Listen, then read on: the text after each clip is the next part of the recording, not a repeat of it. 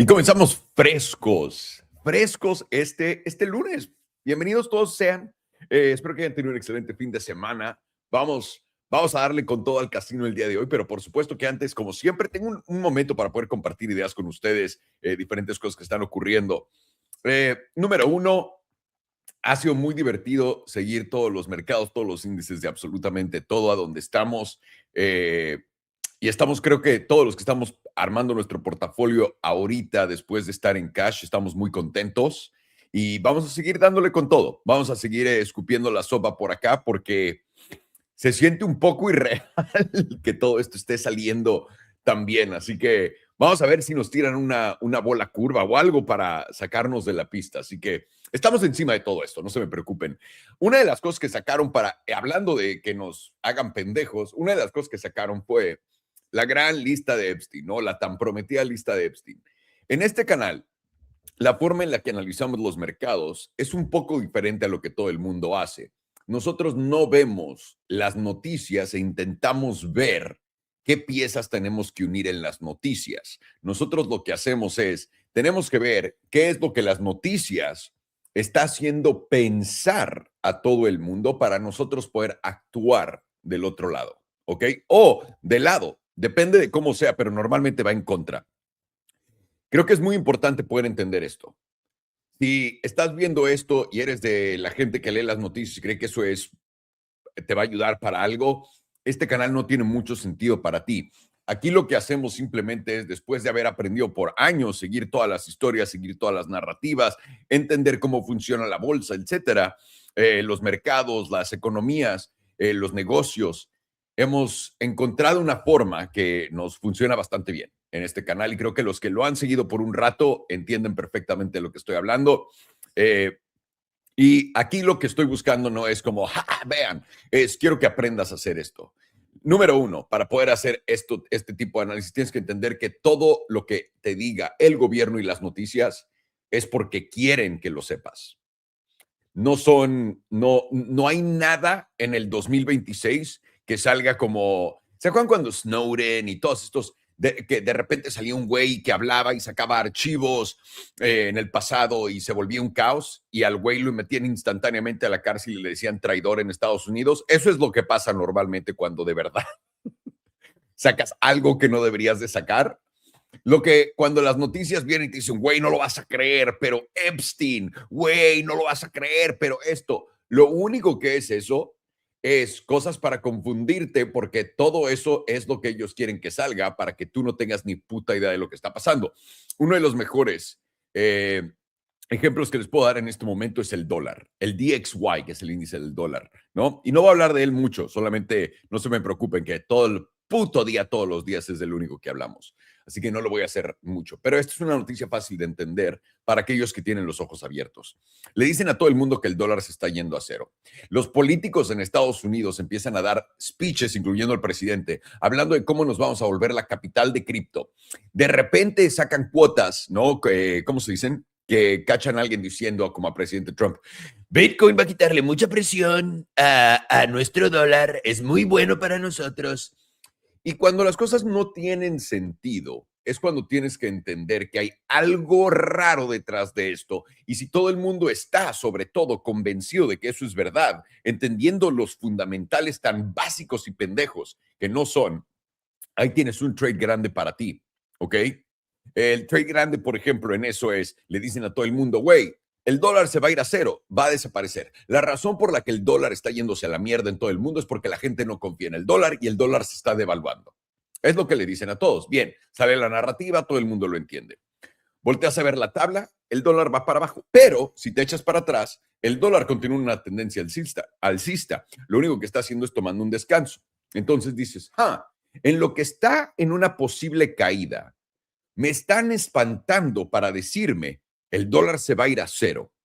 Después me dicen que Trump va a hacer que cripto, que seamos la capital de cripto. Y luego dice que Bitcoin va a quitarle presión al dólar, que Bitcoin va a ser la moneda del mundo. Y tienes que pensar, ¿por qué Estados Unidos, un país con tanto poder, dejaría el poder más grande que tiene en el planeta, que es imprimir dinero de cero? ¿Por qué lo dejaría ir? Y muchos de ustedes están entrenados a contestar, pues güey, porque si sigues imprimiendo dinero, este pedo se va a ir a cero. Ok. Luego tienes el otro lado de la misma noticia, el BRICS, ¿no? La asociación de China y todos estos güeyes. Güey, China. Acaba de salir ayer que China, que Xi Jinping acaba de sugerir que la nueva moneda base del mundo debería ser el renminbi, que es su moneda, el yuan digital, básicamente. Es una parte del yuan. Su moneda es compleja, no es nada más, no la puedes nombrar una cosa, para que sepan.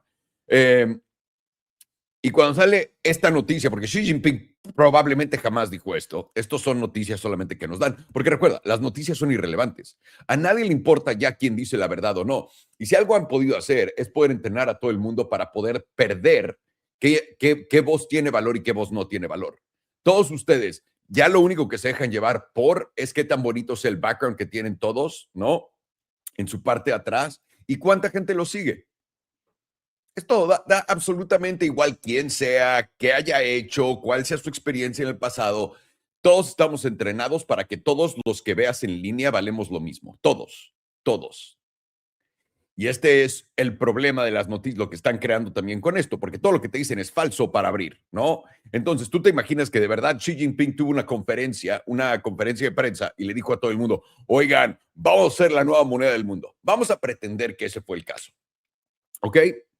Número uno, si vas a ser la moneda del mundo, y una vez más, solamente estamos espoteando las mentiras dentro de una narrativa para poder llegar a lo de Epstein.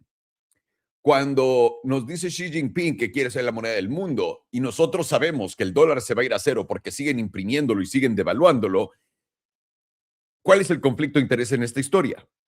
Que China devalúa su moneda cada mes. Literalmente China ha devaluado su moneda por 20, 30 años todo el tiempo y Estados Unidos no para de quejarse de que no es justo como China devalúa su moneda para exportar más barato. Ahora, esa pelea también es mentira porque Estados Unidos necesita a China para hacer eso, no solamente para comprar cosas, pero para que exporte dólares, para que importe y exporte dólares. No necesitas más de eso. Entonces, China va a ser la nueva moneda del mundo, su moneda súper devaluada. No, absolutamente no.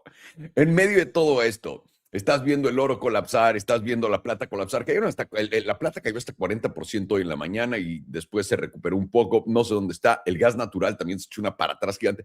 Cuando estás viendo que todo se está echando estos recortes para atrás grandes y luego regresa, es para, en cuanto te suelten la caída de verdad, todos los idiotas compren el putazo para abajo. De eso se trata. Entonces, ¿cómo nosotros capturamos que el dólar es mentira todo lo que nos cuentan? Porque también además hay leyes que están preparadas, están listas, pasadas y están solamente pocas cosas faltando para poder hacer que la mayor cantidad de empresas gigantescas en el planeta compren dólares. Entonces, si escuchas las narrativas, ves que una manera de las más fáciles de ver todo esto es cuando alguien que no entiende ni vergas de lo que está hablando, tiene una opinión de ella y es certera, ¿no? Como habla con cualquier persona y pregúntale si el dólar se va a ir a cero. Cualquier, cualquier persona, no tiene que saber nada de nada. Te van a decir que sí. Ahí es cuando sabes, ahí hay una mamada.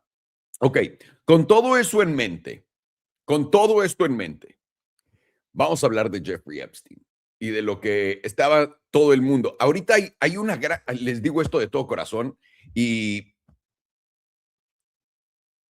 quiero que les vaya cabrón, es lo único que estoy buscando, que les vaya cabrón, que les vaya mejor que a mí, es todo lo que quiero. Pero hay mucha gente que está leyendo esto de Epstein y salen noticias. Les voy a dar un ejemplo de cómo pasa, ¿no? Los han toreado todo este tiempo de que Jeffrey Epstein era un pedófilo de mierda y hacía todas estas cosas horrendas. Luego, cuando combino para poder crear esta narrativa, porque el gobierno americano está creando esta narrativa, yo quiero que ustedes lo entiendan, no son ustedes los genios que se dieron cuenta de esto, porque, y esto lo sé por experiencia, yo crecí en un entorno libanés, en un entorno árabe, y en el entorno árabe en el que crecí, odiaban a los judíos desde el día uno. De chico, Alejandro tenía unos pensamientos contra los judíos como si viviera en Palestina. ¿Ok? Esto yo lo vi y lo viví en mi propia carne y en mis propios ojos. Cuando estábamos creciendo, le decíamos a todo el mundo, porque estábamos chiquitos, estoy hablando de tenía 13, para que tengas una idea, 13 años más o menos. Salíamos y conocíamos a gente, y cuando conocíamos a gente y veíamos que eran amigos de judíos, le decíamos, güey, no te juntes con ellos, son lo peor, nos están robando todo esto, están matando a toda nuestra gente. Y es cierto, o sea, literalmente a todas las familias que estoy conectado en ese entorno, pues han tenido sus pérdidas por X, Y o Z o han tenido relaciones cerca de esto, ¿no? Entonces el odio a los judíos estaba en la grande y ellos han dicho a todo el mundo todo el tiempo todo lo que ustedes ahora, según ustedes, saben. Nadie, nadie se volteaba y decía sí. Todo el mundo era de, güey, estás loco, no es cierto, pobrecitos. Ahora que todos ustedes están en este trade, ¿no? Porque este es el mismo trade del dólar, de que los judíos son responsables de todo lo malo, tienen que entender que no es cierto. Y esto fue algo, obviamente lo aprendí hace décadas, pero como adulto lo que aprendí fue últimamente la verdad. Porque al principio dije, güey, toda la gente ahora se está dando cuenta de lo que yo sé. Pero lo que yo y nosotros sabíamos, además de obviamente todas las cosas horrendas que han hecho en esa parte del mundo entre todos ellos, es una mamada. Pero entre todo esto yo creí, güey, esta por fin la gente se está enterando, pero no es cierto, estábamos mal informados. ¿Cuál es la realidad? El gobierno de Israel odia a los judíos, odia a su gente y los está usando de escudo y además también como carnada para hacer que todo el mundo se empute con ellos. No con el gobierno. La gente no puede separar al gobierno de la gente y tienen que entender que obviamente la gran mayoría de judíos apoyan esto porque está en sus... Todos nosotros estamos programados para seguir equipos, cabrones, ¿ok? Entonces, todo esto está hecho para que nosotros nos pongamos en un equipo y vayamos en contra de ellos. Y ustedes dirán, pero ¿por qué chingados están haciendo a los judíos los malos del cuento? Y esto es un video completamente aparte, pero es la realidad. La gente judía no tiene nada. Son los hijos de puta del gobierno, ¿no? Y gente como Epstein y estos güeyes. Pero a todos ustedes le han estado vendiendo por un rato que son los judíos. No es cierto. Es es la gente más arriba en la cadena de dinero, en el gobierno de Estados Unidos. Y la cadena para arriba del gobierno de Estados Unidos no acaba con el presidente. Es la gente que siempre está ahí en todas las agencias que duran años y años y años y años y años y todos ellos pueden jugar con tu mente a través de todas las cosas que hacen. Ellos son los que están encargados. Estos güeyes junto con la gente más rica del mundo y la gente, cuando digo la gente más rica del mundo, estoy hablando de la gente que no conoces, no solamente los enfrente de ti, los que no conoces. Todos ellos son la peor cagada del planeta. Ellos, y tenemos que agradecerlos porque los tenemos, ellos son los encargados de poder continuar siendo el obstáculo, ellos son los malos del juego, pero necesitamos a los malos del juego para volvernos más fuertes. Es como Dragon Ball. Si no tienes a Vegeta que está a punto de matarte si eres Goku, no vas a poder superar tus poderes. Si no viene Freezer y casi te mata, no vas a poder superar tus poderes. Si no viene Cell y te da una putiza y te mata, cuando regresas no vas a poder superar tus poderes. Por eso estos güeyes están ahí y así de fácil. Ellos son los malos del cuento, los verdaderos. No les importa que tengan sangre de esto, sangre del otro. Van a tirar a todo el mundo enfrente del camión para que lo atropellen. Les vale verga a sus propios hijos. Esta gente, este tipo de personas, que no sé si sean personas o no, pero este tipo de personas son la mierda de la mierda, de la mierda, de la mierda, pero genios, genios cracks. Si no tuviéramos a ellos, no nos daríamos cuenta de todo esto. Y no, bueno, también no pasaría esto, pero si no pasaría esto, no podríamos crecer. Así que es necesario tener estos hijos de puta. Epstein, uno de ellos. Todo lo que han estado diciendo de Epstein, echándole la culpa, que es Israel, etcétera, lo están haciendo para poder crear una narrativa gigantesca de todas las pendejadas que les han vendido a través del tiempo, para que pongamos como enemigo a Israel, a los políticos, los pedófilos, lo esto. Cuando te dan la lista de Epstein, tío, ¿quién la sacó? ¿Los mismos que están en ella, sí o no? ¿O fue un investigador intrépido? Díganme el nombre del investigador intrépido que sacó la lista de Epstein. Los espero.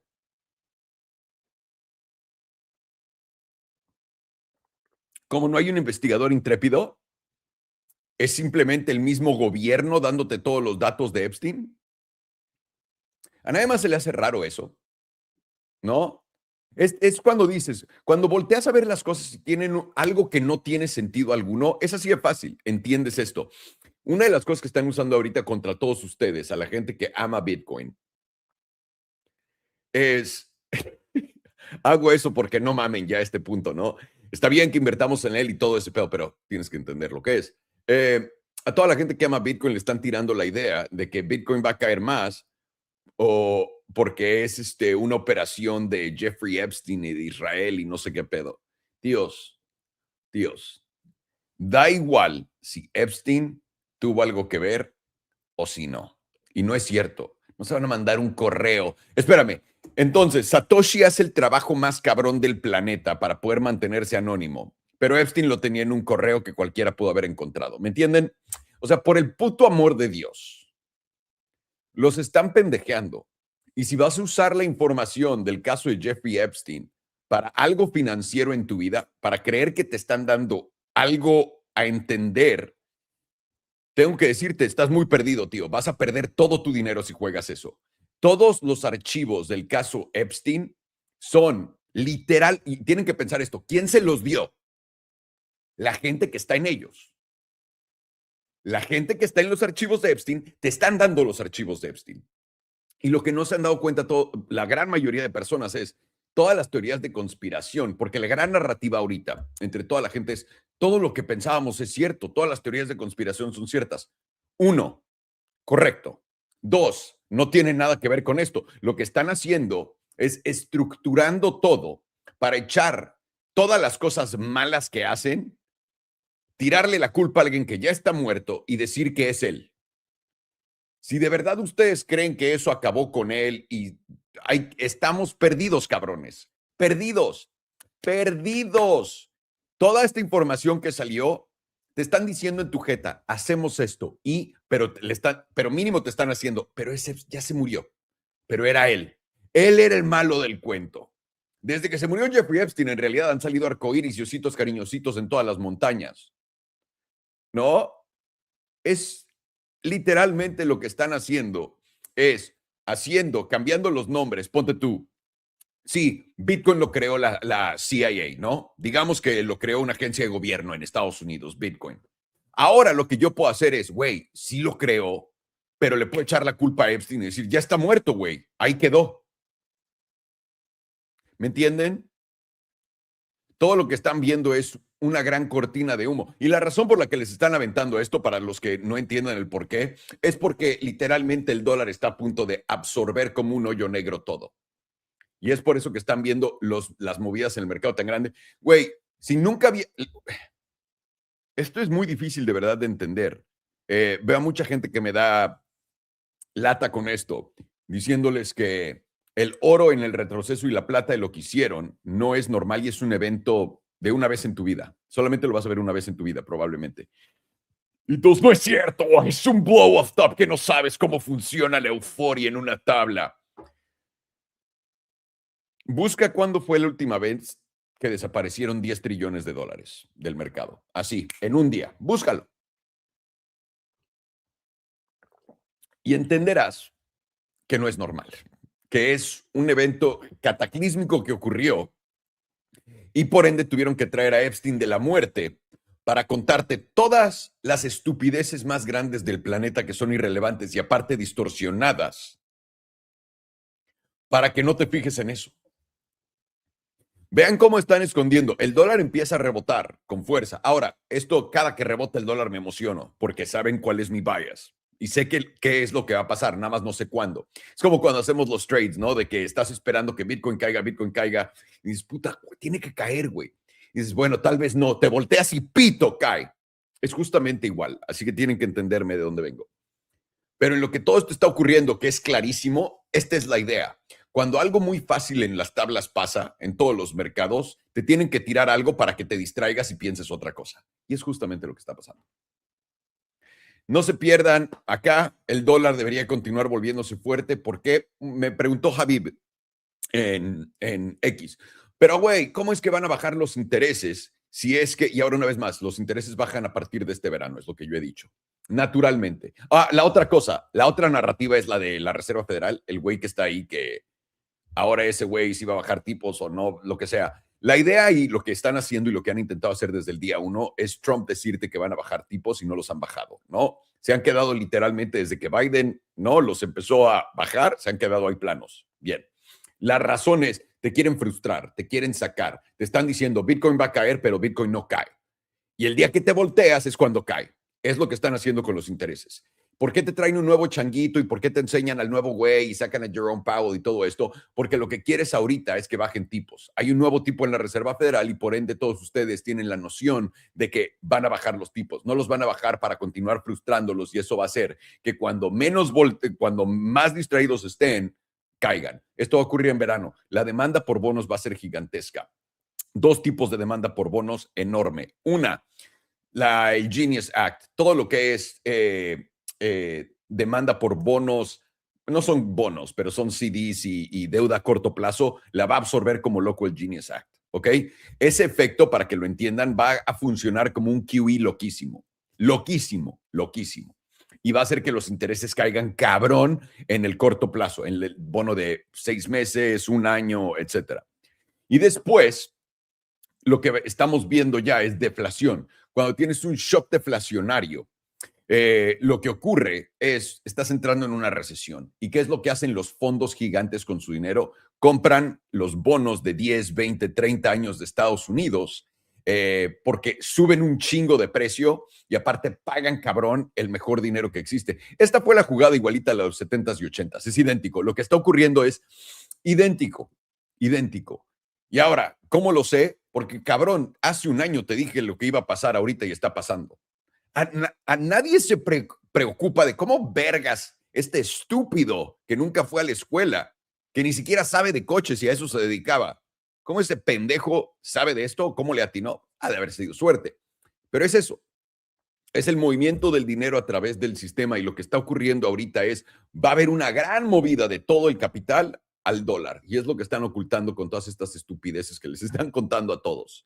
Así que con eso vamos a aprovechar todas las oportunidades. Les estaba trayendo el trade de Coinbase, les dije, lo cambié este fin de semana. Estamos llegando muy rápido a los precios que estaba yo buscando de entrada. Voy a continuar monitoreando la situación, pero tíos, esto no se ve, ¿cómo se dice? No se ve tan normal. Los voy a invitar al Discord, caigan, aquí es gratis. Y aquí en el Discord les estoy poniendo todas estas cosas. Les había dicho, oigan, tengo mi primera entrada en Coinbase, déjenme ver si lo estoy compartiendo, sí. Tengo mi primera entrada en Coinbase, cáiganle por acá. Una vez más, todo esto es gratis, está en el Discord de Elite Trading Academy. Yo no tengo un Discord privado, no existe un Discord de Salomundo, de Salomondrín, nada. Te van a estafar si te metes a esas madres. Y no yo, el estafador más grande del mundo. Otro estafador menor, que sería una locura. Déjame a mí estafarte. Te voy a estafar.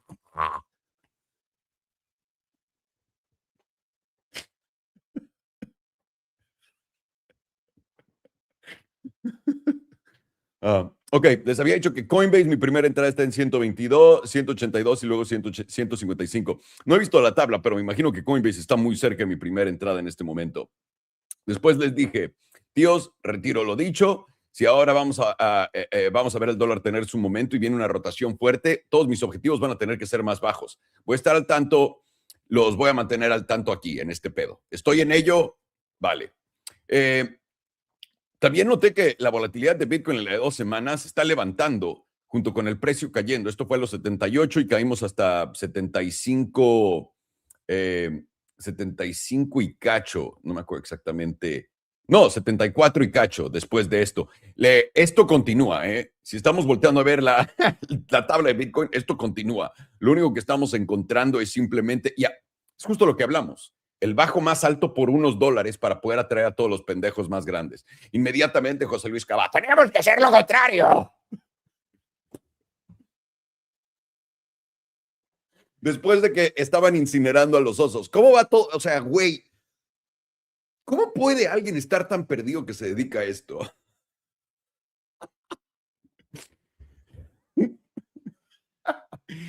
Continúa expandiendo. la volatilidad de 2 semanas en Bitcoin, pongan atención, también en la mensual, entrando a la mensual, sangrando a ella, les pusieron el bajo más alto acá. Si alguien en análisis técnico está volteando a ver la tabla de Bitcoin, y ahorita vamos a verla, por supuesto, y te está diciendo, güey, es que ve, hizo un pequeñísimo bajo más alto que el último que hizo en los aranceles, esa persona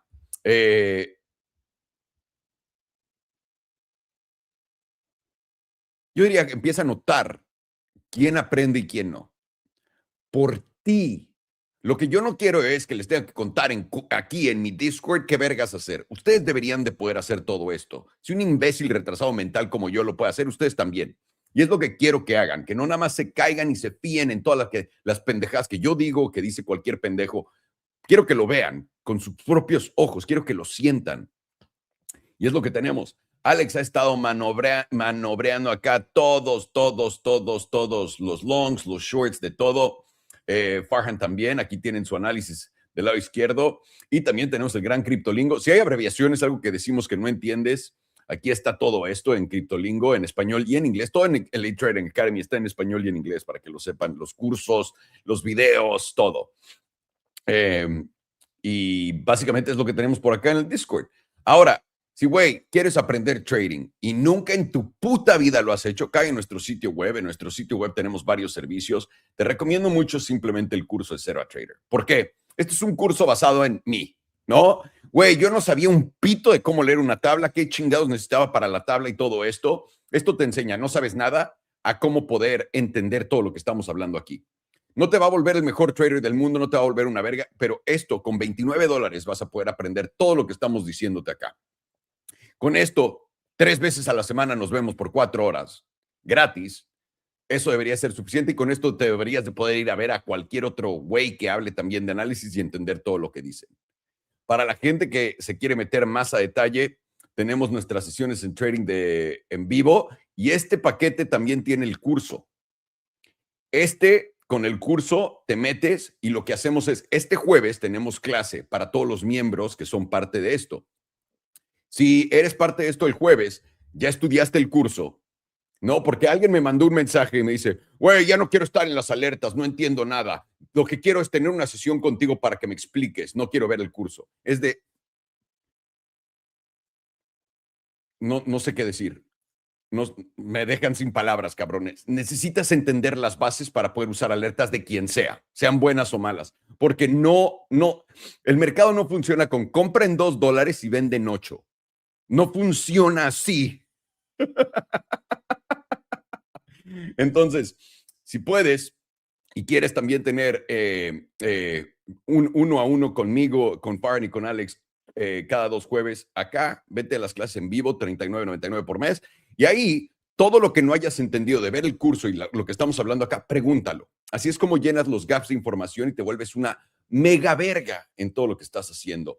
También para todos los degenerados que quieren tradear futuros, ¿no?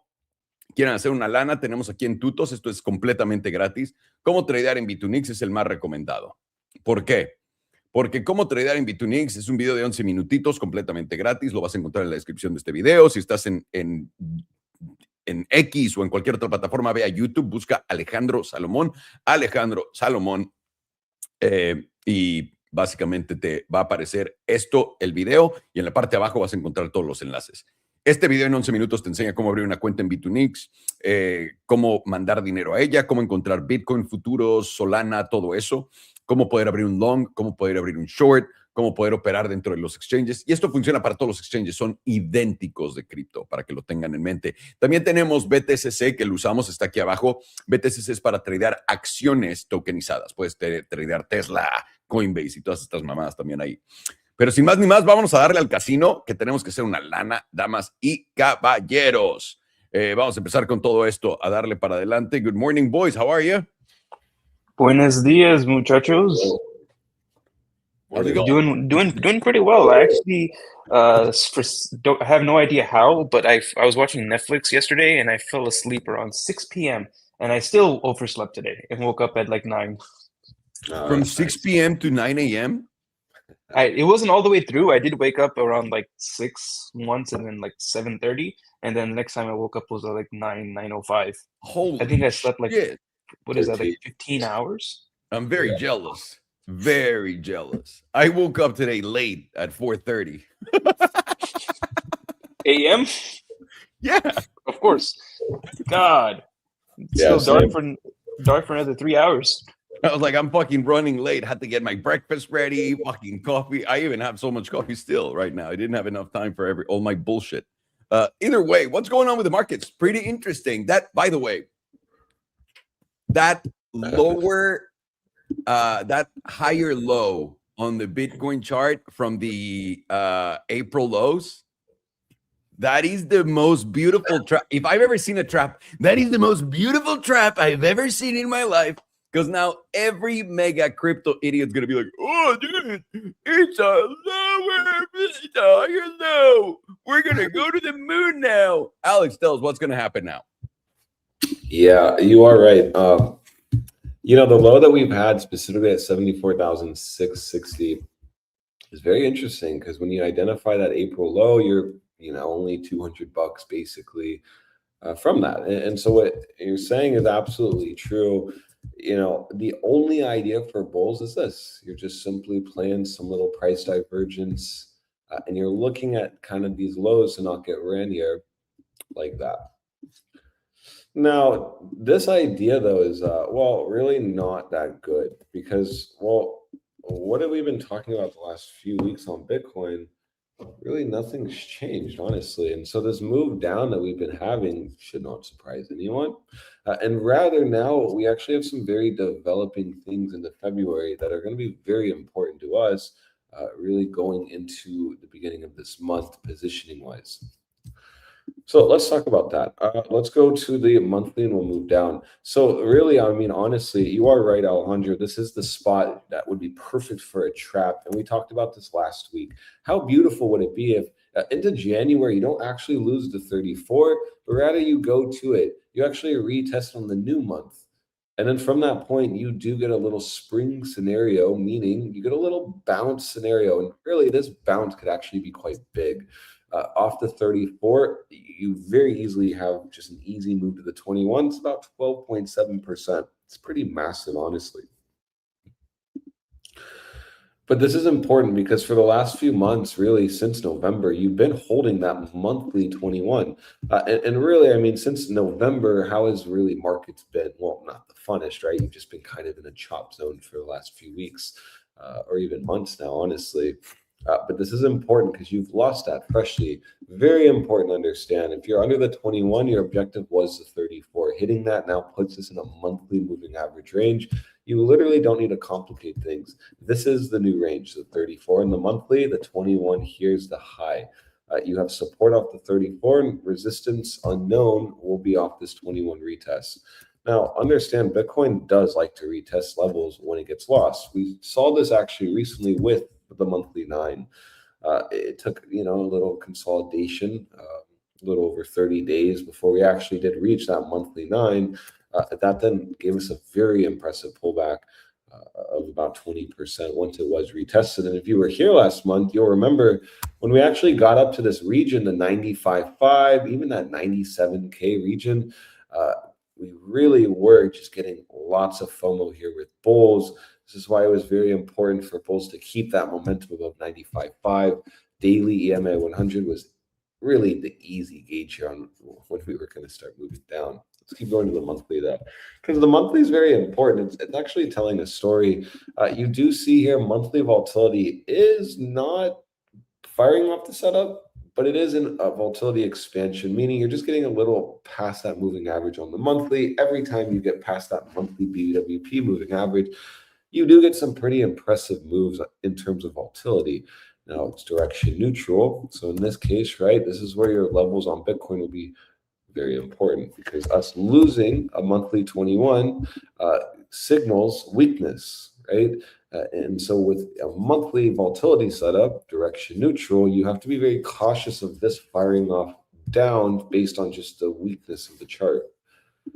Now look at this really fast. You saw here in May, June, July, We actually got back above that moving average and even started to fire off this volatility setup. Now, just mind you, this only went up 19.7%, but you can just see the reactions in the market, right? June, July, August, all of these are making massive highs. These are major swings up and down, but still giving you about 15 to 17% moves, not even fully firing off this setup. This is very important because where an index isn't firing off, you are on CME firing off. Let's check that really fast.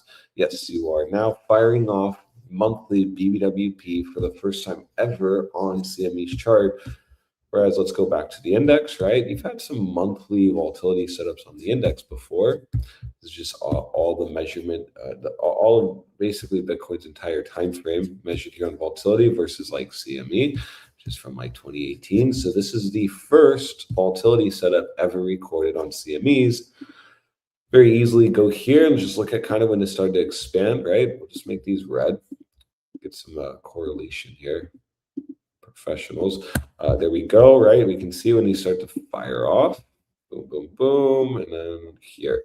Let's see how the reactions have been. So this was an epic move up, epic move down, epic move up. What do you get from these? These are essentially just monumental changes in markets. This is massive shift, macro shifts in trend. This is when you're in an epic bull market, epic bear market, epic bull market. Not the best sign when if we throw the same lines here, we start looking here, it's not really looking that good, right? Just per the index. You are essentially now at the cliffside edge on Bitcoin at $76,000. Whenever you go to a monthly 34, that's not strength, that's weakness. You are literally, just at the last spot where if you don't hold this, you get a measured move down to that $46,000 to $50,000 on Bitcoin. Epically terrible. Or just even like a 38 to 32% move down from this point. Mind you, we've already gone down about 60%. No, my apologies, 40% from the highs. Don't know where I got 60%. Crazy. But now let's go to CME because again, it's very important because we are potentially firing off this volatility setup. Now we understand Bitcoin likes to be dirty in the midst of these major volatility setups because people are looking at it just like us. So now going back to the monthly perspective, going back to what Alejandro was saying about maybe a trap move here, how funny would it be if you did end up really mean reversing up from here? You again get that price divergence, meaning you're just simply not taking out April's low. Did you take the low? Let's see, 74,635, 74,785. So you can see you just barely made the price divergence. This is an area of interest for bulls to start scaling longs, and they'll just have their stop here. And really it can just be that easy. And that is in anticipation that this is a bottom move. Now it's way too early to be even talking about a bottom. That's like going to the party, bringing drinks at 6 in the morning when the party's at 1 at night. Like that's crazy. So no one should be calling for a bottom. A mean reversion bounce, though, would make a lot of sense. You've seen epic moves off the 21 so far. We can't act like this didn't make some pretty nice moves. Last chop zone here, about 12% off the 21. Hitting that 34 also means that you're basically at that last spot in terms of like if you're going to capitulate or not. And well, you'd have to expect some kind of reaction here at the 34. And this is all very important when you go back to your index chart, because remember, this is just going to end up retesting 86K. If you end up moving up from here, that's not a SOBAC metric for me. Actually quite concerning if you end up going to this 86K pretty early on into the month. Why would that be concerning? Because volatility is literally firing off on CME index, literally could start confirming going into March, which is expansion moving, maturing. We've seen something like this before, more like when you go to the biweekly here, and you can see when you are about to expand, you can make pretty big moves, and then it starts resetting, moving down, and then you actually get the real move. So what do I mean by this? Well, if you're viewing the monthly and you're solely trading off the monthly, it would actually make a lot of sense to kind of like trap bulls here and start moving up. They'll start talking about this firing off to the upside. This was a bottom, price divergence. This is it. We're so back. Where you as a trader know what is support will get tested into resistance. Remember, this is just a monthly analysis. When I keep going, you'll quickly see that $86,000 is still a very big point of interest for bulls and bears. Now look at the 61.8% on HBDR. You do see that would be the next target just per the HBDR on the monthly at 80. That is sitting at 88,000, 88,000. We'll just call it that. So near the 21, a little higher. Let's check index. And let's go to the biweekly now, because the biweekly was kind of our favorite time frame in that entire chop zone, right? Let's go just here real fast. No, we'll go back to the index. And this was our favorite time frame when we were at least in a multi-week, multi-month chop consolidation range. Are we so back or are we so doomed? Now, remind you, this is why, using the levels are important. And if you're someone who, doesn't like using the levels, well, this is a good example on why you should stick to your levels, your system, right? Even when you're making pretty big moves up, you at least need to be able to identify if something's bearish or bullish. It doesn't matter if your favorite CR is saying we're so back, you need to be buying, we're about to go up to that 100K level. The chart will always tell you anything you need to know. And during this consolidation, this was not bullish. This just essentially ended up resetting volatility, meaning this entire move down, you didn't get volatility expansion, start to reset it. This was insanely important because you're just consolidating, chopping, forming like a bear channel here. But also, most importantly, you're under the EMA 34 on the biweekly. You don't get moves past the 34 if you don't get closures above the 34, right? It seems like a mouthful, but if you're under this pink line, you absolutely can't be talking about big moves, specifically to 100K. Now, the reason is because it's going to be a magnet for price action to reach the next target, which is the 100. Now, you do see now, right, that we are starting to expand down towards the bi-weekly 100. We're at a very interesting spot on Bitcoin because you are basically in the gray zone now. You potentially are forming that new range we talked about last week. This could be the lower high spot, right? Bearish retest. But understand that there's really nothing on this biweekly yet telling you that we're going to bottom, or even that this scenario going up to 86K is even likely, just so everyone's aware.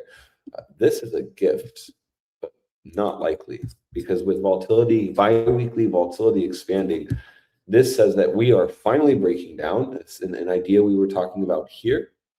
Finally breaking down. This is in volatility expansion. And so as we've seen in the past, once we get volatility expansion, do you make major mean reversion moves to the opposite end? What do I mean by that? Well, this is right expanding to the upside. Did you make major mean reversion moves to the downside? Well, let's see. You got a 30% biweekly. Interesting. Next biweekly, you went up another 8%. You went up another 7%. And then you got a mean reversion move at 10%. Higher low, higher high, went up all the way to a new high. The point is, look at what occurred once you got volatility expansion. From this green dildo, you still went up for a whole other month. It didn't matter that you were going up before, you were chopping. No, it was once the volatility really fired off, you didn't make major mean reversion bounces. To this case, it was dumps because we were moving up, we were expanding up. Here, you can see, once biweekly started to fire off, right? Did you make a major mean 10% mean reversion move to the opposite end? No, you just fired off. And then you were up only 1, 2, 3, 4. I mean, you went up 8 weeks straight.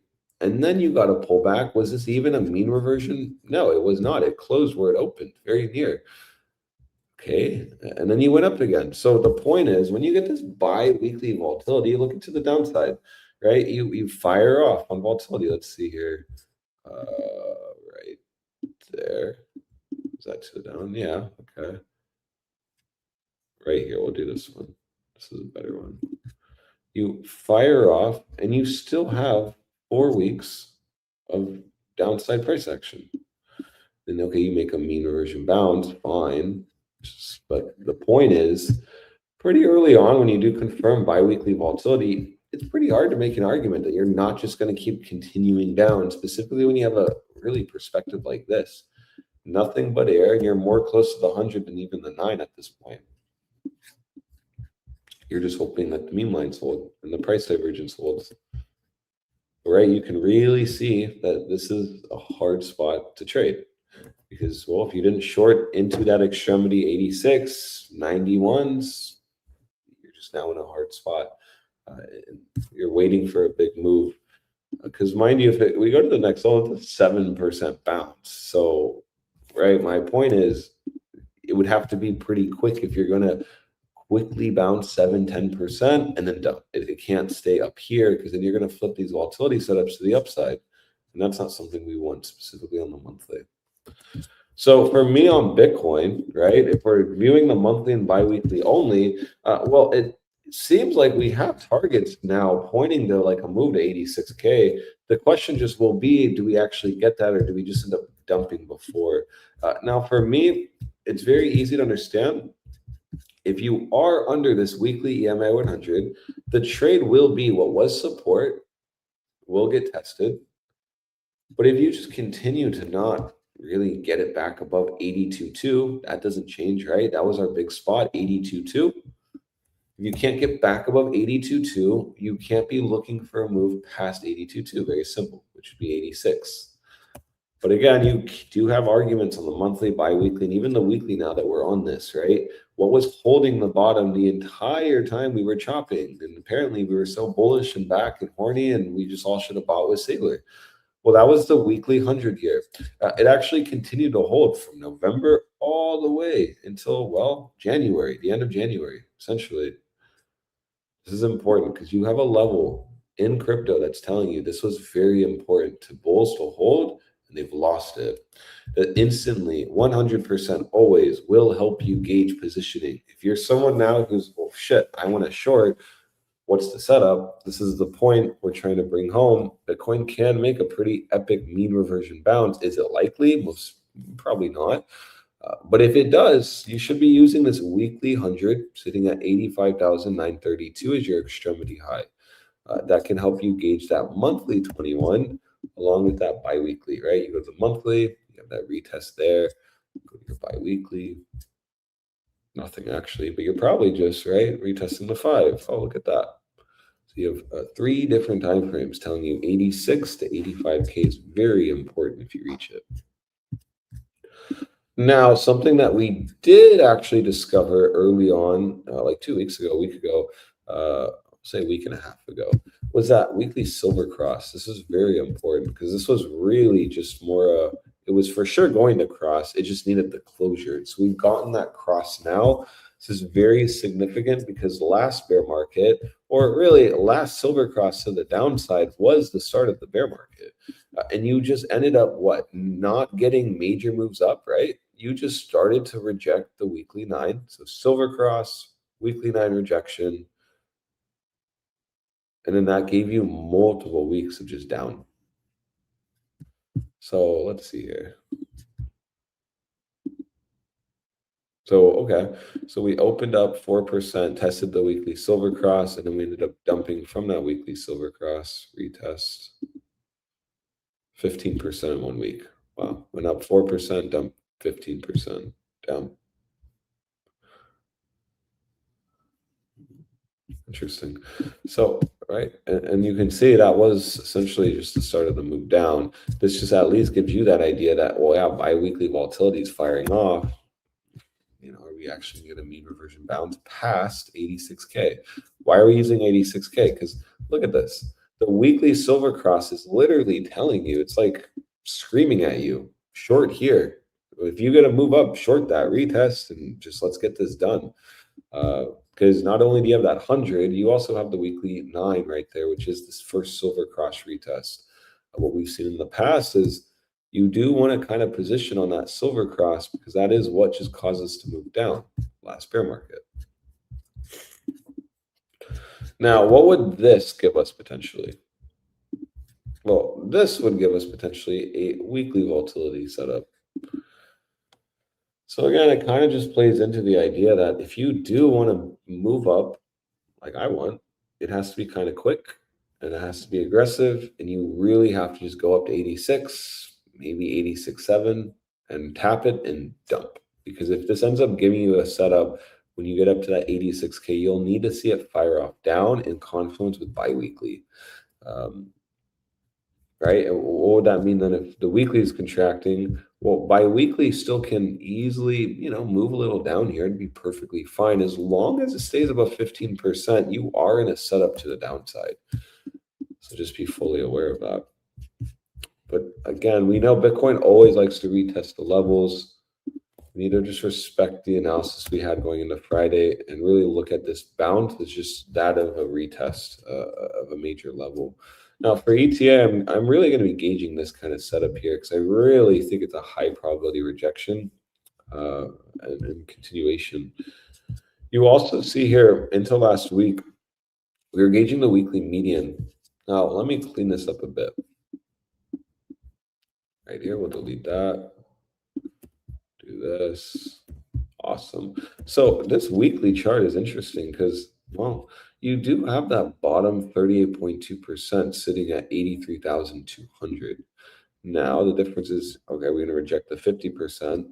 But still, if you're on the bias that if we move up to this zone, it's a bearish retest. Even the HBDR is pretty much telling you that.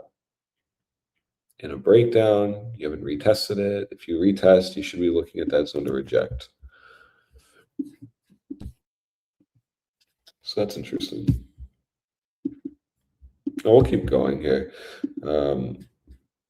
What a tricky spot though Bitcoin's in. Is it going to bounce 10%? Is it going to keep dumping? Understand that you are more close to 69K than bouncing. And you also can make the argument that if you do bounce, people front running 69K will just get hurt because, oh, we're bottomed. And then if we actually go for the retest, all of the, traders here feel this move down. And then we actually get the bigger mean reversion bounce.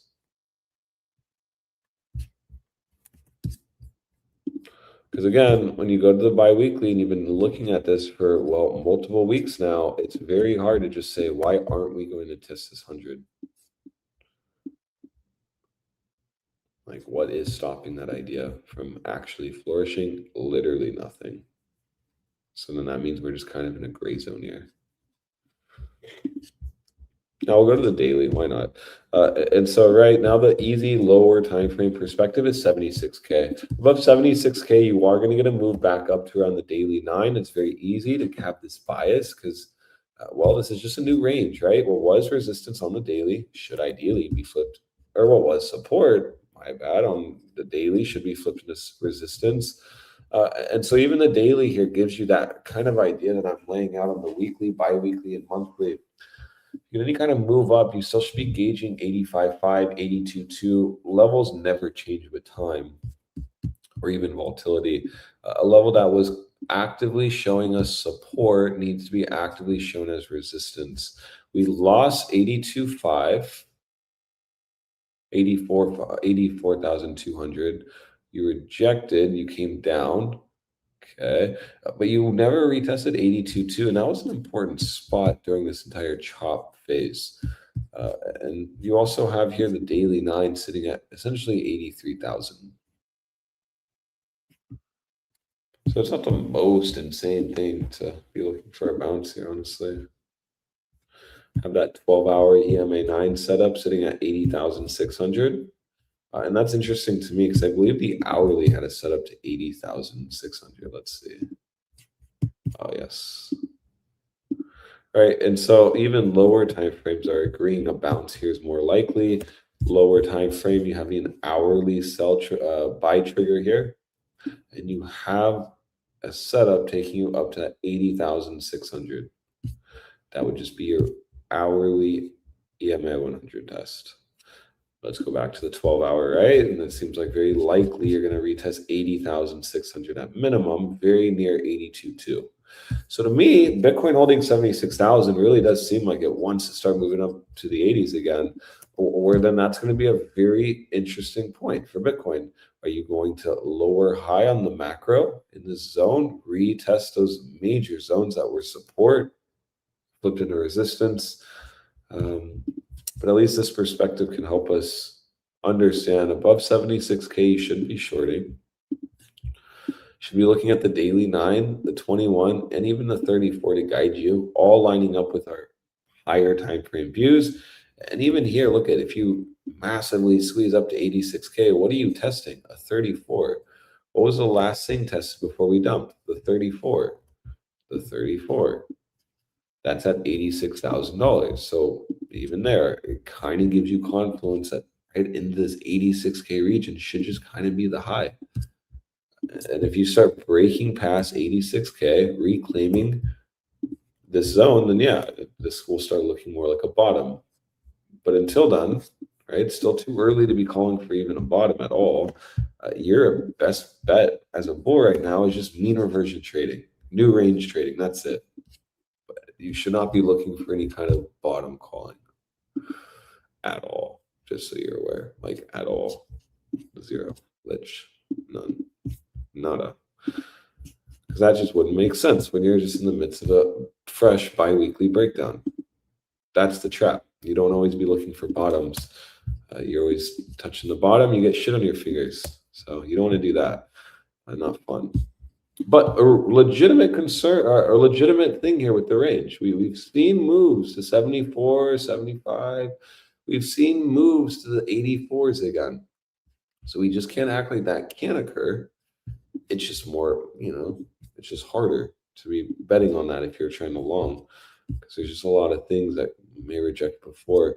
For example, you may just end up rejecting November's low, right? And that's it. We just go up to that 80,800 and we reject. And what would that tie exactly into?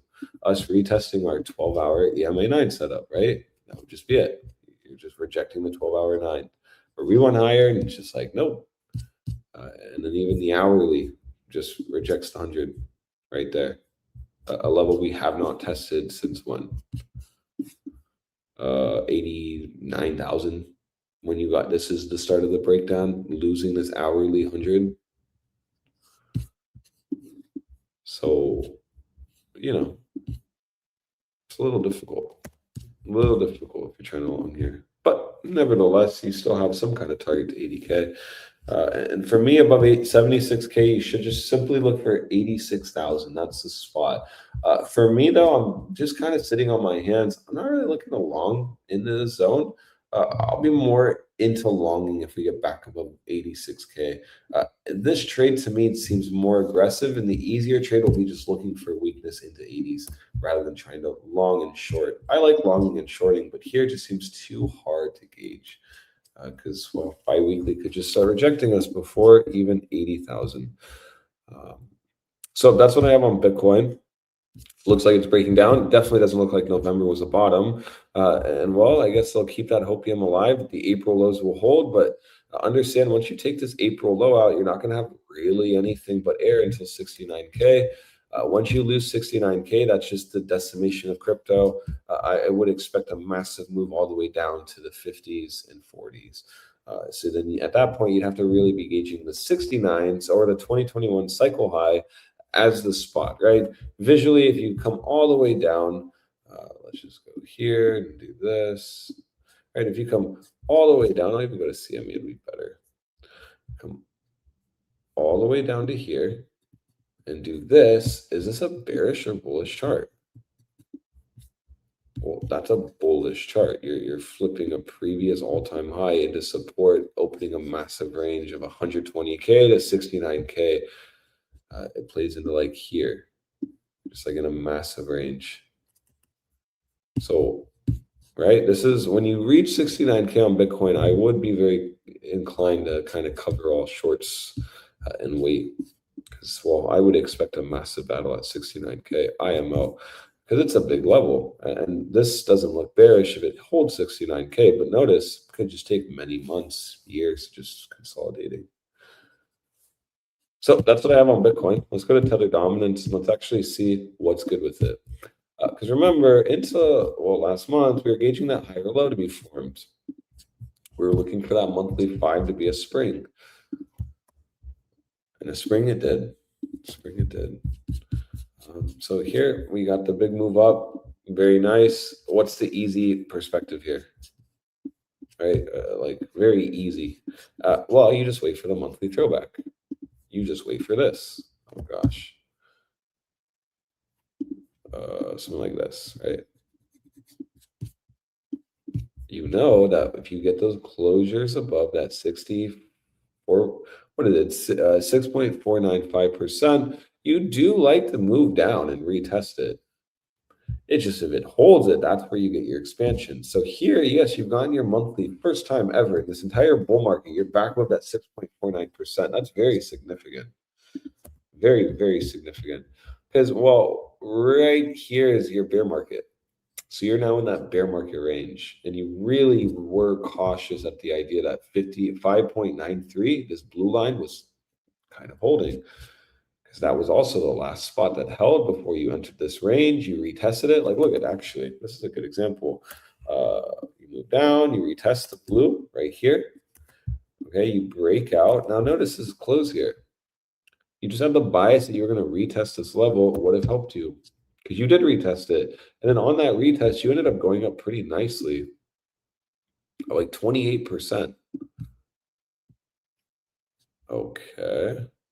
Interesting. So actually, every time that you actually get back above 6.48%, you do retest it.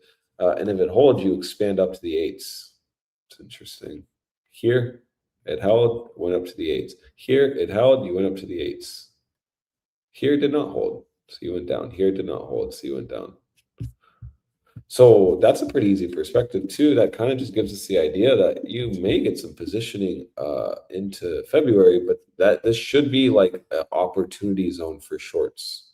And that just plays into our Bitcoin idea. 86K is just an opportunity for shorts. Interesting. So even a retest of this only be 8%. That does line up pretty nicely with our 86K region. Right, so you, again, can make legitimate arguments to make a big bounce. It's just more, are you going to get that gift or not? Well, I guess above 76K, you may. Because even tether dominance looks like it wants to retest here. Once it retests and actually flips all of these wick highs, all of these major wick highs that were literally rejections before making new all-time highs on Bitcoin into support, you really have to be like questioning if this is going to pop all the way up to here.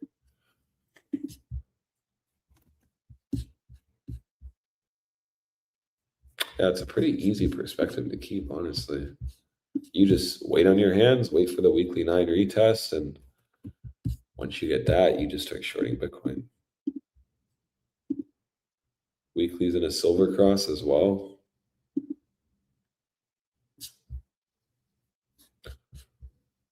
So, yeah. Uninteresting. So you reach that top 38.2%. Look where the weekly median is.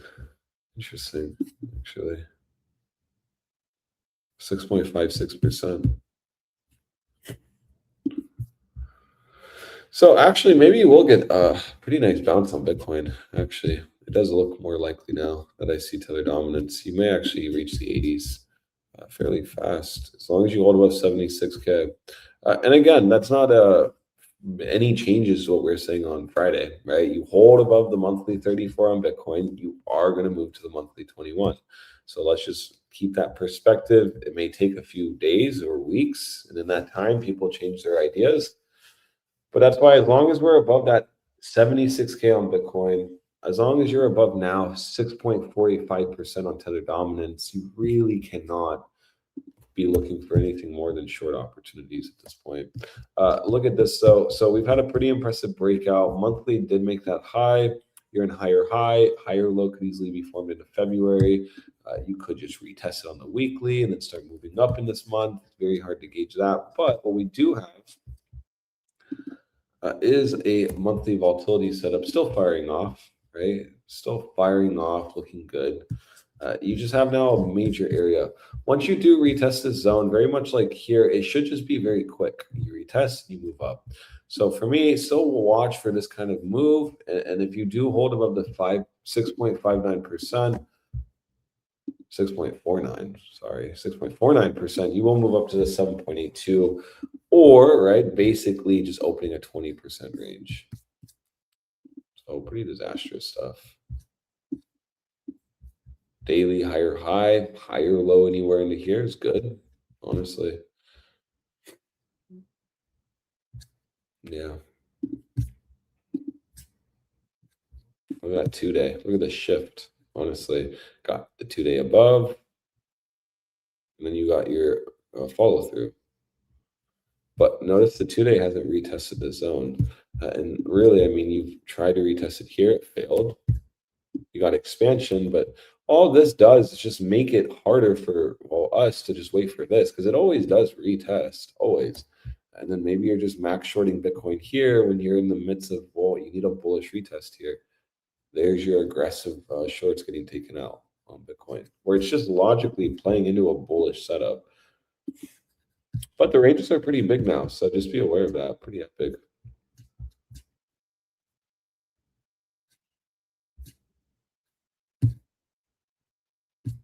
Yeah, pretty cool stuff. So for me, I would be watching very carefully the retest at 6.48%, essentially.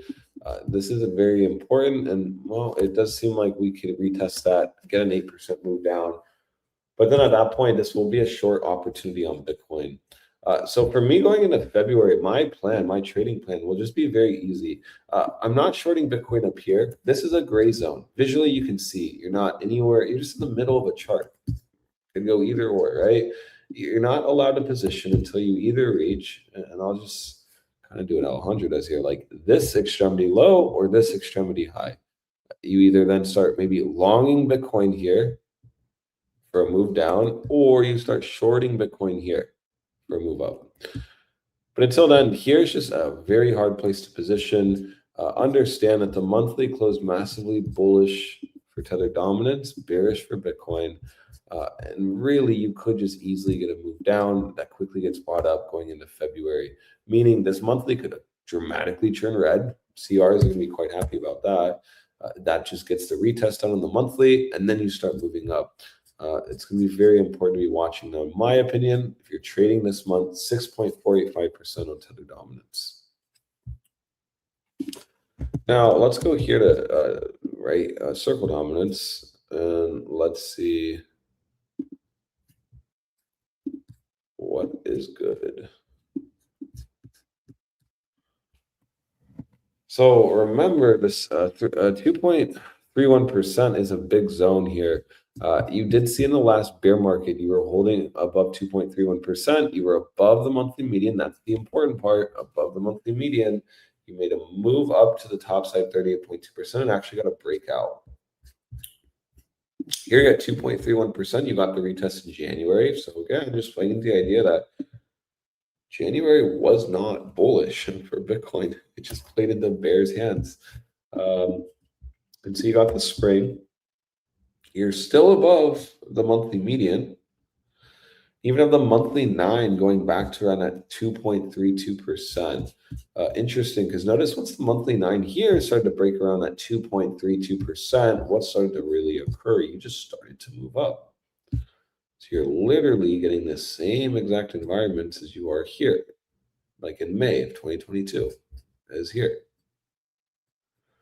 Now you're pressing the top side 38.2%, just implications of a breakout. Still brewing. The most important thing you want to get from this chart is, are we above the monthly median? You are. Are you holding up 2.31%? You are.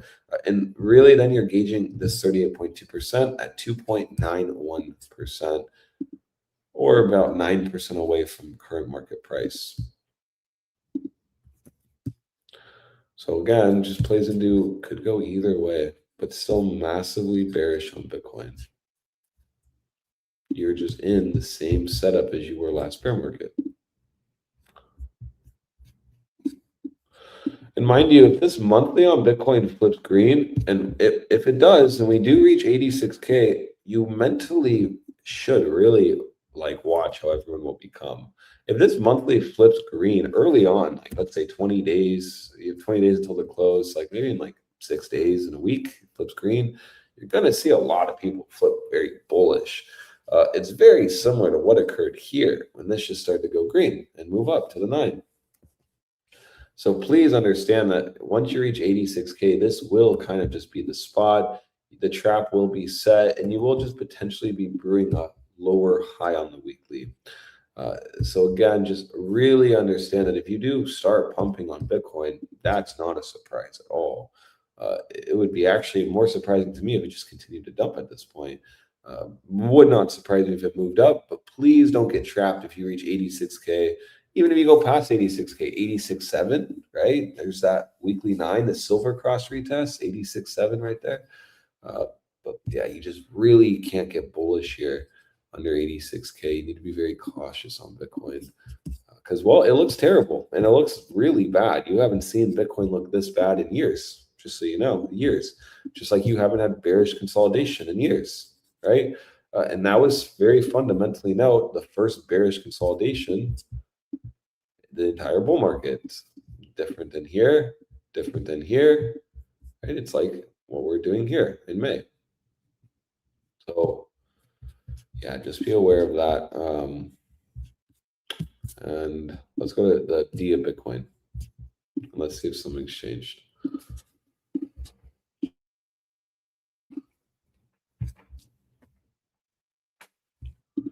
All right, let's see.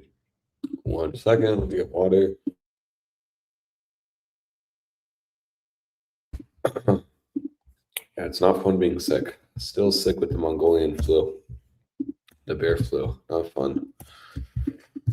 Okay, so we do have a little shift here, which is nice. That's cool. Some things are different.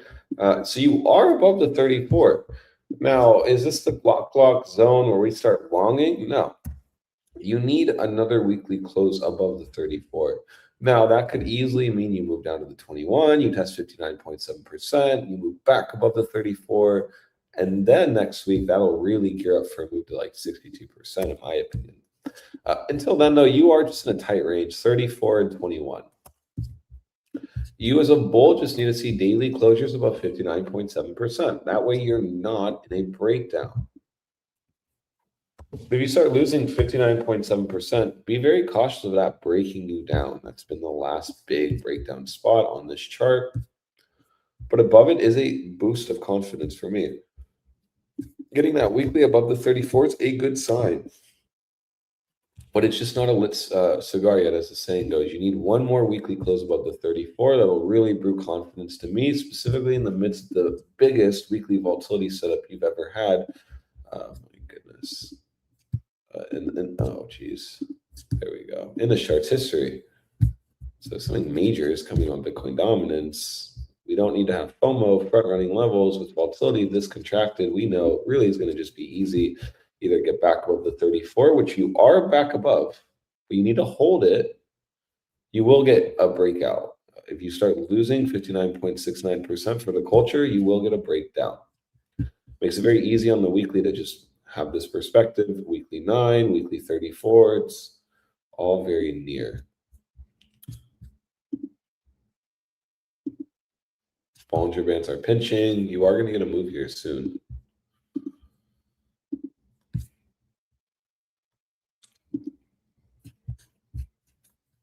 Okay, so still under the monthly 9. And that's why 60% is important. You've just been kind of chopping between the 9 and the 21. Anytime you reach the 9, you move to the 21. So you've reached the 9. Are you brewing a move to the 21? We won't know until we know, and that's why you need to be using the weekly to help you. In 6 days, if you start losing this 9, then yeah, we'll start looking like you're going to retest the monthly 21. And this may just be a massive trap and deviation. We just won't know until we know. And that's why for you as a trader, time will be your friend on this chart. You just need to wait and watch. You either will get this in the next week or you'll get this in the next week, which means this week you just probably should wait, honestly.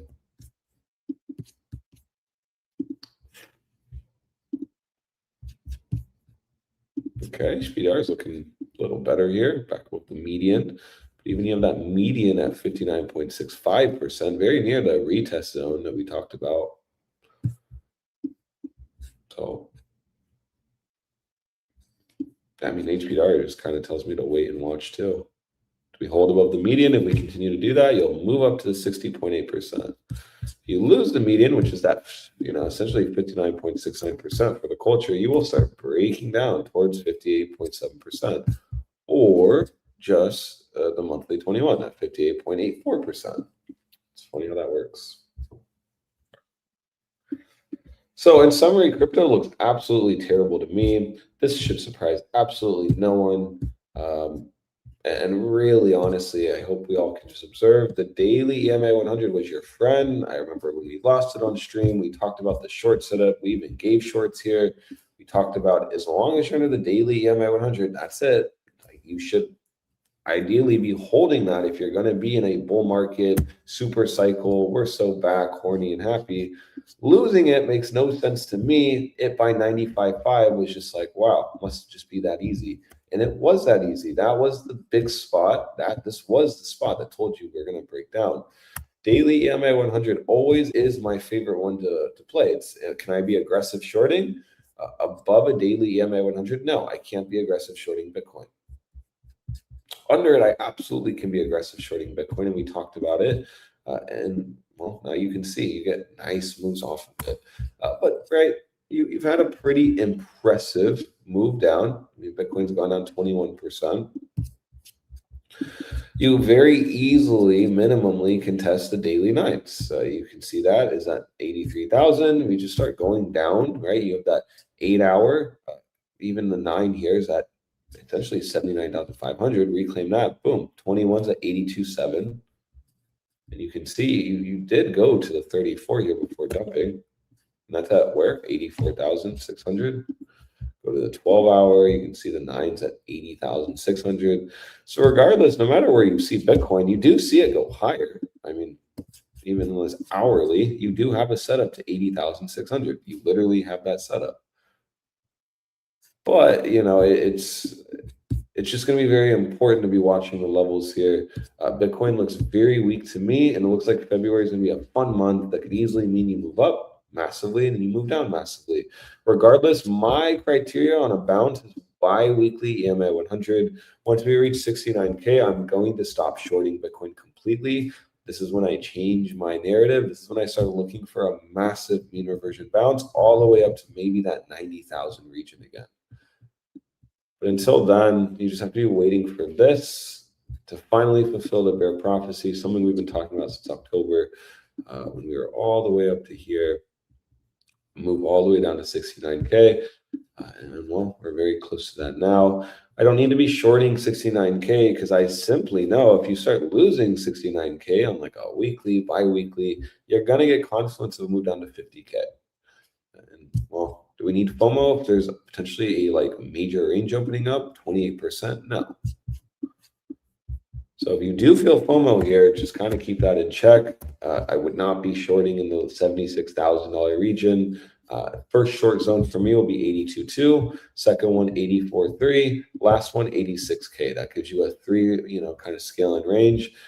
You just kind of have to stay under 94.8. But again, right, you'll be able to know if you're wrong on this way sooner than 94.8. Like if 84,400 gets reclaimed, you get back above 86K, 85.5. It's like, yeah, this will just be right back in this daily range. And you don't want Bitcoin to get back in this daily range because this range was the terrible range that we were in for weeks and weeks and weeks and weeks, right? So you do not want to see Bitcoin enter back in this range. You've seen wicks. You look at this wick at 80,500, but it didn't lose the range. And then you went all the way up to 94s, 95s. So ideally, that's a good spot to kind of be watching. Just a simple SR. Do we get it this week? Maybe. But that's all I have on Bitcoins. Very exciting market.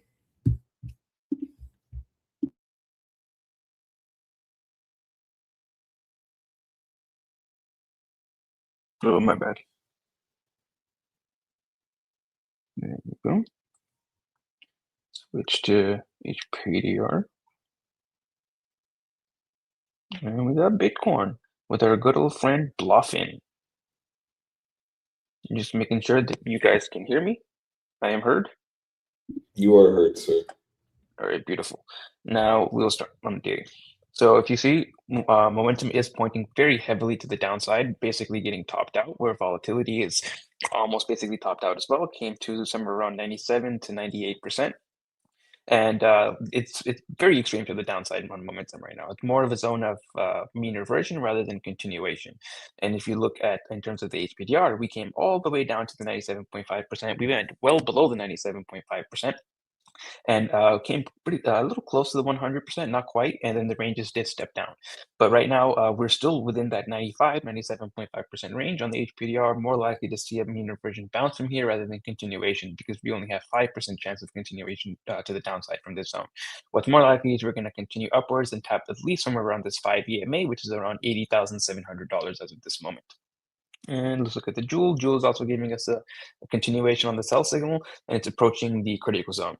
This is also a zone where you're more likely to see a bounce rather than continuation. Let's go to the 8-hour. We're about to close this in about 10 minutes. This is starting to see, it's starting to get back out of that extreme area from the 97.5%. What we want to see right now is a close of the 8-hour 9 EMA if we want to see continuation upwards. The 9 is sitting somewhere around $79,500. If we can see a close over that, that should take us into somewhere around this bottom 38.2% and this 21, which right now sits at somewhere around $82,000, $82,500. And as long as you are closing below this $82,500 area, or $82,600 area, it is more likely this is just going to be a bearish retest while these ranges can step down and then continuation downwards. If you can get a close over this area, then you're likely to see us bounce into somewhere around that $85,000 to $86,000 area, which we're going to get to on the weekly chart, and you'll see why that area is going to be very, very important. And if you notice on the 8-hour, momentum is starting to flip back up, getting back over the moving average, whereas volatility is going into contraction, so you're likely going to find a lower high. And now the Joule is losing the sell signal, slipping into a neutral with the God mode background. So once this flips into a buy, you're going to have that God mode buy signal, and that's going to line up getting that bounce into somewhere around $82,000. Let's go into the 4-hour now. 4 hours also flipped up on momentum with volatility contracting, getting back to extreme lows. 4-hour Joule is playing out that God mode buy signal, and we're about to get a bullish cross as well, with the pink about to go over the yellow within very deep within the bearish control zone. So this is going to be a powerful cross if we do get it with that pink above the yellow in that zone. That's going to make it very likely that we're going to go up towards that $82,000 area. As of now, we were previously making possible hidden bearish divergence, no longer, because we have made a higher high on price. But as of now, this one is 78,727. So as of now, we haven't closed over that just yet. So there's still possibility for a hidden bearish divergence between this point. But as of now, that's going to be a little difficult to confirm. You have to close below about $74,840. Once you take out this higher momentum, though, there's going to be another possible drive of hidden bearish divergence, and this one needs to close over 83.5 to invalidate. All right, go down a little bit. 2 hours also still pointing upwards, with volatility going into expansion now. 2-hour Joules did get that across with the pink above the yellow, and you're now breaking out of the bearish control zone. This comes along with price closing over the 38.2%, getting a nice retest of that 38.2% and continuing to expand from that zone. From here, I would expect to see a tap of the 55, wherever it is, as it makes its way down. It's going to go down with every single close. It's going to close in about 7 minutes, and as of now, it's at about 80,900, so 81,000. Likely it's going to be somewhere around that 80,500-ish zone, which is going to be our, I think, October or November low. Because I do expect to see some type of pullback around that October/November low of that 80,500-ish area. Even though I am thinking somewhere around 82 at least will get hit, I do think we'll pull back there first. With the 2-day. 2-day is also very close to flipping back up now, approaching the moving average with volatility starting to tick down. Still above the moving average, however. It goes along with price finding its way somewhere around the 88.3%. Want to see a close over that 88.3%. That's at $78,920, and then we can see a move up to tapping this 5, which is right now at that $82,000 zone. Our low from here was at 80,586. The index now. Go to the 5-day. 5-day is now entering into the bearish control zone. This is the first time 5-day has entered into the bearish control zone since about October, and that's preceding that dump in October 10th. So we are now freshly entering into the bearish control zone after we've seen already a pretty nasty dump ski, with volatility now expanding, and still volatility is only at 50% after the nasty dump that we've seen so far. And we're getting a fresh sell signal on the jewel on the 5-day. More likely, this is signaling a bearish retest and then continuation to the downside, rather than a reversal to new all-time highs. And that bearish retest zone would be somewhere around this 38.2%, which sits right at that $82,000, $83,000 zone, 82.6 to be exact. And we currently have multiple drives of hidden bearish divergence, which have now been confirmed on the 5-day. It gives you a target of this 200 SMA, which is at $72,000 right now. Weekly is also flipped to the downside, currently retesting the edge of the bearish control zone. This is the first time the weekly has been in the bearish control zone since about November.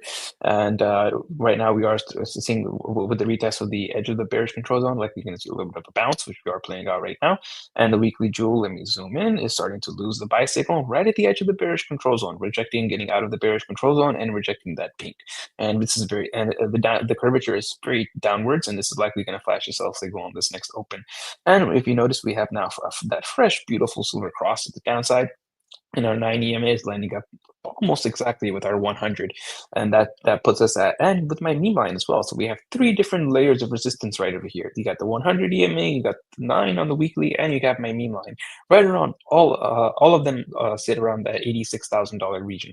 That makes its way slightly within that 38.2%, tapping this area of major resistance here, retouching with this silver cross, reconnecting with it, and then you can get your dump speed that $72,000 area.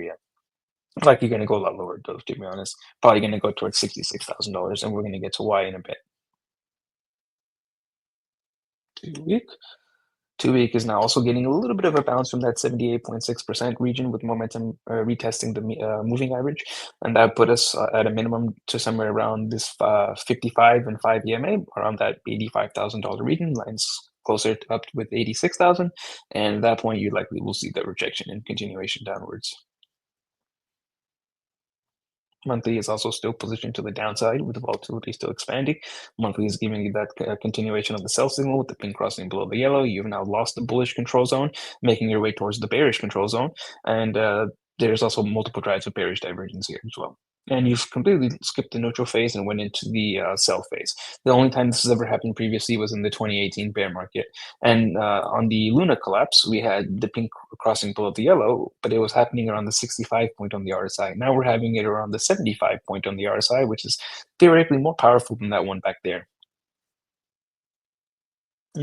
We've also solidly lost that 21, giving us a target of the 55, wherever it is, whenever we reach it. But right now it's lining up very closely with our 78.6%, around like 74, 75,000. I mean 64, 65,000, my bad. And quarterly also has bearish divergence, momentum into the bearish control zone, with volatility expanding, and you got a God mode signal with the jewel losing the buy signal. Every single time this has lost the buy signal, it's been a bear market. And right now our next area is going to be this 21, wherever it is as it makes its way up. Maybe it's going to be somewhere around 61.8%, also lining up with that $64,000, $65,000 area. Also lining up with $66,000. Let's go to RSI now.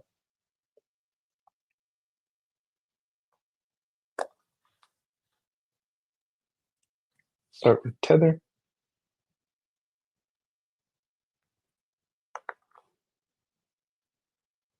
So if you'll notice, Tether is finally tapping that 7% number that we've been talking about for a while, the prophesized 7% zone. And as of now, we are still not making a local top just yet.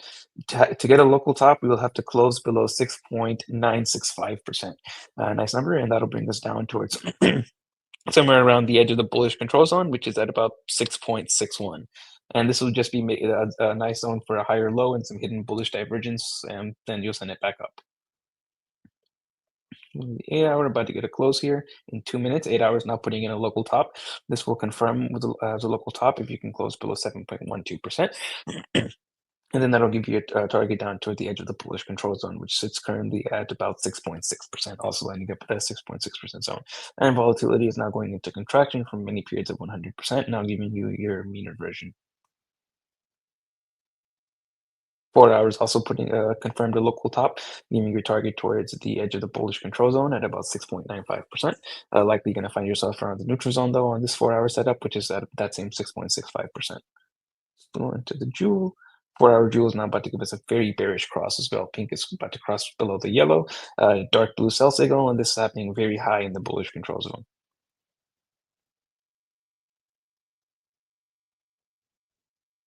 2 hours got multiple drives of bearish divergence. This will be active as long as you're closing below 7.359%. Next target is the bearish control zone at about 6.79%. 2 days currently still got active hidden bullish divergence. This will be active as long as you're closing over 6.226%. And as of now, you're not really doing much to invalidate it. I would expect to move down to retest the edge of the bullish control zone at that same 6.6% area, but you should just see expansion from there. How much of a move down is that from here? Let's see. About 5 to 6% down, not really much at all. That gives Bitcoin 5-6% move up. What would that be? 10% is 7,800, so 5% is like 3,900. Puts us right around 82,000. Quick maths for you. 3 days, zoom in. No, nothing there. Making your way into the bullish control zone. 5 days still got active hidden bullish divergence. This will be active as long as you're closing over 5.838%. Excuse me. And your next target, you get the easy target, which is the simple moving average. Next target is the critical zone, and that is going to be at about 9.52%. That's a hell of a move up from here. And 5 days now getting volatility expansion from extreme lows. So that tells you that this move is just starting. Local bottom on the weekly still. This is going to have that local bottom as long as you're closing over 5.945%. And as of now, if you get a move down somewhere around 6.6% is likely going to be strong support.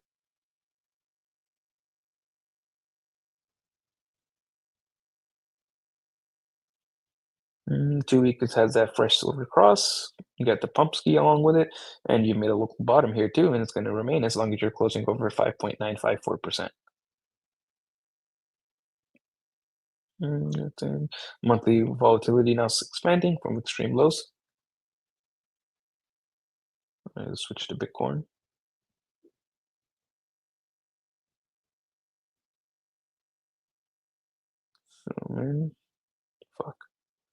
So, continuing to make lower lows on momentum and lower lows on price, so no possibility of divergence here. You are making a local bottom, however, would target somewhere you need to close over about 79,369 to confirm that, and then that'll give you a move into the simple moving average, which right now is at about 82.1.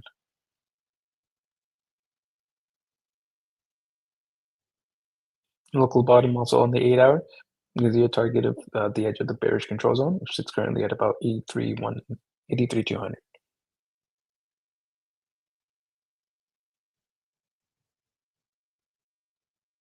Local bottom, but no divergence. Gives you a target of the neutral zone, currently sitting at about 82.9.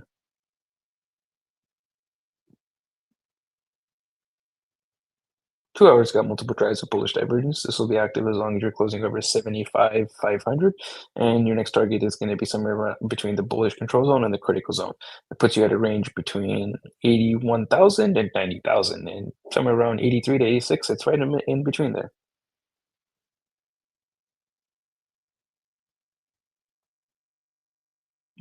Hourly's also got multiple drives of bullish divergence. Targets the critical zone at about 81.2.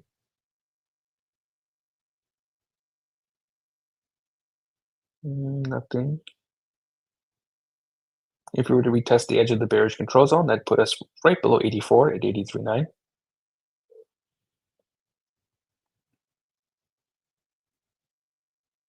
6 days still had that active bearish divergence. This will be active as long as you're closing below 93,700.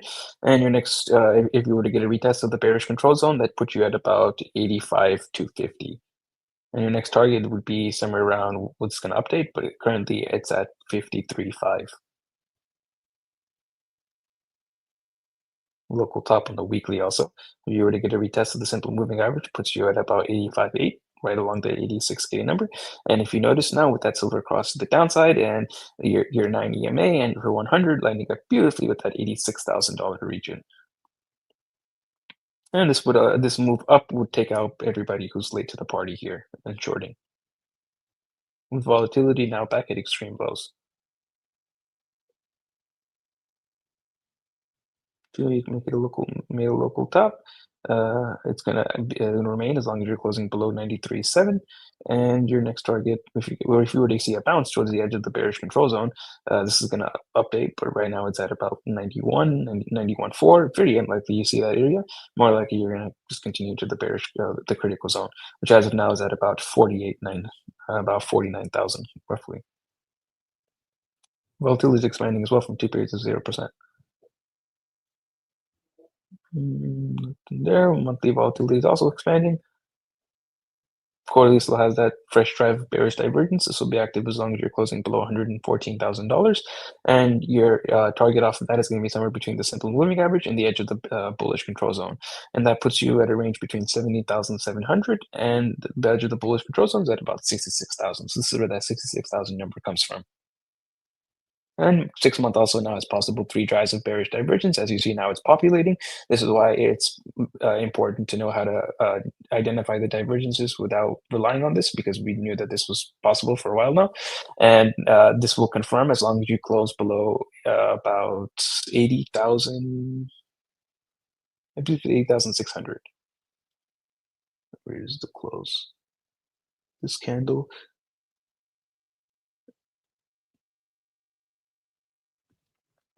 There we go. Yeah, 80,619. And once that does close, that's going to give you the first time in Bitcoin history you've had 3 drives of bearish divergence on the 6 month, and that's going to give you at a minimum the test of the edge of this bullish control zone, which right now sits at about $61,000 and likely going to go a lot lower than that. If you were to go towards the neutral zone right now, this number is likely to update several times. I don't think it's going this low, but it's currently at about $10,800. Sheesh.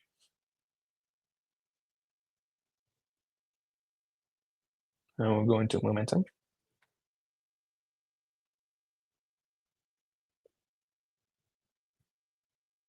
Daily momentum is about to, or it's close to flipping up, and it will flip up if you can close over about $79,400 with volatility at extremes. So this is the area where you would expect to see a mean reversion. Plus momentum is in the critical zone to the downside. 8 hour just closed freshly, and it did freshly flip back up with volatility now starting to contract, and it's going to remain flipped up as long as you're closing over about $76,900. 4 hours also freshly flipped up with volatility contracting from the double extreme now. And if you notice, we are making a higher low on momentum, giving us bullish divergence here. And this is going to be active and flipped up as long as you're closing over about $75,900. Your first target from that bullish divergence would be this 21, right around 79 to $80,000, 79.8 to 80,000.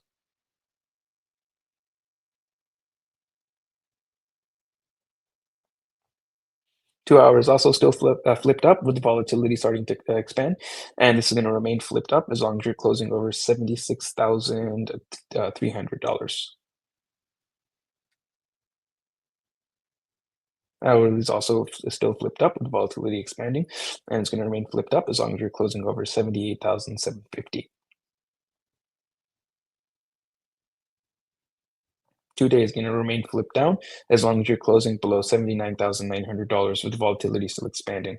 This is getting close to an area where you'll get your mean reversion once this flips back up. 5 days is freshly flipped to the downside with volatility expanding from extreme lows now, and it's going to remain flipped down as long as you're closing below $82,500. Interesting, the 82 zone, very important. Plus, the significance of flipping down here is that this is the rejecting getting out of the bearish control zone. very interesting. If you were to draw like a meme line here, kind of does play out on the stochastic as well. This is where you bounce back up, and that became perfect rejection. And also you bounced up from here as well. Meme lines work on momentum oscillators too. And you're only at 25% now with this nasty mega dumpski. Came very close to hitting that 200. It's slightly lower at about $72,000. It would be very, very, very fucky in Bitcoin like to get that move up first to tag 86,000 from here, and then you go down to tag 72.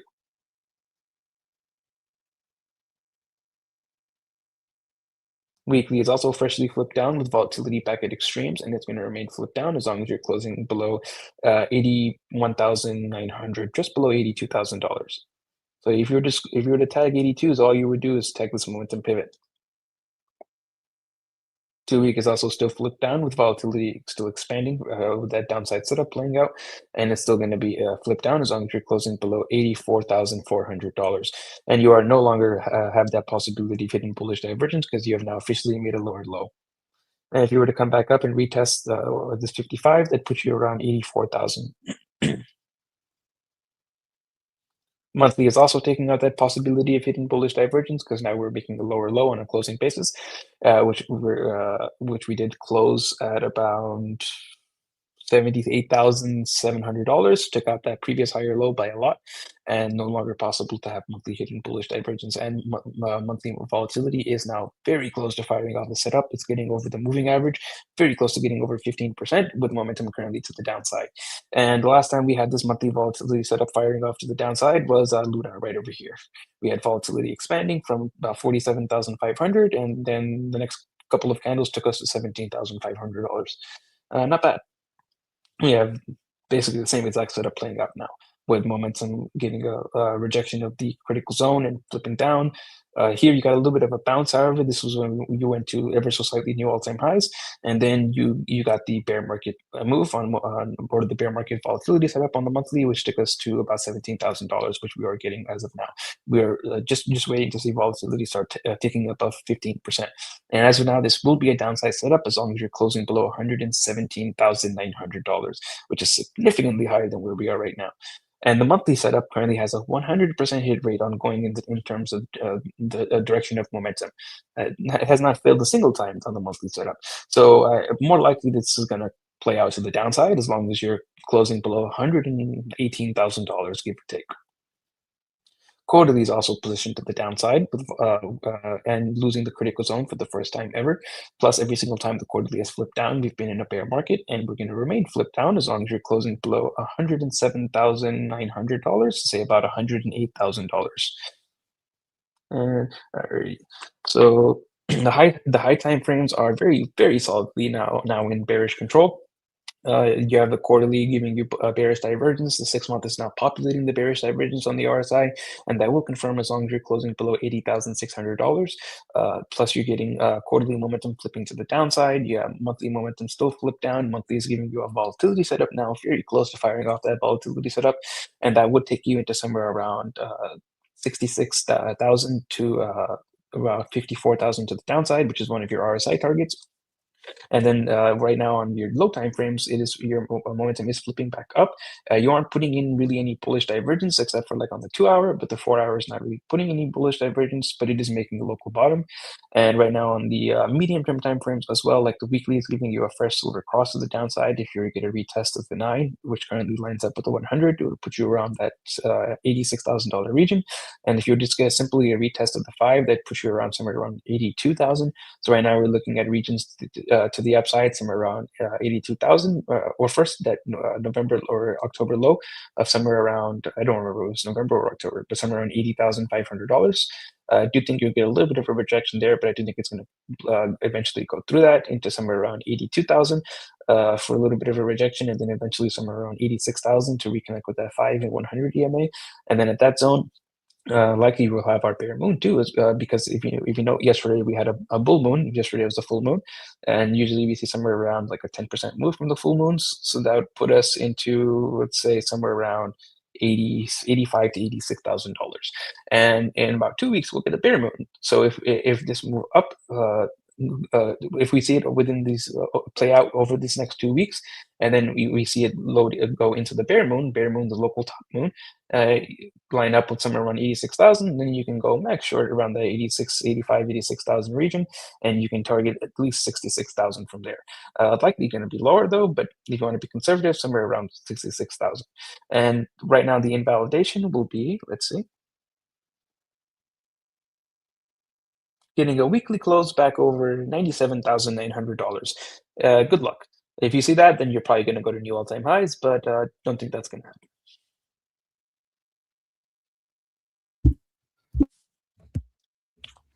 Thank you very much, boys. Very simple, clear, and honestly, right on point. I don't know if you're looking at this, but silver's down another 8% right now, and it's been down over 11% today. Yeah, I was looking this morning. Yeah, this is definitely the bad scenario for everyone. And I just think they're playing into the stupidity of the money's rotating to crypto that CR has, because it's beyond, like, there's no way to describe how stupid these people are. So I think it's the easy trade for them. So the one thing I've noticed on the way down right now is on the last cycle, it gave you a lot of opportunities for the big shorts. It did. It stayed at 48 for a little bit. It stayed at 43 for a little bit before it went to 37. And it gave you like those shorts. Right now, it's going up, gets there for a second, like when he did it to 98, and then down. Then it goes up, boom, and down. I think everyone is expecting, we don't have to be geniuses to understand that if the chart's telling us, dude, I didn't do a lower low, that everyone's expecting a bounce. I think it's right. I think there's a bounce, but I don't think it's going to be as long as everyone thinks. And it's going to go to $90,000. I think it's going to be a boop, boop. And I think 82,000 was a pretty strong resistance before. That's what I'm looking at when we started coming down. Because, and if I show you just my chart real quick, which one is it? This one. Yeah, because silver does not look good. And everyone was tweeting this morning about silver bouncing 15% or massively bouncing so back. And I'm just like, it just literally put in a bearish retest. In 3 days, it's wiped out basically 50% of its value. Oh, God. Lord. So any retard that came in and was like, dude, I'm buying the bottom at silver, because everybody said this is bouncing back. People that study technicals but have never been through they're basically like 19 years old. No disrespect to you boys that are young and whatnot, but they're looking at it. I'm like, dude, this is really bad. This is something that we see once in a lifetime. And people are like, it's just a blow off top. Like, it's gonna go back, blah, blah, blah. I'm like, when that happens in a small number, cool. But when you're wiping out 10, 15 trillion dollars, it's not normal. That's never happened before. At least in 40 years, it hasn't happened. So I don't think it's the same. People are disregarding the severity of it completely. Exactly. A massive collapse. And you have to really think about like the hedge funds or people that really have a fuck ton of money in these things that just got absolutely slaughtered on Friday. Yep. Oh, fucking mega destroyed. This is, let me just use the index. It'll be cleaner for you guys to see this. So obviously we made a higher low right here. We haven't really taken out the low of the tariffs that we had, right? Great. We have an identical structure right here. This is something that I've been pointing out for a while. This structure is identical to the other one. When it consolidated down, it went up to all-time highs again. It consolidated down, it went up to all-time highs again, right? Then once you really got to close under the 5, you started coming down, and then you lost the 9. Once you got to close under the 5, you lost the 9 and whatnot. Same thing. Now look in here. Well, where are we right now? Above the 34. Once you lose the 21, you're bouncing on the 34. The 34 right here, and this is what I'm expecting. When you came down here to this 34 in 2022, everybody thought, dude, we got to bounce at least to the 21, right? and then go down. And he didn't. You see what I'm saying right here? Mm-hmm. What is that EMA right at the bottom? This one's 55 and this is 100. I'm on a monthly chart. Mm-hmm. So it came down, touched the 34. It closed down here. Everyone's like, dude, we're going to the 21. The fuck we are. And it stayed right here at 31. And then he proceeded to do a 50% haircut instantly and then more. We are like, we're copying that chart. This right here. It's just a little different. Lost the 21. Now you're on the 34. You're not leaning on it, but it's down here. It's making you and giving you an impression of a higher bounce. And I think your higher bounce is going to be either 8,600 or 8,200. Anything beyond that, would give too many retards too much money. Yeah, that's true. I'm taking the lower end of that, and my TP on my longs at 80,400. My man, absolutely. Just something as simple as a 12-hour setup is what does it, and that's just it. Going back to the 9 and fuck it, continue going down. You mean? It's like a hindsight trade. Then you're just like, oh, a 12-hour 9 is just still in short, and then we just right here, then going to 61K off that. Could happen. Literally. I mean, silver dumped multiple percents from 83.60. So the market is doing that literally. Yeah, and also, by the way, coolest thing, DXY continues to go up and push forward. Well, we're all like distracted with this. This was like, if we put it on the daily, it looks even better. Getting over the 9 now again, getting ready to go up.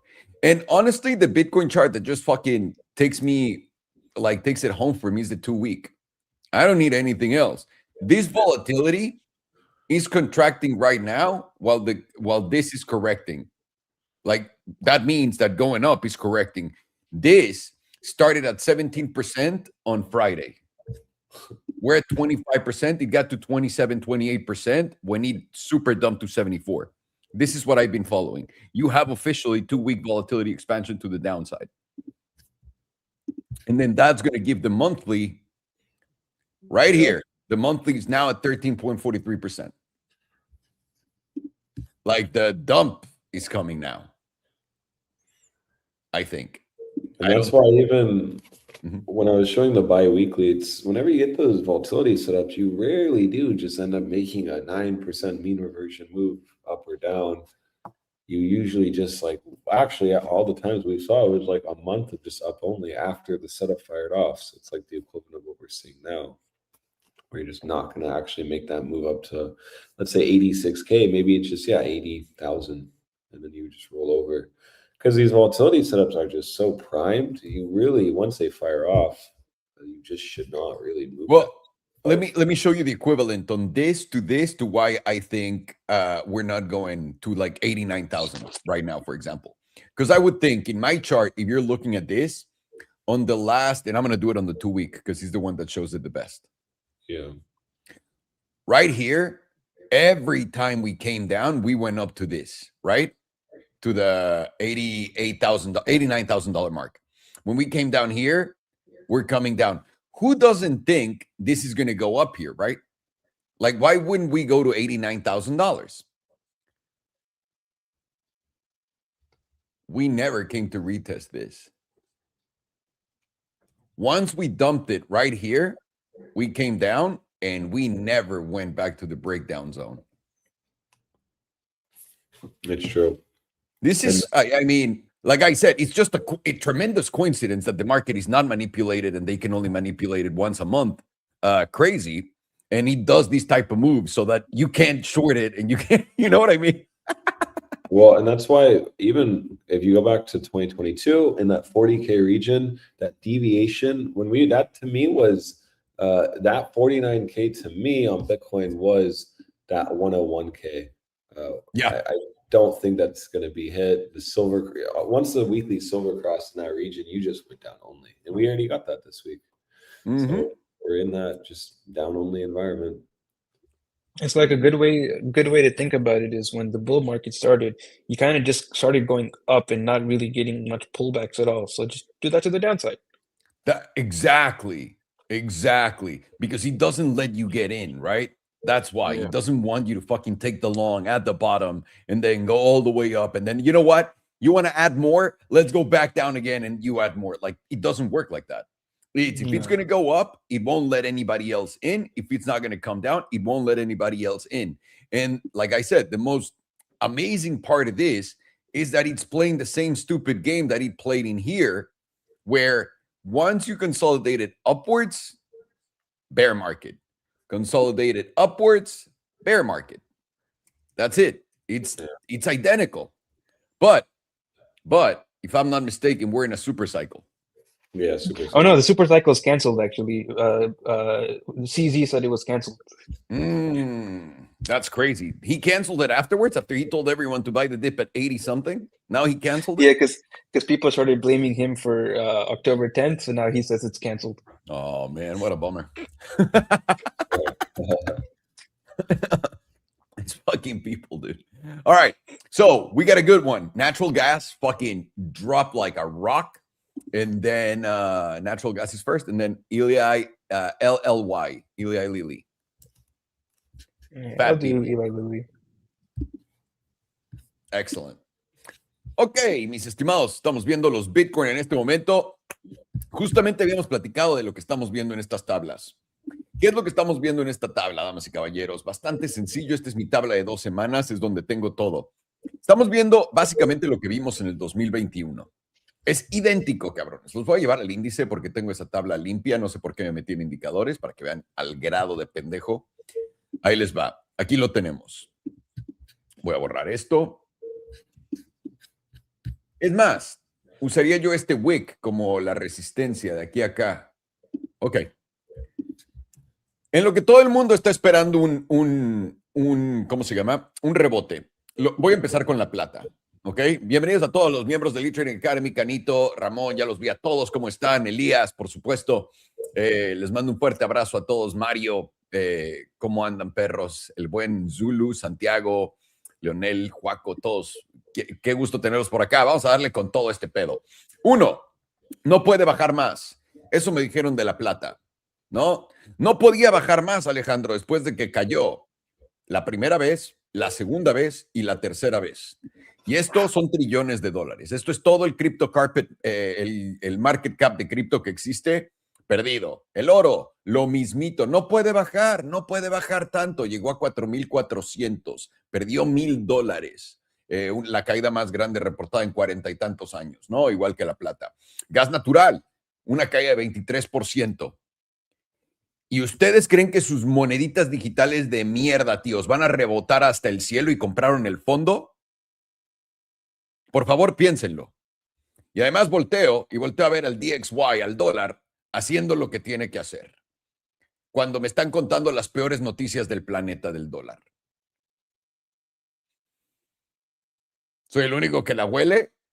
¿No? ¿El único? Pueden entender. Aparte de esto, hemos estado platicando por cuánto tiempo. ¿Cómo le gusta consolidar a Bitcoin para ir arriba? Si estás empezando en trading, eso quiere decir este tipo de cosas, ¿no? Que el precio se queda rangueando en una zona, ¿no? Si consolidamos para abajo, esto es en Bitcoin alcista. Normalmente vienes y haces un bajo más bajo, un bajo más bajo y un bajo más bajo y resulta en un movimiento explosivo. Cuando Bitcoin va a caer, lo que hace es consolida para arriba, con altos más altos y bajos más altos, y de ahí cae. ¿Ok?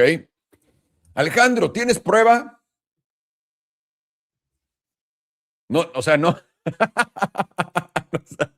No puede ser más fácil. Si alguien acá te estaba diciendo, tío, esto es para que reviente al alza, no entiende cómo se comporta Bitcoin, cabrón. Recuerda, en análisis técnico, nosotros todos sabemos las reglas. Una vez que te llevas un bajo, no deberías de, y eso es bajista. No es cierto en Bitcoin. ¿Ok? Es por eso que les digo, todas las tablas tienen su lenguaje, todas las tablas te venden diferentes historias. Después de esto, en lo que estábamos viendo esta tabla, ¿Dónde les dije que venía la siguiente trampa más grande?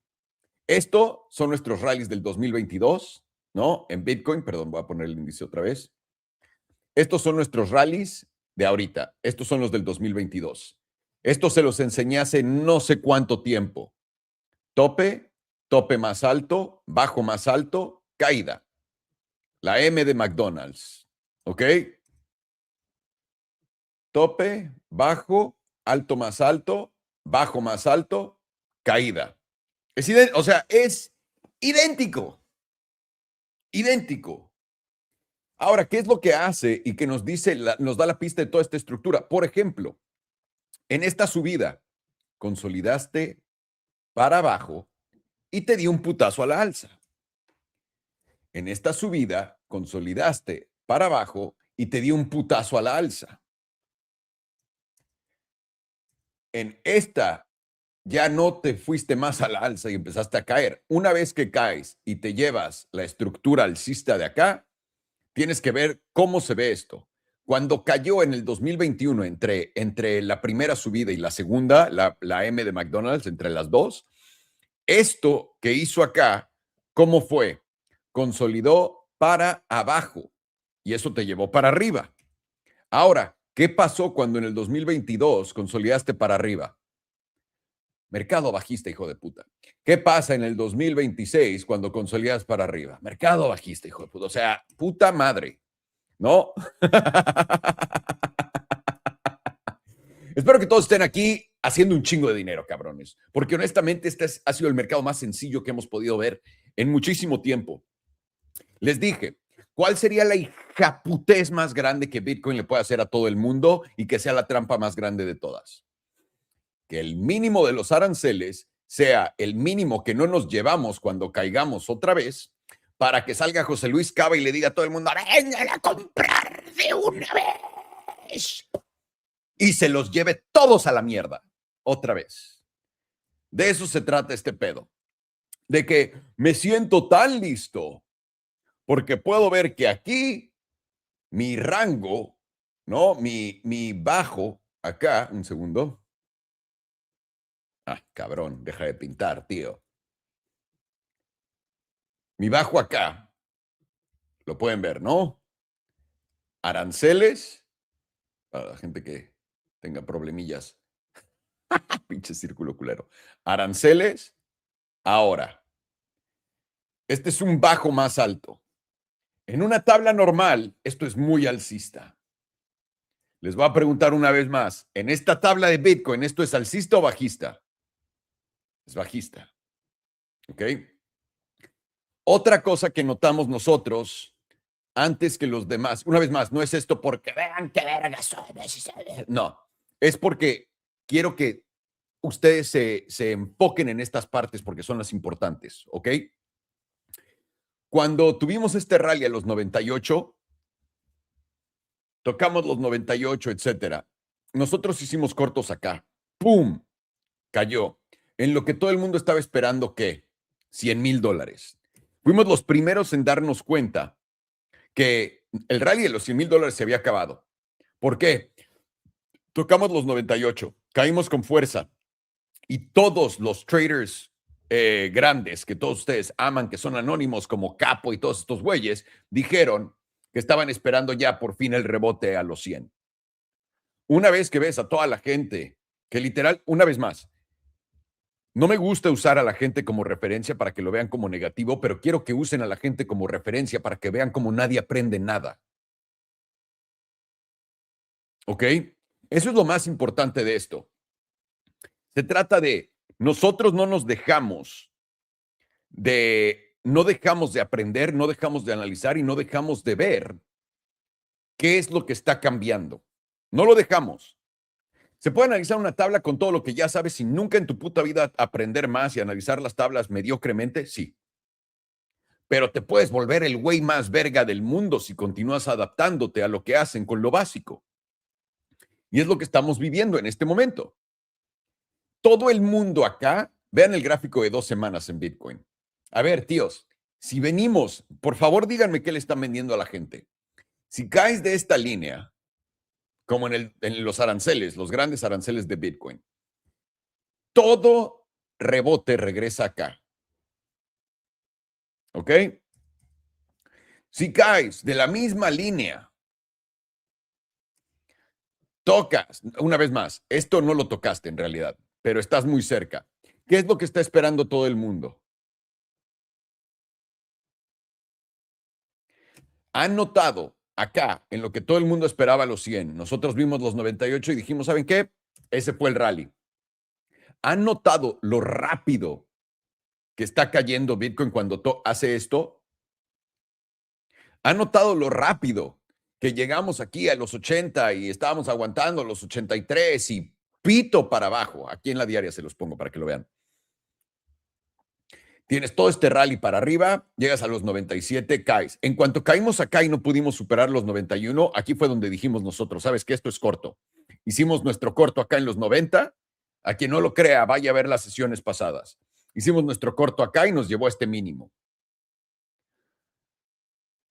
Esto lo está haciendo muy rápido. En lo que este corto, todos estábamos esperando mínimo, les dije, ¿cuáles eran las entradas del último corto de acá? A ver quién se acuerda. 90, 91, 92. 90, 91, 92. No nos la dio. Nos dejó entrar solo en el... A mí solo me dejó entrar en el 90. Bien, corto. Acá en los 84 todo el mundo dijo, güey, vamos a rebotar. ¿Por qué? Vean esto. Pueden ver la línea verde, como esto te decía que ibas a rebotar y perfectamente te dio técnicamente el vete a la verga, no va a rebotar, güey. Ese es un término muy científico para las tablas. El tradicional vete a la verga no va a rebotar, güey. Y cayó acá. Cayendo acá ayer, todo el mundo ya estaba una vez más. Es más, ¿saben qué? Tengo que hacer una... Voy a tener un invitado especial muy rápido. El día de ayer, damas y caballeros, invitamos a David, que nos dijo otra vez, este es el fondo. Una vez más. Ahí está. It's a nice reference for everyone to understand. David nos dijo que era el fondo, ¿ok? ¿Y qué fue lo que ocurrió? Fondeó más. No nada más eso. Tíos, les estoy diciendo, todo el mundo está esperando el rebote más grande de toda la historia en cripto.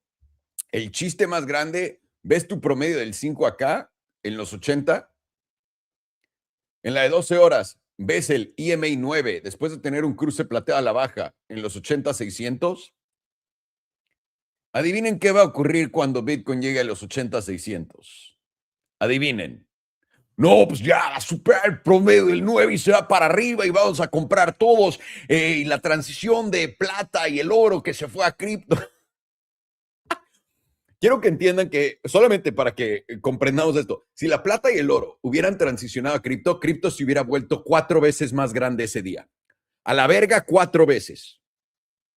¿A alguien le suena que el dinero rotó a cripto? El dinero en cripto, ¿y por qué cayó otra vez? Porque está rotando a dólares, cabrones. Lo último que van a soltar es la bolsa. Se los he dicho 1000 veces. Tal cual como les canté esta trampa y les dije, una vez más, no es porque puedo leer el futuro, no es porque soy digo, ustedes saben perfectamente lo tonto que soy, me lo recuerdan diario. Esto fue la cosa más fácil de poder predecir en el mundo. Una vez más, ¿por qué? ¿Por la tabla o por...? No, porque la gente no aprende nada. Si yo deposito toda mi confianza en entender las tablas en base que la gente nunca aprende nada y que la avaricia les va a ganar a todos, con eso gano. Con eso voy a continuar ganando. ¿Qué más notan en este gráfico rápido de 2 semanas? ¿Qué más notas que sea más bajista que alcista? ¿Alguien? Ahí les va. Todos los cierres los tuviste acá, en la caída de los aranceles. Nunca cerraste por debajo de $82,000. Este cierre fue en $76,000. La última vez que cerraste abajo de $76,000 fue el 24 de octubre, el octubre 24 del 2024. Octubre del 2024. Desde entonces no tienes un cierre tan bajo. ¿Qué más estábamos notando nosotros este fin de semana y se los puse en Discord? Nuestra volatilidad en esta tabla, damas y caballeros, de 2 semanas que tiene movimientos gigantescos, que viene de periodos nulos, está subiendo en lo que está cayendo. El viernes, pueden checar esto, estábamos en 17%. Pueden checar todos los live streams. Que no los engañen, que no vengan y les pongan en Twitter. No, es que vean los putos live streams. Aquí estábamos y ahora estás expandiendo ante la caída. Y luego tienes a mi amiga, la mensual. Ahorita que está subiendo Bitcoin, esto cayó. Ahorita en la mañana que lo analizábamos, estábamos por acá arriba. ¿Qué quiere decir esto? Que está a punto de expandir. No nada más eso. Estoy volteando a ver mi tabla mensual. Una vez más, ciclo 1, ciclo 2 son idénticos, cabrón, idénticos. Espérame, puede que estornude.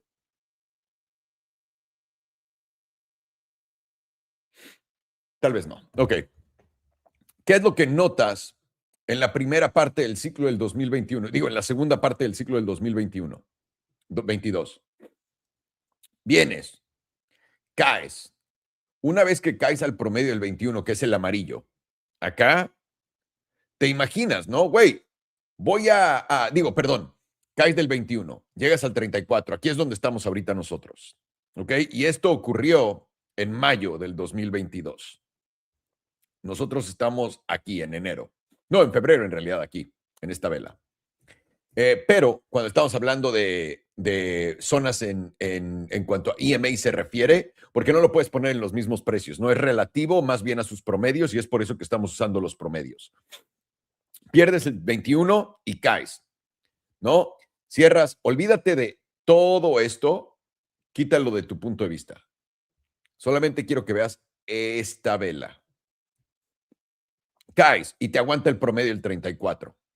Cuando caes, cierra tu mes acá en $31,000 y vas a abrir el próximo mes, abres acá. Todo el mundo pensó que. ¿Qué pensó todo el mundo acá? Güey, va a rebotar al 21, va a rebotar a 35 mínimo o a los 38 y de ahí va a caer. ¿Qué fue lo que hizo? Ni vergas, solamente para abajo. En el 34, el blanco. Estamos en el blanco. Ya caíste acá. La única diferencia entre la vela pasada y esta es que cerraste la última vela acá. Esta vez no, cerraste un poco arriba, pero da igual. La primera vez que la fuiste a tocar, el promedio del 34, al siguiente mes lo rompiste a la baja y no te dio el rebote. ¿Por qué? Porque aquí es donde todo el mundo se quiere salir. Adivinen psicológicamente dónde estamos parados otra vez. Solamente adivinen psicológicamente dónde estamos parados. Y es por eso, una vez que empecé a analizar el mercado como marketing, ¿qué es lo que me quiere vender la tabla? ¿Qué es lo que me quieren vender las noticias? Es cuando tengo la mayor oportunidad de hacer la mayor cantidad de dinero posible. Porque, honestamente, la tabla es lo último. Todo lo demás es el sentimiento de todos. Y me encantan las historias, los ricos cuentos que se avientan. Es literalmente quien haya escrito todo el guión del mundo, el script del planeta. Es un puto crack. Pero lo más padre de todo es, eso no pasaría si nosotros no nos la tragáramos entera. Y todos se la tragan entera. ¿Qué es lo que va a ocurrir ahora? ¿No? Cortos. Y ahora, me quiero poner mamón en un extremo, 82,600. Eso para mí es el mega extremo de esto. Sigamos a 82,600. Ahorita, y es lo que les voy a enseñar, yo creo que hay más oportunidades de corto en menores temporalidades. Vamos a verlas ahorita. Les voy a poner todo enfrente. Una vez más, recuerda, en este periodo en el que estás ahorita, están jugando juegos. No importa lo que te digan tus amigos en Twitter, el mercado libre no existe. La manipulación de ZZ y de Binance no existe. Nada de esto es real, nada de esto se mueve por sí solo. Si no, si se moviera por sí solo, ¿por qué vergas te tira antes de que llegues a, ya sabes, por qué no le quiso dar la oportunidad a nadie de salirse en los 100? ¿Por qué lo hizo abajo? No es que Alejandro, los traders. No, así funciona esto. Si entiendes eso, te vas a quitar muchos pedos de la cabeza. Muchísimos. Y no te vas a equivocar como todos los pinches macroeconomistas de mierda todo el tiempo. Si entiendes que esto no es real. Las noticias lo hacen para justificar esto. Y las noticias también lo hacen para informarte mal de lo que estás viendo. Son unos cracks, ¿ok? Vamos a empezar con la trimestral. Trimestral, estás perdiendo tu promedio del 9. Una vez más. Cabrón. Alex, let me add to this. On the 3-month, the 9 is right here at 80,700. Oh, well. Yeah. See, that's a good point, too. So you have that 12-hour setup, quarterly 9. Quarterly 9. I think that's the big one, no? Yeah, it is. Because what you could see is it goes near that. The quarterly hasn't closed, but you're finding resistance. Like that could just be a visual sign for you. You start seeing that. Because then into the next quarter, that could be resistance if you lose it. Yep. We'll be Only the next 2 months spot. to go. Like next quarter, you'll be saying we want the quarterly 9 to be tested, right? So we want to be looking at prices near that. It's closing in like a month, 30 days, kind of what the reaction will be around there. So yeah, absolutely, it makes sense to be watching that 80,700. Pretty insane. Beautiful, beautiful zone. And also another point too, and why you should be watching is last bear market 2022. We're relating this. You didn't just lose it, retest it, and dump. You just actually like did what you were doing now, which you went up a little bit, and then you found resistance where it was, and then you bigly dumped all the way down to that 21. And if you came and did exactly the same bear market, that's at 46 on the 34. Yeah, exactly. Yeah, exactly. Right in that 44K region. So it kind of plays in. You're right, actually. That's quarterly kind of plays into what you're saying. Watch that like 80,600, maybe 82.2. I guess what we could say is if you get back with 82.2 on like even a 4-hour, you could use that as confirmation that, okay, yeah, we may move up to that 86. Can I throw you the idea? Uh-huh. Short, split it in 3 entries, 80, 81, 82. Just like the 90, 91, 92, which, by the way, it only gave us 90, and then it fucking dumped. True, though. That is true. That's a good way of, like, being safe. Because beyond 82, I think that's everyone's wet dream right now, right? Like, everyone, like, Cap was probably waiting for that. This was a bear trap, and he's going to go up to, like, 90, and that's where he's waiting, right? Like, let's get ahead of it. And you're not wrong on saying all this, because this entire move down, you've been rejecting the daily 9, and that's at 83K. So, and you are actually in a, did you deviate it last time? No, you didn't deviate it. But still, you're just in a daily 9 posturing. So 86 is a gift. But like what I said with the biweekly, it is just very hard to be waiting for a 10% move in the midst of this market. So yeah, I mean, really, it is interesting to see a daily 9's been the rejecting point. That is near that quarterly 9, also near 82.2. So I don't think, scaling into shorts there is dumb at all, actually. Let's go, baby. All right. I like this. I like how this is looking. Appreciate it. Vale. Otra cosa que podemos notar también es, y esto lo dice Alex, acabamos de perder, no, estás en el promedio del 9 trimestral. Esto es un gráfico trimestral de Bitcoin. Y acá estás perdiendo el promedio del 9. El promedio del 9, para que sepan, es la línea azul, ¿ok? Que ven en pantalla. Tengo que tenerlo así de lejos, perdón, porque son los 2 ciclos. Una vez en el 2022 que perdiste el promedio del 9, la primera vez, vean lo idéntico que es. Todo esto es octubre, no lo tocas, no tocas el promedio del 9. La línea azul no la tocas. ¿Dónde la tocas? En enero. ¿Dónde la tocas? En octubre. ¿Qué pasa instantáneamente después de que la tocas? ¿Listos? Para abajo. ¿Y dónde cierras? Debajo del promedio del 21. El promedio del 21 está en $60,000. No nada más eso. ¿Dónde te acabo de decir que vamos a encontrar la zona de corto en la de 12 horas o en la diaria? 80,700. ¿Por qué? En la de 12 horas, 80,600, ahí es donde tengo mi promedio del 9. En la trimestral, todavía más padrote, tengo mi promedio del 9 en la misma zona. En lo que todo el mundo está esperando, que Bitcoin dé el rebote de su vida y se vaya 85, 90, lo más culero de todo, una vez más, ¿se acuerdan que les dije si yo fuera el CEO de Bitcoin les haría esta mamada del bajo? Ok, una vez más, si yo fuera el CEO de Bitcoin, hago esto y a la verga. Porque nadie se va a atrever ahorita a abrir un corto, porque creen que la liquidez va a entrar a no sé dónde vergas. Primer corto, 80,700. Segundo corto, 81,700. Tercer corto, 82,700.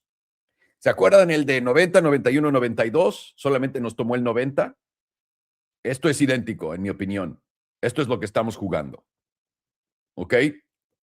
No hay rebote. Lo que estamos viviendo el día de hoy es una caída en oro, plata, gas natural, etcétera, histórica. Tu moneda pendeja digital, te lo juro por mi puta vida, le va a ir muy bien en el próximo ciclo. Esto es el final de todo esto. Están rotando liquidez. ¿Te guste o no? Una vez más, para la gente que no entiende qué es rotar liquidez y que les hablan de todo, M1, M2, M3, tienes que también entender. Todo el mercado se mueve con la gente más rica del mundo. La gente más rica del mundo son muy pocos. Todos ellos mueven el dinero de una zona a otra. Tienes el mercado alcista de Bitcoin, no de criptos, luego se mueve a metales, luego se mueve a bonos, luego se mueve a resguardo. Esos movimientos generales gigantescos, enormes, son fáciles de seguir. El dinero, se los había dicho yo hace años, el dinero rotando fuera de oro en un día arriba de 8 a 10%, eso quiere decir que están rotando. Tíos, ¿qué más quieres para entender? Si eso no fue algo que me saqué del culo este fin de semana, además de David estando acá, vamos a ver, acá está, agosto del 2024. Guarden esto, si la bajada del mercado se profundiza, cuando el oro venda y baje entre 7 a 10% en un solo día, ahí es cuando quieres entrar al riesgo. En la zona en la que estamos no es correcto. No lo es. En la zona en la que estás, donde el oro te está diciendo que se está yendo, es literalmente a bonos. Esta es la diferencia grande que hay entre el 2020 y hoy. En el 2020 no hubo una huida a bonos. Cayó el oro, instantáneamente fuimos a riesgo. Aquí no. Aquí no.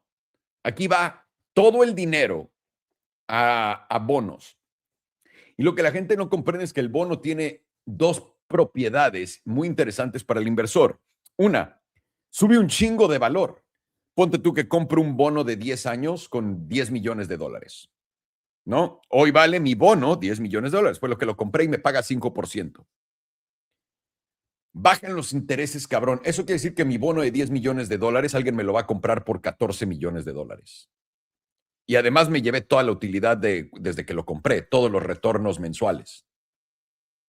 ¿Me entienden? Esto es lo que ninguno de ustedes sabe. La gran mayoría de gente no entiende que el dólar en sí, los bonos, suben de precio cabrón en estas circunstancias. Nadie lo tiene contemplado. Y es lo que estamos viviendo.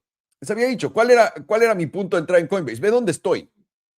Ya estoy acá. ¿Ustedes creen que de verdad nada más nos vamos a quedar acá? No.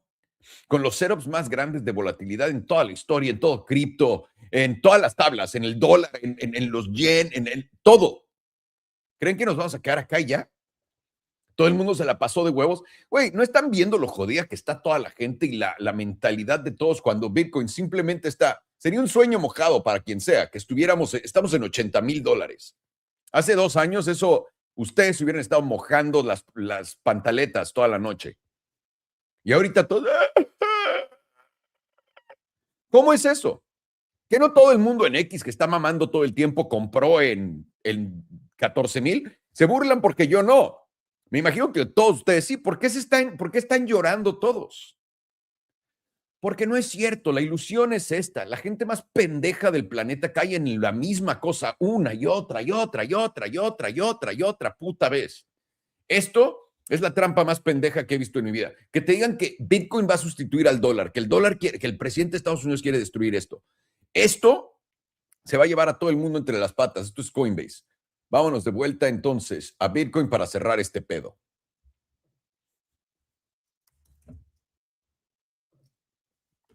Ok, ya todo explicado, puesto y empezando desde el principio. Vamos a empezar con el gráfico trimestral. Denme un segundo, déjenme ver el de 6 meses. Quería ver algo.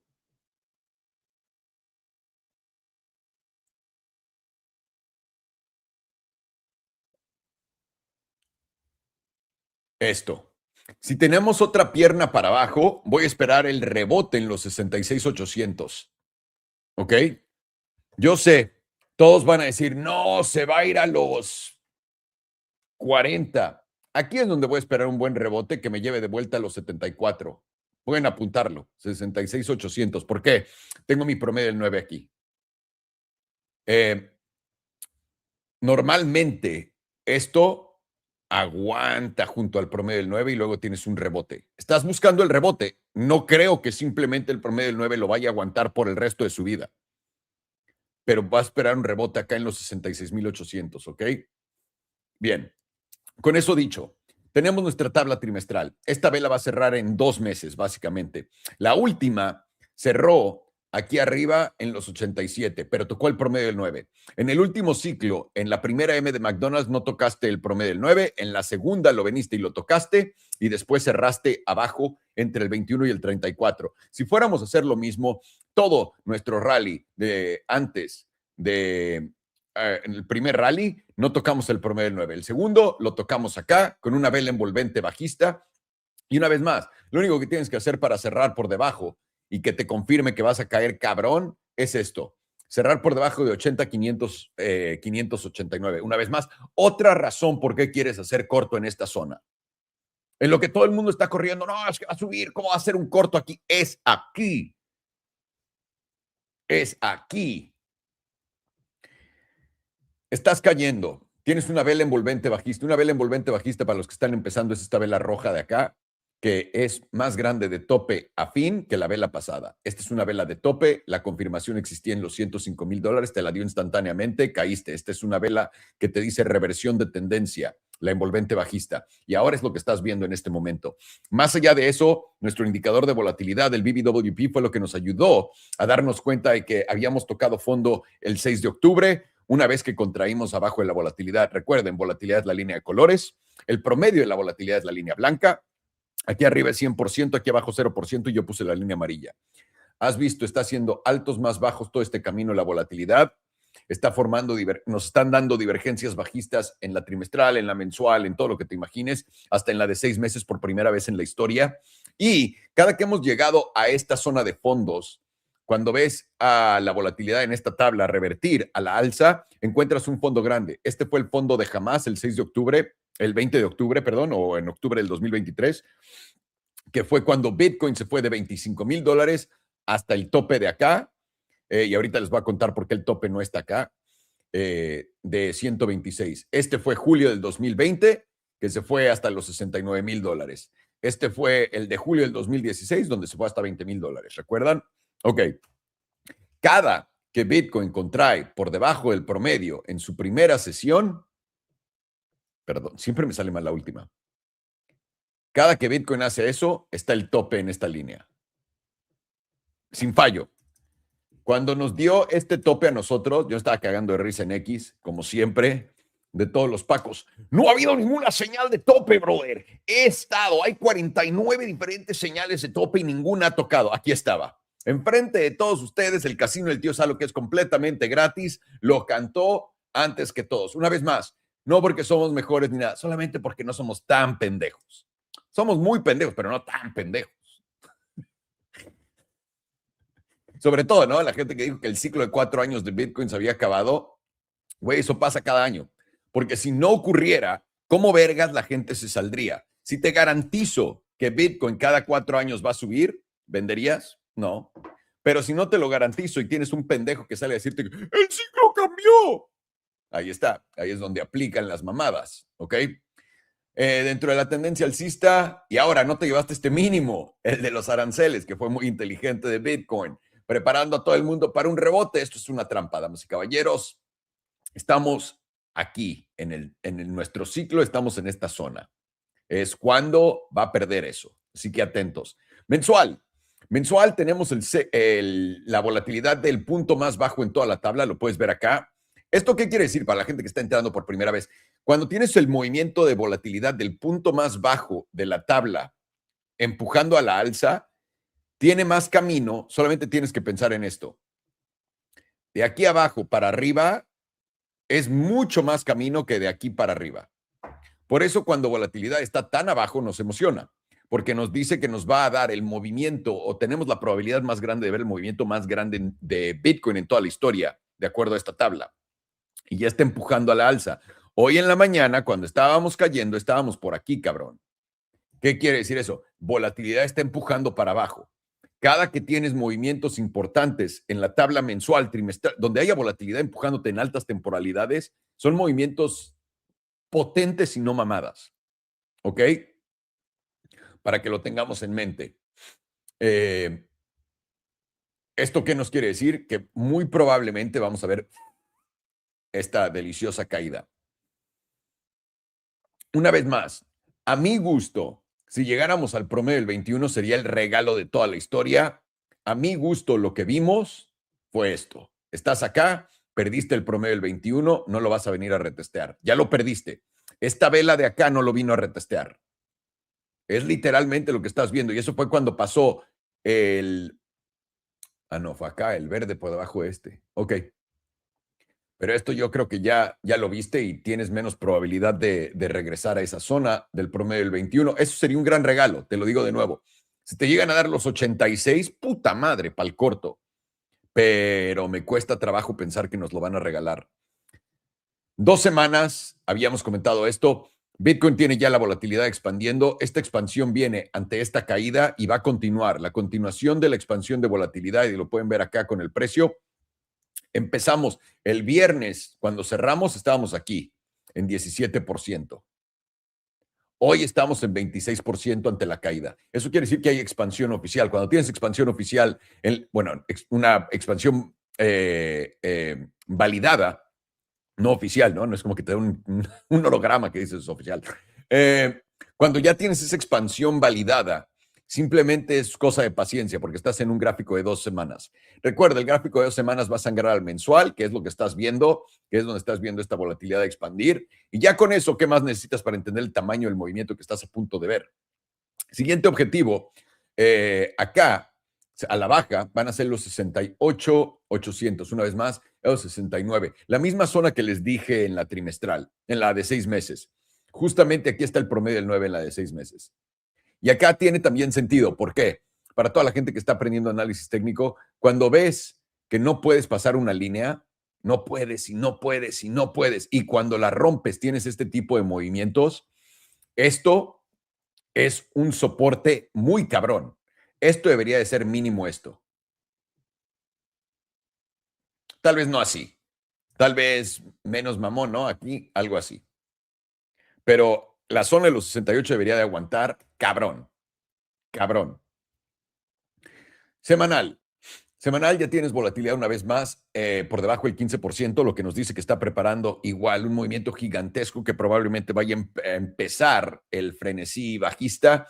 Por ahora tienes en la semanal ya un cruce plateado bajista completamente válido. Aquí cualquier oportunidad de retesteo al promedio del 9, que es donde está el promedio del 100, en estos 85, 86, esta zona que nos sigue baiteando, ¿no? Acá. Tendría sentido, de cierta forma. ¿Por qué? Porque, pues, güey, esto fue donde cerró todo y ahora lo convertiste en resistencia. Lo puedes ver, ¿no? Soporte, soporte, soporte. Soportes por encima de, resistencias por debajo de. No pudo subir y ahora cayó. Deberías de volver a retestear esto. Aquí es donde les digo, de manual, esto tendría sentido. Si hoy no estuviéramos en un mercado bajista y solamente estoy tradeando esto, güey, sin pedos vienes ahí. Ahora no sé. No le está dando la oportunidad a la gente a subirse. Lo vieron lo rápido que ocurrió en los 98. Lo está haciendo en putiza. Entonces, este sería el trade que verga, o sea, el extremo del extremo del extremo del que les estoy dando. ¿No? Ese sería el trade del extremo. Eso es la semanal, con volatilidad también regresando a la baja. Y ahora aquí voy a poner mi HPDR para darnos una idea de dónde estamos parados. 61. Aparte no estamos en extremos, ¿eh? Estamos solamente aquí. La parte baja de la zona azul está en 83. Una vez más, esto me da más confluencia a lo que les estoy diciendo yo. Aquí y para abajo, papi. A esta zona. Eso es lo que tiene sentido. ¿Dónde nos vamos a parar? Tenemos el SMA 200 una vez más en mi línea de 69. Yo esperaría esa línea de 69 a aguantar rico. O al principio tal vez romper fuerte para regresar. Aquí va a haber una jugada bastante sucia, ¿ok? Y tienen que tener cuidado, tienen que saber eso. Por ahora tienes tu cruce plateado, cualquier retesteo del promedio del 9 en los 86 sería bienvenido. Y vamos a mantener nuestros ojos bien pelados por ahí. Vamos a la de 5 días. 5 días nos había dado ya el cruce plateado aquí atrás. Retesteamos el 9, el 21 y vámonos para abajo. Estamos cayendo el 50%. De poder aguantar el 50%, deberíamos de retestear. Ahí está. La parte baja de la zona azul está con mi línea meme acá en los 82,600. Esto es donde deberíamos de ver el rechazo para continuar al 78,6%, para que tengan esa idea bien puesta en la cabeza. Ahora, de romper los 82, deberías de poder venir a los 91, aunque tienes el promedio del 9 en los 87, por acá. Y es lo que te digo, acá esos 87 a mi gusto, 86, están jugando como bait para cualquiera, porque para mí funciona. Es como de, no, güey, sí va a ir ahí. No le está dando chance a nadie de subirse a nada. Diaria, la ves en extremos, está en el 78,6%. Regresar al 61,8%, que es donde yo esperaría que pueda rechazar, y donde está el promedio del 9 son los $83,000. Una vez más, para después continuar a la baja. Y además me gusta que esté consolidando acá la diaria. Eso quiere decir que nos va a dar el día verde probablemente, mantener la ilusión de que todo está bien, aunque estemos viendo metales, energía, todo yéndose a la mega verga. Es de, no se preocupen, todo el dinero está rotando a riesgo. ¿Cómo no, pendejos? Si esto, una vez más, si el dinero estuviera rotando a riesgo, el SP500 hubiera subido 5%, o si hubiera brincado a Bitcoin. Bitcoin, güey, si hubiera ido a cripto este dinero, o la mitad, Bitcoin hubiera llegado a $250,000 ese día, a la verga, para que entiendan el volumen de dinero que se dio, ¿ok? Y continúa a la baja, continúa a la baja. 12 horas, esta es la que está marcando la pauta. Tenemos promedio del 9 justamente en los 80. Tenemos parte baja de la zona azul, 81,700. Tenemos la media, que es el extremo, en 83,500. Y este es el trade que yo estoy viendo. Acá, 80,700, 81,800, 83. Ahí lo tienen. Esa es la idea. Longs acá, Nel, padre. Los longs tienen que empezar debajo de 75. Si ya no estás acá, lo mejor que te podría pasar, no, en realidad no. Un retesteo de 78 te pone 77,700. Esa va a ser tu última zona de long. Si te llegas a llevar esto para abajo, vas a llevarte ya el mínimo y ya no vamos a subir más. Así que, una vez más, bastante sencillo. Son 3 entradas. Es 80,600, 81,600, 82,700. Y lo vas a hacer con un 20X, no más, porque estás buscando un movimiento grande. ¿Ok? Y con esto lo vas a jugar a eliminación para que tu invalidación esté muy, muy arriba. Muy, muy arriba. Muy arriba. ¿Ok? Y ahorita me da curiosidad de ver una cosa. Denme un segundo.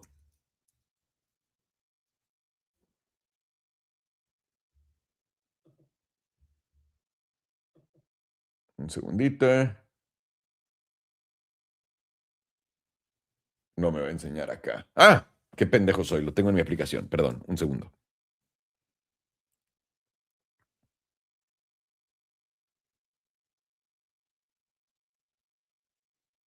Ok.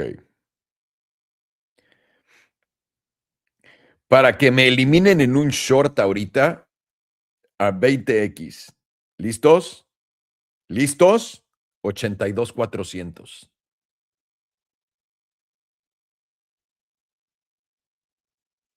Para el long, 75,100. 82,400, 75,100, eliminación con 20X, que son rangos que funcionan súper bien. Otra cosa que tal vez quieras darte cuenta de es, por si no lo ves, En la de 1 hora estás en el promedio, tío. Puedes ver por qué, ¿no? Y además estás súper arriba en él. Extremo, el promedio del 100, 80, 500, da igual. A lo que voy con esto no era enseñarles el HPDR. Esto lo importante es lo siguiente. Estás literalmente en la media del rango. Ahí tienen el trade. Para que no digan que no les dije, que no les cuenten. Vámonos para adelante. Alex, what do you got? Some natty gas. Yeah, some natty gas. Saw a nice pullback. Expected higher high. Also, nice. What is it? New weekly candle. So to me, this pullback isn't a concern quite yet. For me, the big level is just right at that $4.45 area. A better show on the monthly here. All you're simply doing is retesting this region after a breakout. Yes, you opened on a move down. You're now pressing that monthly 5, but what have you been gathering from the monthly 5? You've just been bouncing off of it. So this is actually still quite healthy, but you do want to see bulls actually pick up into this month.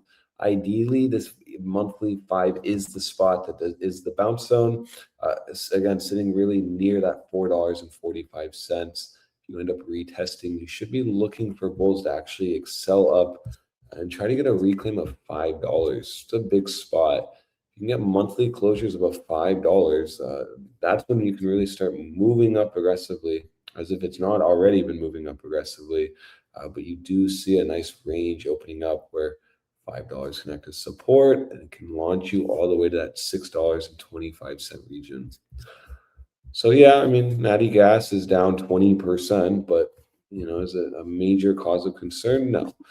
You're just simply looking at this 5 to get retested and for the rally to keep going. Also, just mentally know the rejections at this region. You've been getting chopped, right? You got expansion. You're now forming bullish structure and retesting. This just again plays into the idea that probably shouldn't be, aggressively shorting natural gas. You should be looking for strength in this zone.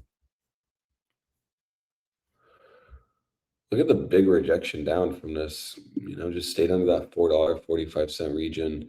Massive rejection down.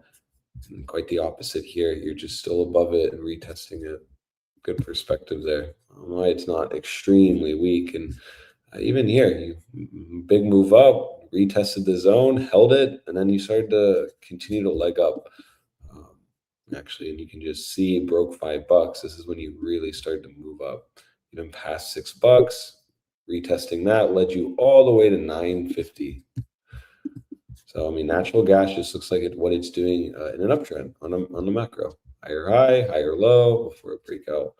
Let's keep going here. Now you do have a monthly silver cross to the upside. Important just to gauge, strength here. And you really just want to be looking at, okay, the monthly 9 at $4.16 essentially. If you end up losing the 5 into February, there's your signal that you are going to start moving down. But until then, what we've seen is really the 5 being held before even the 9 gets tested. You then will lose the 5 and go to the 9.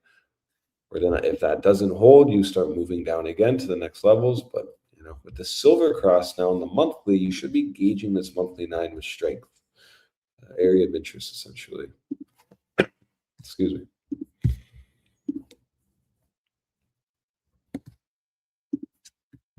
Yeah, not too bad. Not too bad.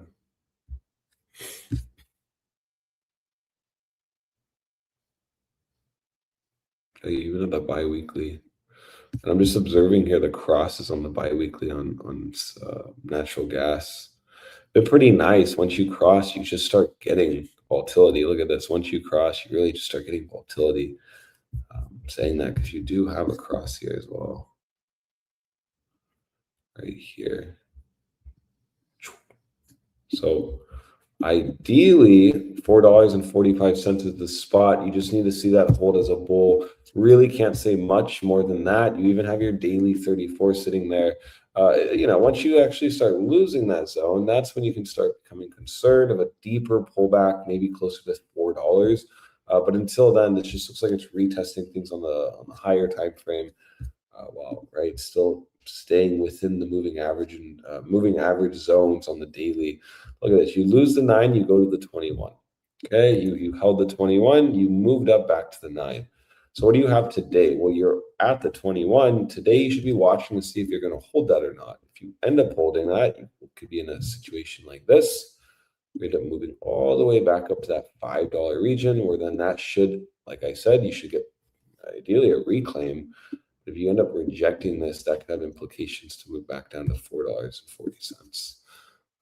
So I'm looking at this as essentially a new range forming on natural gas, something you'd be expecting after massive bullish momentum. And really into this new month and bi-weekly, you should be looking at kind of continuation off the 5. Just right there. And that's it. Not really concerned above $4.45. You're just SRing a massive zone that was resistance. Again, you start losing that into next week, we'll be concerned, and you'll be able to really gauge on the daily here if this is going to break down just by viewing the EMA 34. Until then, really could just solidify the range idea. And really, when you're seeing people tweet about natural gas down 20%, you have to be and really getting bearish on it, you have to be actually looking at that as kind of a signal itself. Excuse me. Look at this 5-day as well. And now, not the best candle, I will say, but right, this is why we want to be not front running things and rather wait for this candle to actually close. Not okay, you've just reclaimed a 5-day EMA 5. You're now retesting it for the first time after making a high. Just kind of playing into this is still quite bullish and could easily just higher low here.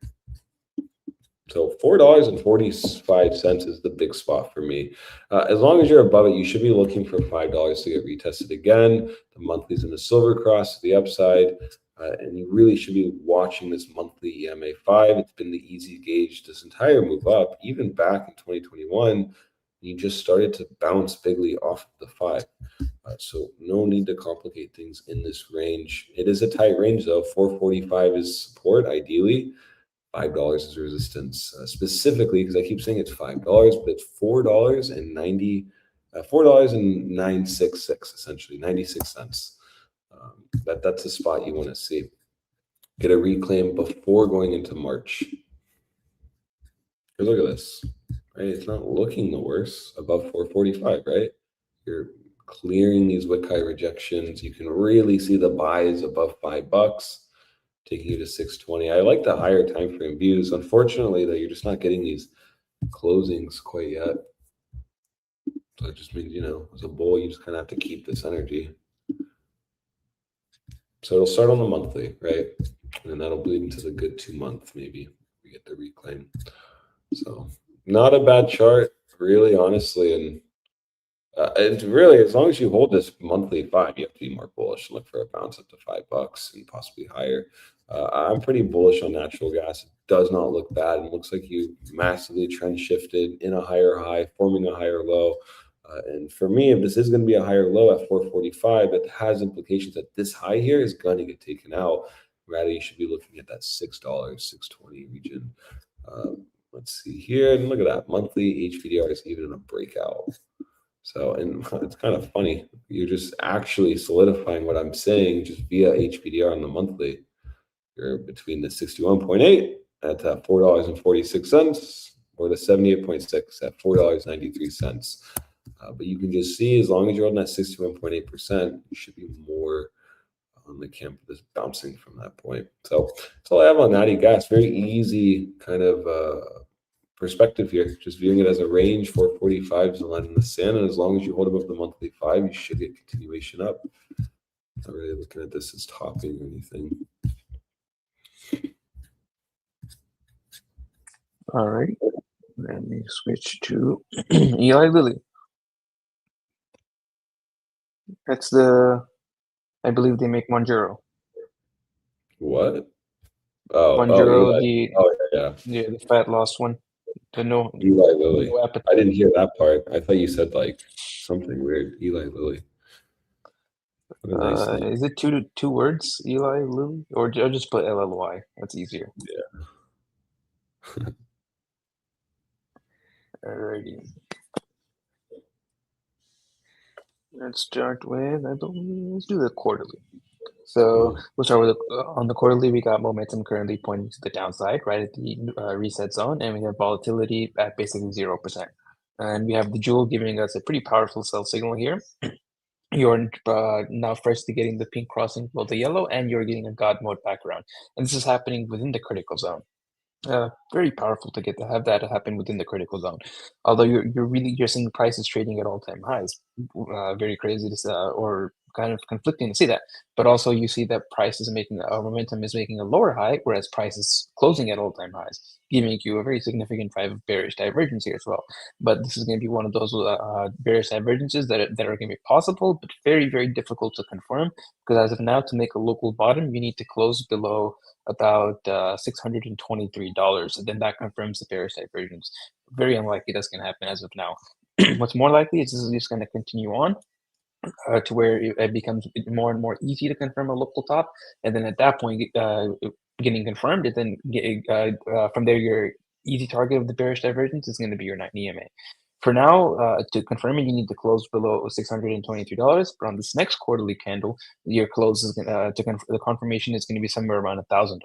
That's going to be significantly easier to confirm it at that point. And then once you confirm it, that'll give you a target down to somewhere about like $840 for a little bit of a bounce, maybe possible reversal from this zone. But if that fails, then likely you're going to come down to somewhere around 650, 660, wherever this is at that time. But as of right now, it's very difficult to confirm these bearish divergence, and you're holding right around the median, which is about 1,054. If you can close over the median, you should see a move into the top 38.2%, somewhere around 1,280, $1,300. But at that point, it'll be much easier to confirm the bearish divergence because you'll be moving up, and you're on your wick lows are going to be moving up along with it, and that'll be easier to confirm a local top, which confirms your bearish divergence. Let's see what else is nothing really. Go to the monthly. Monthly is still positioned up with volatility expanding. Monthly is little short term. I don't want to say toppy, like more consolidation wise. What is this low here? This is at 977, and this closes at so it didn't make a bearish. It didn't make a bearish engulfing. Came very close, but didn't quite. As of now, as long as you're trading below $1,133, I would expect to pull back to somewhere around $1,000. If you can get back, either getting a tick over 1,133 or getting a monthly close over about 1,040, then you're likely going to see another run at these highs somewhere around $1,100 to $1,200. So on the other hand, what else we're doing here? Nothing quite, no divergences here. 2 week also, 2 week now starting to position downwards with volatility contracting. Then you're going to make a higher low down here, and you're getting a fresh bullish cross. But this is happening within the bullish control zone, so it's not going to be as powerful. You're getting the rejection of the critical zone as of now. You're flipping into neutral. Likely going to give you a sell, so you can come down somewhere around the edge of the bullish control zone and then flip back up from here. And I'll go along with coming down to somewhere around that $1,000 region. Losing close of 2 week below $1,000, and you're not going to see a nice pullback somewhere around like high 800s. Weekly is also freshly flipping down now with volatility expanding. Do we do anything of significance? No, not quite. No divergences here. With volatility is expanding from at extreme lows, and you're still holding this bottom 38.2%. So if you can close over about same level of 1,040s, that takes you upwards to reconnecting with these previous rally highs, somewhere around $1,100, and then that gives you, or that opens the door to going higher towards that previous $1,200 region. If you can get a close over about 1,135. 5 day basically same as the weekly, except volatility is not expanding. You're approaching resistance on the 5 day, which is your median at about 1,073.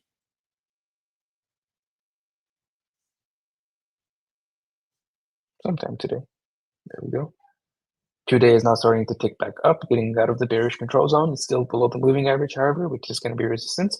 And volatility is now going into contraction until you feel like you're going to make a lower high off of this. And right now you are rejecting this top 38 or bottom 38.2%, which is at about 1,055. This is the level you need to close over to make it back up to those $1,100 highs. Daily also trying to tick back up on momentum, getting close to the edge of the bearish control zone with volatility still expanding. And you are approaching, or currently you're at 21, at the 21 EMA, and your move up from here would be around the bottom 38.2%, which if you remember the previous median was around around 1,070. This is now the bottom 38.2% as well. So this makes it a significant area of resistance. If you can get a close over this 1,070 area, then that takes you upwards to about higher 1100s. 4-hour also flipping up, very close to getting into the bullish control zone, with volatility now going into contraction phase, and you got a fresh buy signal on the 4-hour jewel within the bearish control zone, and that goes along with getting back over your top 38.2%. Very close to also invalidating the silver cross. You can close over about 1,052, and you should see a retest of that 1,050 area, and then continuation into somewhere around 1,100 to 1,200 bucks. Same thing on the 2-hour, starting to freshly flip back up. And you're about to get a bullish cross here too with the pink above the yellow. Ever so slightly below it now. On this next open, this is likely going to cross. Put it on the side.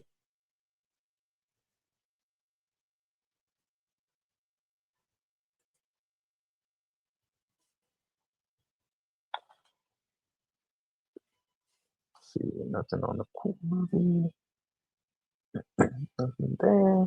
Let's zoom in.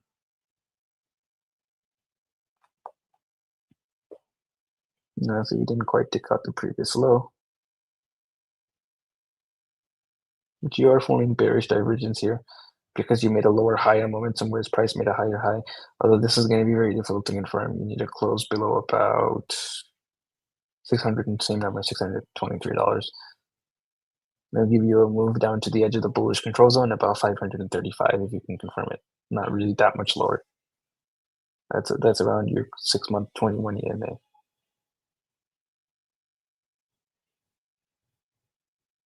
Quarterly is also forming bearish divergence. This requires a close below the same number, $623. Gives you a move down to about 330, 350. Making a local bottom on the monthly. Currently the edge of the bullish control zone is about $1,000. Lines up with that move down to about $1,000 bucks. 2 weeks making a local top. Targets are somewhere between the simple moving average and the edge of the bullish control zone. Puts you between $939 and about $950. Closer to that $1,000 region. Weekly currently has bearish divergence. Targets the edge of the bullish control zone, sits at about $980. With volatility now at 0% with bearish divergence. 5-day also has bearish divergence with volatility at extreme lows. Going to target somewhere around $980. 3 days also got bearish divergence. You've currently already hit the bearish control zone. Next target would be tapping the bearish control zone again, and that level is now moved to about $960. 2 days now about to put in a fresh rise of hitting bullish divergence. This will confirm with any close over. Let's see. This candle's close, which is 1,023. So any close over that will confirm that divergence. That'll give you a target towards somewhere between the neutral zone and the simple moving average, and that gives you a target between 1,076 and about 1,100 bucks. Bullish control zone is at about 1,200 bucks. Nothing there. Nothing.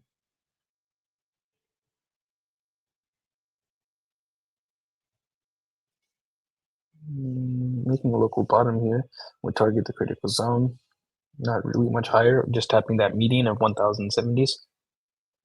Let's check out momentum.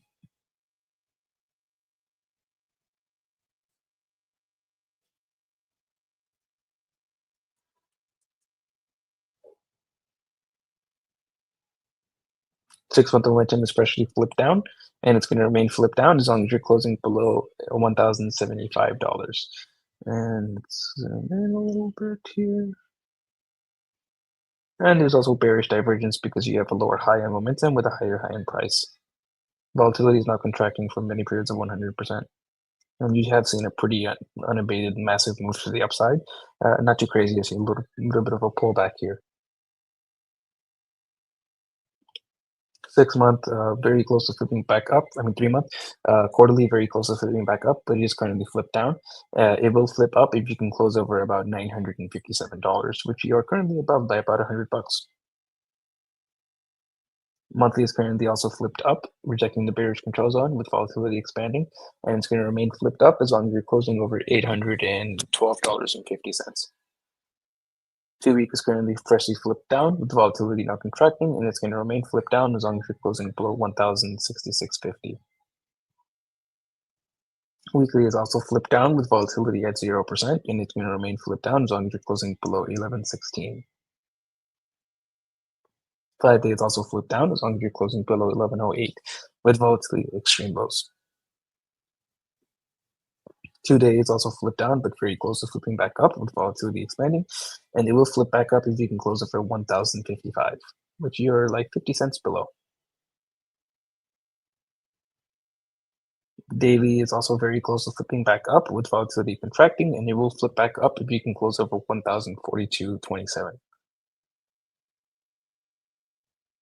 And 4 hours freshly flipped back up, and it will remain flipped up as long as you're closing over 1,016.50.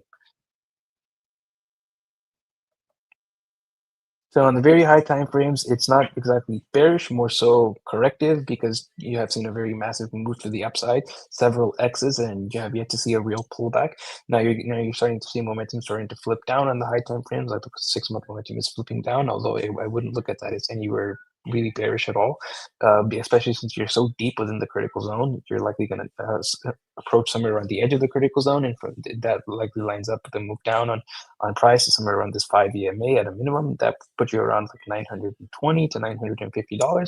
And if you're going to see a more deeper pullback, likely going to sweep these lows and come down to somewhere around like $550 to $520 region. It's going to depend on really what happens on these next important levels.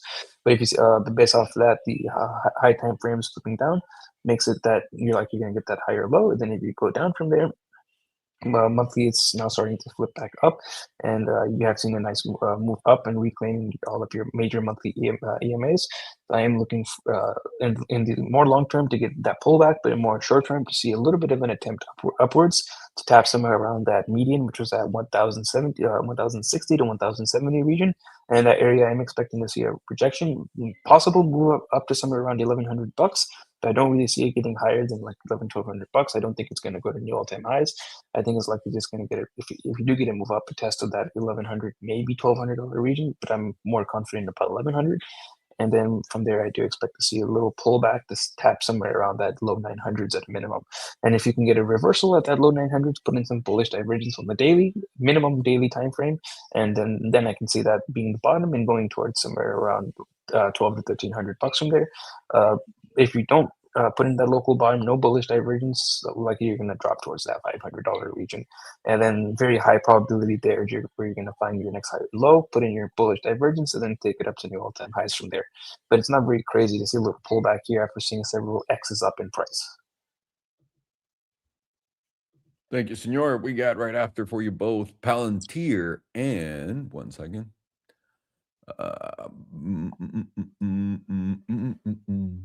Palantir and ETH. Alrighty. I would prefer Palantir. Sounds good. I know Alex would prefer ETH. I'm just speaking for him. Ok. Thank you so much. Gas natural. Vamos a empezar con esta que me lo pidieron antes. Perdón. Rápidamente, ¿qué es lo primero que pueden notar en esta tabla trimestral del gas natural? Uno, gran tope justamente en el 2022. ¿Qué tuvo esto de coincidencia con todo? El tope del gas natural en el 2022, justamente acá en los $10, fue literalmente el fondo del mercado. El S&P 500 estaba acá. Bitcoin estaba acá. Todo estaba ahí abajo cuando esto llegó aquí arriba. Por lo que es bastante peligroso ver al gas natural empujando para arriba. Pero, por más que lo estamos viendo empujando para arriba, hoy cayó 26%. Pero un poco de análisis técnico les va a decir qué es lo que estamos viendo en este momento. Uno, pueden notar perfectamente que el gas natural está en una tendencia alcista desde enero del 2024, ¿no? Pum, pum, pum, alto, bajo, alto más alto. ¿Y este bajo qué es? ¿Bajo más bajo? Bien, bajo más bajo. Al gas natural tal cual como a todo lo que es hijo de puta, porque el gas natural es un hijo de puta, consolidas para abajo, revientas para arriba. Consolidas para arriba, revientas para abajo. ¿Ok? Esto es muy a la Bitcoin. Tenemos que entender eso. ¿Por qué? Porque esto, lo que está haciendo ahorita el gas natural, es lo que vimos con el peso mexicano cuando dio en el 2023 el primer putazo a 18 y luego volvió a caer. Esto es lo que estás viendo con el gas natural. Uno, trimestral, tienes la volatilidad en el punto más bajo de la tabla de toda la historia, lo que te dice que viene el movimiento más grande de toda la historia. Dos, tienes una crisis energética. Tres, tienes una vela topera justamente acá, pero esta vela topera se va a dar en 2 meses y tiene que cerrar por debajo de 3.36. Personalmente me cuesta trabajo pensar que eso va a ser el caso. Vamos rápido a la mensual. Mensual, habíamos tenido un poco de expansión de volatilidad del punto más bajo en toda la historia en la tabla, pero está dándose la vuelta. Esto lo está haciendo acá, cabrón, ¿ok? En lo que estás viendo esto caer, etcétera, honestamente, lo único que estás haciendo es, vas a venir a la zona de los 2.90 y continuar. Esto continúa siendo alcista. No hay nada que nos diga que no. Normalmente, cuando tienes este tipo de acción en precio, como esto, no es un tope cuando te la da tan adelantada. ¿Por qué? En este tipo de activos lo que está haciendo es, aunque te lo dio aquí, no hay duda alguna, pero esto fue consolidando para arriba. Esto te lo está dando consolidando para abajo según él, pero estás en una tendencia alcista, quieras o no. Lo importante es entender estos setups de volatilidad, lo que van a hacer, lo que nos van a dar un movimiento bastante pesado como ese. Una vez más, ese tipo de mechazos a la alza es lo que indica que va a haber continuación a la alza. ¿Por qué trae el mechazo para abajo? Para los que no sepan, para los que estén viendo el gas natural, ponte tú en la semanal. Ok, es la diaria, ¿no? La diaria es la impresionante. Ok, en la diaria tienes toda esta caída, caída. Y acá tienes esta vela. Esta vela que están viendo acá, déjenme quito los indicadores. Esta vela topera y luego tienes esto continuando subiendo. Les voy a enseñar.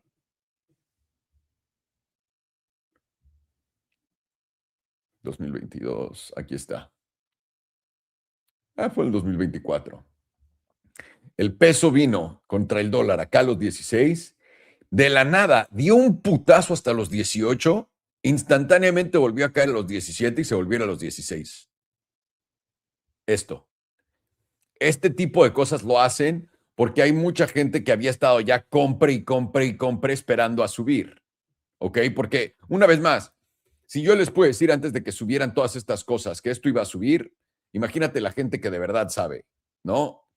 Ahora, ahí tienes el mechazo, este es el gas natural. ¿Qué es lo que, por qué te hace esta gatada de movimientos? Para sacar a todo el mundo que se subió acá, para que les dé miedo y digan, güey, ya me voy a llevar mi lana, esto ya va a bajar. Es lo que está ocurriendo. ¿Dónde te preocupas por el gas natural? Si en la diaria te llevas los 2.70, empezarías a poder pensar que hay algo extraño, pero honestamente la mejor vista es la de 2 semanas. Puedes verlo por acá. Esto debería de aguantar, este bajón. Y si no, porque es un poco a la cripto, esto es lo último para mí que debería de aguantar, los 2.682. Abajo de esto empieza a romper para abajo. Pero una vez más, gas natural es un hijo de puta si lo estás tradeando ya en un rango, porque puede hacerte esto y esto. Puede hacerte esto, esto, esto. Puede hacer lo que se le hinchen los huevos. Pero el ver que el gas natural y también el petróleo está dando la vuelta, haciendo un poco de lo mismo, me dice que lo único que están haciendo es simplemente sacar a la gente que se subió cuando dijimos aquí va a haber una crisis energética. Gente se trepó al movimiento, hay mucha más gente que lo vio venir y les dijeron a todos, tomen sus ganancias y luego te las quitan en chinga para que digas, ay no, me voy a salir con un poco de ganancia. Es lo que está pasando en el gas natural, en mi opinión. Y en el petróleo también trae una tendencia brutalmente alcista acá, si es que podemos romper esta diagonal bajista que viene desde septiembre del 2023. Y lo va a hacer. Vamos a esta zona. Sin problema alguno. Ahí lo tienen. Eso es Natural Gas. Ahora vamos a Eli Lilly, la cosa para los gordos. Se las voy a poner bastante sencilla, damas y caballeros. Uno, no va a ocurrir nada de esto. Estaría bueno, pero nos dio el putazo para arriba tal cual en esta zona. Y ahora esperarías que lo mejor que te podría pasar es que regrese a la zona de los 958, que es esta. Voy a eliminar estos.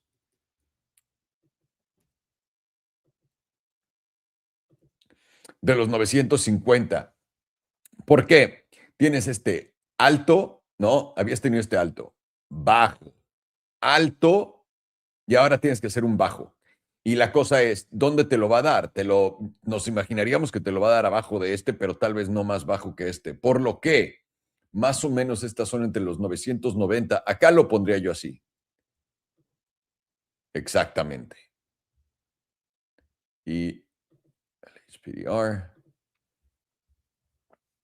Para que puedan ver, el 61.8% está acá en 917. Una vez más, tu entrada prime va a ser 950 porque además vienes con estos topes de acá. En los 950 vas a poder agregar a tu posición para continuar. Tiene que darle tiempo a esto. Está muy, muy, muy, muy caliente. Ahorita la parte alta de la zona azul está en los 1000 y la media está en los 950. Una vez más, otro punto para nosotros, para agregar ahí. 1009, una vez más, el 61.8%. Ahorita los 950 están por aquí del 21 en la semanal, se ven difíciles, pero alto, bajo, alto, bajo. No creo que te vaya a dar más de los 1025, a menos de que ya vaya a caer. Esta chingadera continúa con una fuerza impresionante. Y ahora vienes de abajo para arriba, vienes exactamente del 78% y vas a venir para acá. Tal vez ya te perdiste la entrada de esto.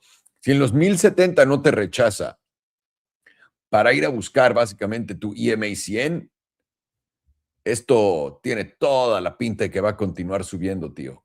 Toda. Básicamente aquí es esperar. Si llegas a los 970, agregar. Si, güey, de casualidad todos los 920, agregar. ¿Por qué? Porque toda esta zona que antes era resistencia, ya la convertiste en soporte y no has venido a retestearla una sola vez. Lo hiciste acá, pero con varios SFPs. Desde que rompiste aquí a la alza, si yo voy a agregar a la medicina de los gorditos, es esto, aquí, en los 924. Si no, también no sé qué tanto pueda subir, ¿no? O sea, tiene cara que va a continuar subiendo y obviamente porque pues gordos no van a acabar y no van a empezar a hacer ejercicio, pero está duro, estás en medio del rango ahorita, ni para corto porque corto tienes que invalidar aquí arriba, ni para long. Es más bien esperar. Si te da la oportunidad de un retroceso a la zona de los 950, la zona dorada sería esta, la de entre los 886 y los 913, pero que te los va a dar quién sabe, cabrón. Se ve bastante bien esta cosa, honestamente. No está tan perdida como nos gustaría pensar a todos nosotros, ¿no? Bastante potente. Vamos a ver Palantir en putiza, ¿no? O Ethereum era lo que querían ver todos ustedes. Denme un segundito. Tengo que crear mi chingadera esta que ya borré ETH. Y a ver qué nos dice el buen Alex de Ethereum. Vamos a ver. Voy a verlo en putiza antes de que regrese el buen Alex. Denme un segundito. ¿Dónde estás, Ethereum? Ethereum yo estoy esperando, honestamente, los 1750. Esa es mi zona. Acá. No les voy a mentir. ¿Por qué la tengo escogida por adelantado? Y ahora puede bajar y llevarse esto. Recuerden, voy a comprar Ethereum en spot. No me importa, ¿cómo se llama? No me importa si se lleva los mínimos y la verga. A ver, aquí está Alex para que nos enseñe qué hay con Ethereum. All right, sir, all you. Beautiful. Let's go to the most important chart, Ether's Bitcoin. And let's see, it's really nice actually, ETH versus Bitcoin, and it really makes me a little upset because, well, hindsight is 2020. It really was just an easy gauge on ETH. Let me show what I mean by that. Really, I mean, the very big point on ETH versus Bitcoin has just been 366, right? We've just been watching 366 the start of 2025, the middle of 2025, and even into 2026, December, January. It's been very important to help us gauge if we're actually bullish or bearish on alts or ETH. Because remember, apparently to everyone, alt season's around the corner, things are just beginning, and Ethereum's guaranteed of hitting $5,000, apparently, which is kind of what the word on the block's been. But the chart will tell us that if that's actually going to be the case.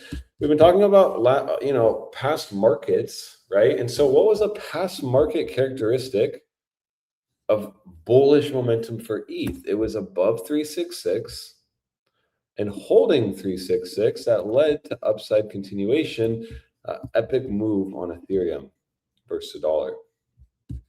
Here as well, you got back with 366, made a very nice move to the upside. Here's where you started to chop on ETH 2018, 2019, before inevitably rejecting and coming all the way down. But the trade started at 366. 366, 366, and then even this breakout, 2021, 366. So, right, you get the point. It's very important, even into the beginning of 2025. 366, deviation, down only. Remember when ETH made a new all-time high and we were so back? It was off of 366 reclaim.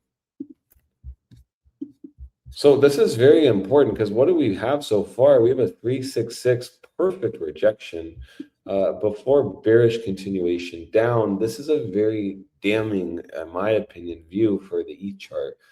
Because whereas something like this deviated, never tested 366, let bulls have the opportunity to come back and retest it, you have officially now retested 366.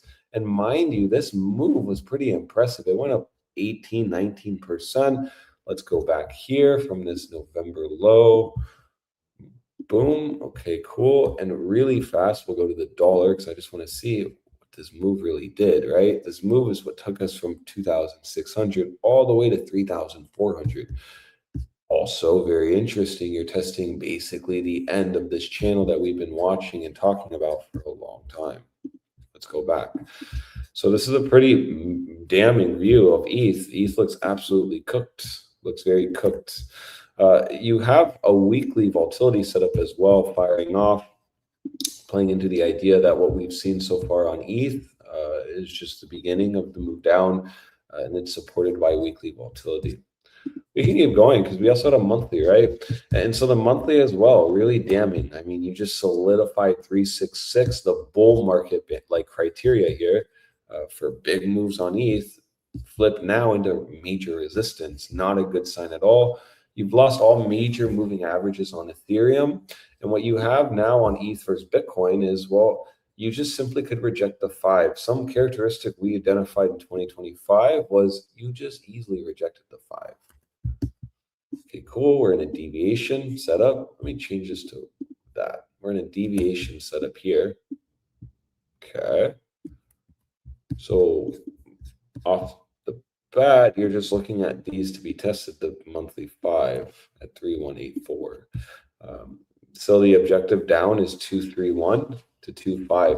Doesn't matter about the numbers. Let's just see the percent, right? It's about 14 to 22% left to go. Pretty damning, right? It's when he's trading at 2,300 at this point. And mind you that you've seen this area hold. If ETH versus Bitcoin ends up not holding this 1623 level, you really could start seeing ETH go back to $500, which I'll explain later on when we actually view ETH versus the dollar. But the perspective on ETH versus Bitcoin is, yeah, this looks terrible. There's no really way to sugarcoat it. You've lost a quarterly 5. You're now dumping. The 9 and the 21 have crossed on the quarterly, something you've never seen before on Ethereum chart. Excuse me.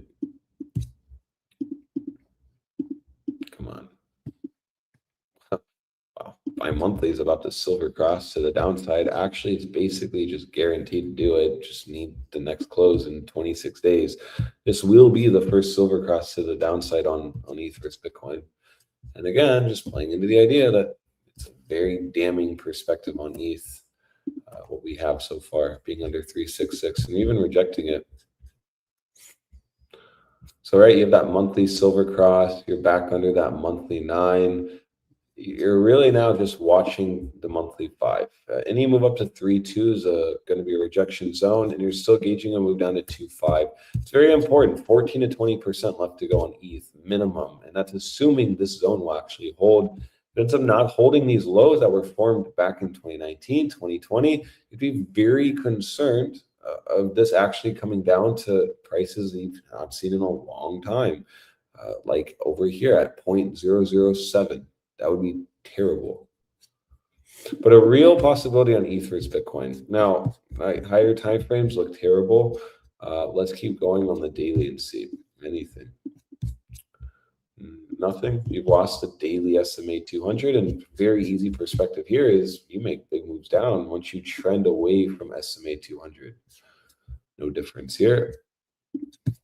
So now we have an easy gauge, right? We get back above 366, more confluence that maybe ETH is going to do something cool. Back above 366, holding above the SMA 200, that's a good sign. Quite the opposite now. Let's keep going. Let's go to 5-day. 5 days been an easy perspective, right? No reclaim of the 5-day EMA 100. This is why, right? No trigger, no trade. Very, bulls got smoked here, front running this close. And then you just even got, blessed with another 5-day EMA 100 rejection before follow through down. Now what we can do is we can use this low. We can draw a little, lower time frame line, and we can start gauging lower time frames. Are we going to flip this November low, right? Now we're going to go to the daily. Let's see. I have that daily 5 right there. So as long as ETH versus Bitcoin's under the daily 5, this is in breakdown mode with a target to 257. Again, use November's low, meme line it, and just gauge the daily 5. Something you really see nicely hold, which is that daily 5 to the upside. So why not to the downside here? And the last two rejections came off the 5.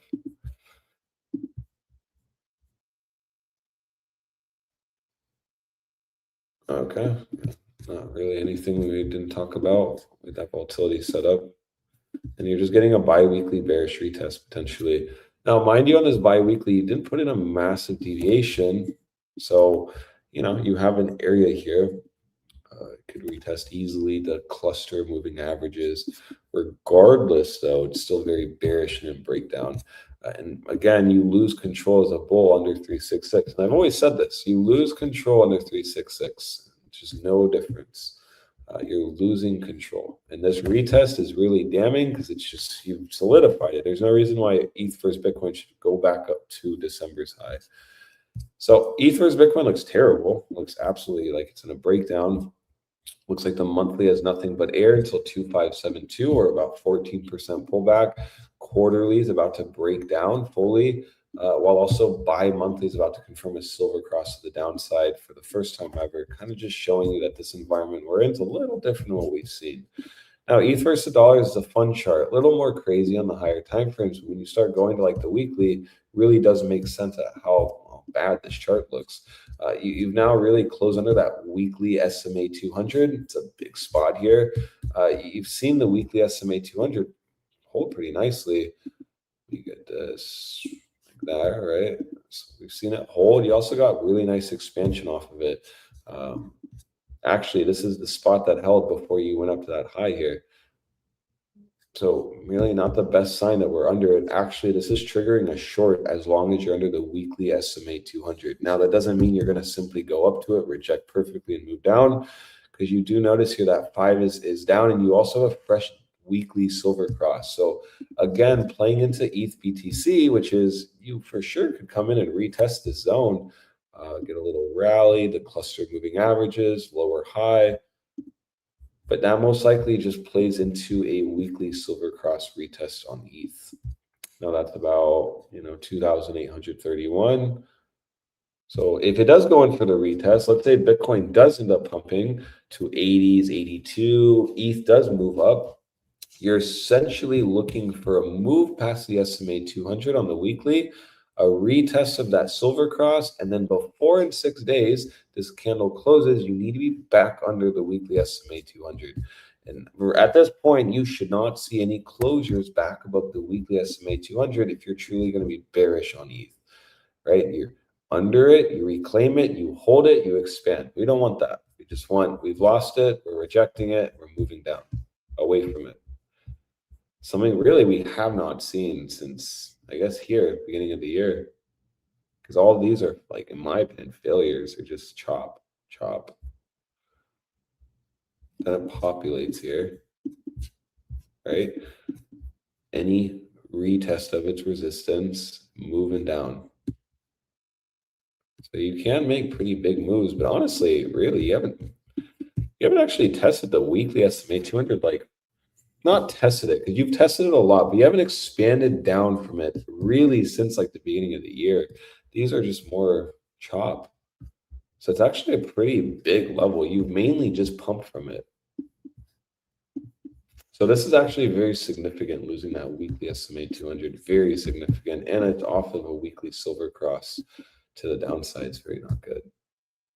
It's terrible, actually.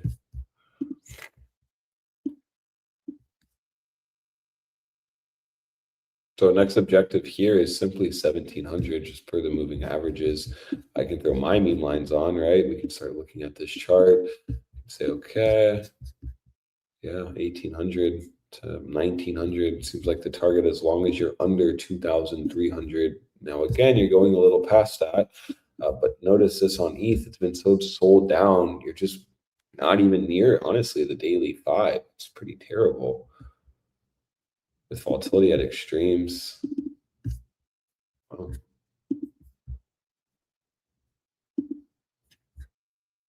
That's like really epically bad. And again, remember, it's hindsight, like I said. So where did we top? It was here, January 2020, January 12th. So like here. Okay, this was December 8th. So it was actually this high, this top, December 8th. Just sticking to the levels. Oh, we're not back above 366. It just would have been the short. And just would have printed life-changing money. Same. It's down 37%.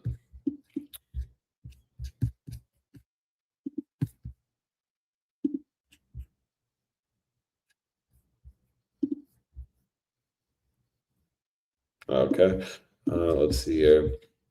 So monthly is on the verge of trend shifting. Officially getting your first macro lower low. In my opinion, you just need to take out 2,115. So you went to 2,155. So very close. You're getting that like little divergence trade trap on like kind of what Bitcoin on the bi-weekly is doing. But still here, I mean, if you do end up forming that lower low, you will just be looking at that $1,900 region as kind of the bounce zone. It could literally do this. Takes out, in my opinion, I'm using this as the higher low. Takes that out, consolidates, and then we pump, and we just simply retest the 34, then lower high and reject. Could definitely be something. But regardless, ETH is terrible. I see no reason why you'd be investing. You've just lost a monthly 34, and you're in the gray zone. Yes, you're at support at 2,300, but in all realness, this doesn't look like strong. It doesn't look like it wants to bounce really. And even if it bounces, I've shown like on the bi-weekly here, you just simply are going to retest 2,600 and possibly reject bi-weekly EMA 100, weekly SMA 200. So it actually looks terrible. Now, for me on my E chart, let me just go to the 3-month and let's do this. Drawings, no, indicator. There we go. Okay, cool. So I want to clean some of this up. These lower time frame trading lines that I have. So we really can just see the perspective that we're at on ETH.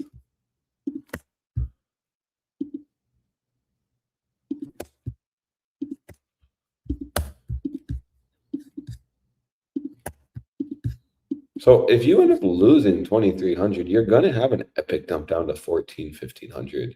Now, there'll be bounces in between this, obviously, like around that $1,600, $1,800 region. But still, the point is you bigly can dump from this point.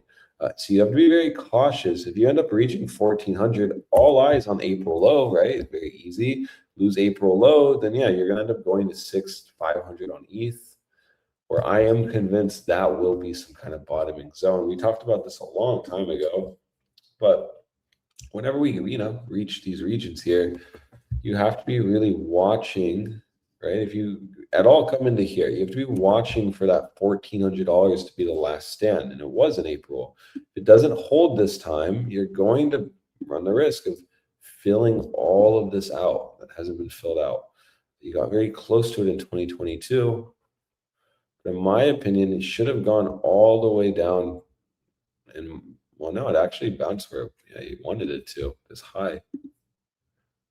So there was the first spot. If it doesn't hold that, yeah, $500 to $600 where you're just getting that bullish retest. That would be pretty bad if you bought ETH at 4,800 and it's at $500. Yikes. But that is a legitimate thing that you have to be concerned about. Really, I mean, are putting in very close to the setup that you had that took us to $800, and well, ETH BTC is even weaker than it was in 2022. So you have to be very concerned. Look, you're literally in the same spot that this took you to $800 in a month and a half. So you have to be very cautious here of a major dump down. For me now on ETH, versus a dollar, you're just looking at 2,300 as the spot. In my opinion, the weekly view is better. You're just using the weekly SMA 200. As long as you're under the weekly SMA 200, you are going to be more bearish. You are going to have a target down to $1,400. To me, that's a big spot. You'll either hold it or you'll capitulate. But at least we can use the weekly SMA 200 to have a gauge. If you're looking to be a bull on ETH, no point to do that under the SMA 200. But rather, you should be looking at this as a rejection zone with a probable, very high probable silver cross. Actually, yeah, it has crossed already. Yeah, so with already a silver cross done. So that is all I have on ETH. Looks terrible. It's like it could go to 2,400, could go to 2,600, but regardless, still means it's going to reject. I really don't see this going up at all. And I would be I'd be very surprised if we at all took out January's high before an $800 ETH. So you can just interpret that however you want. But I don't think we're going to test these highs for a long time. Actually, I think we can easily do something like this, but it looks absolutely cooked to me, honestly. Ethereum, and I don't see if you're a bull what the case is to buy this anymore. It's broken down too much. Structure's messed up, and even on this 8-month, look at the next target. $1,400, right in that zone we talked about. So it really is looking concerning. Yeah, that's all I have. ETH, really not very confident in this holding. And I honestly am still waiting for $600 for ETH to buy. I think that'll be a good investment spot. Thank you, Senor. We'll jump on Palantir in a second. I'll be super fast so we can get that and hopefully another one. Let's see. It's been interesting with ETH. It's been holding this fucking entire bear market support line until we broke down to that famous $1,300, $1,400, and then now we're losing it and retesting it to lose it again, which is going to be fun. Now, let me add it so that people can see what I'm talking about. And if ETH ends up going into a bear market here, so because it just ever so slightly made a new all-time high in this cycle, like XRP kind of didn't really do anything in 2021, and then this cycle it blew the fuck up. Maybe the next one ETH does like 10K, 15K. Well, ETH is bound to mega super explode just based on volume. This is what this is the one thing I've said, and I'll say it again, and I'll die on this hill one more time. The cryptocurrency market cap is $3.5 trillion total. Bitcoin, which is half of it, Ethereum, XRP, and all of those, $3.5 trillion. The moment that JP Morgan Chase, that has 17 trillion liquidity cash, just turns their fucking money to digital money, those are 17 trillion going into ETH. Again, the market cap of crypto is 3.5 trillion. So you are going to see ETH go to a place that you've never seen it before, in my view, because crypto, and I was on it like knee deep on the 2021, 2022, 2023 with the NFTs, and I'm still in. When you have a chain that has a lot of volume and a lot of transactions, their token appreciates like a motherfucker. It's those rallies that no one can understand, except meme coins are here to confuse everyone. But real useful chains do go up like a motherfucker when there's money going through them. And ETH is going to be the most active, busiest network with the most value going through it on Earth. And imagine being able to buy it at $600. It's like an easy 20x. I know, but you've been holding for a long time. If you bought it at $600, that means you bought it 4 years ago. No, 6 years ago. No, I mean like if it ends up going to 600 now. Oh, I really doubt it. I think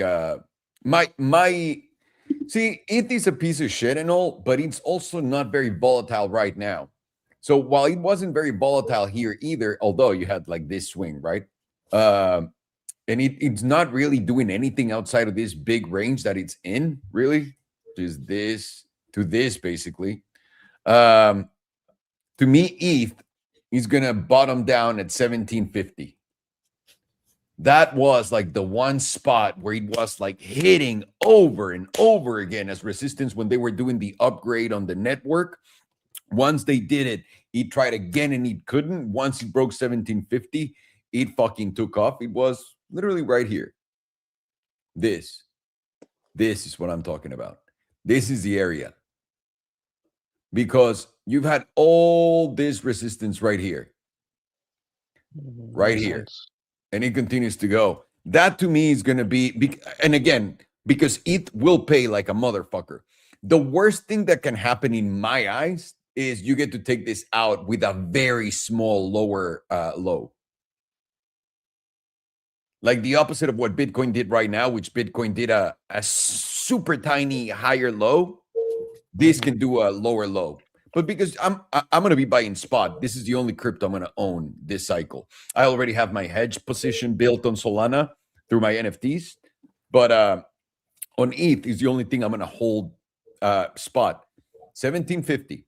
That's all I need because this shit's going to go to 10,000 easy. And then I'm going to follow you on that trade. Yeah, same. I've actually been planning to just only hold ETH this next bear market. And then the way that we can hedge the spot position is by shorting futures at every major resistance. Yeah. Oh yeah, I like the way you're splitting that. You're shorted. Do you have the SMA 200 on that weekly? Yeah, it's the purple right here. Okay. At 2600. This is what usually people who run like giant crypto funds, like $100 million plus funds usually do, is they'll have 95% of the size in spot and then 5% to short futures to hedge the long position in spot. It makes all the sense in the world. That's crazy. I don't know why I never thought about that. And then it reduces your risk. Yeah, that's fucking dope. And also, it keeps you busy. Yeah, you got something fun to do. Yeah, I mean, fucking holding crypto. I know that every retard on crypto on retard Twitter is saying how hard it is to hold Bitcoin and what a job it is. Because buying it with your Coinbase one-time buy button is so hard. And then just not doing anything, it's so hard. My God, these people deserve a plaque. They deserve to be teleported to heaven right now. They should have a meeting with Jesus and then with God because they bought a crypto that they held on to. My God, what an incredible. I'm guessing it's so. This cycle has been so difficult. Shut the fuck up, pussies. Go ahead. I'm guessing it's so difficult because they need the money to pay rent. Exactly. Oh yeah. God, I like hearing. This is why I'm staying the fuck away and I'm going back to like literally none of my computer. I can't with how stupid everyone is. And the thing is, they've really, really, really destroyed the differences between listening to someone that has something smart to say to like anyone. So now everyone doesn't know who to listen to or what to listen to, and everyone's a fucking major idiot. I'm so tired. I just can't really believe there's people complaining that they're holding on to a crypto that they just bought on spot and making it like their personality and their life. That's how stupid we are. It's frustrating. It's like the people who put it into their X usernames and they got their bio with all their shit coins in there. Yeah. Oh, well, I saw this because back in the day, when I started doing BlackBerry videos in 2008 on YouTube, before all you motherfuckers wanted to be on YouTube, and I was the only retard, and people would look at me weird the way that it's supposed to be. Back then, a buddy of mine, he went by BlackBerry Kevin, who, by the way, sold his blog for millions of dollars, did incredibly well and whatnot.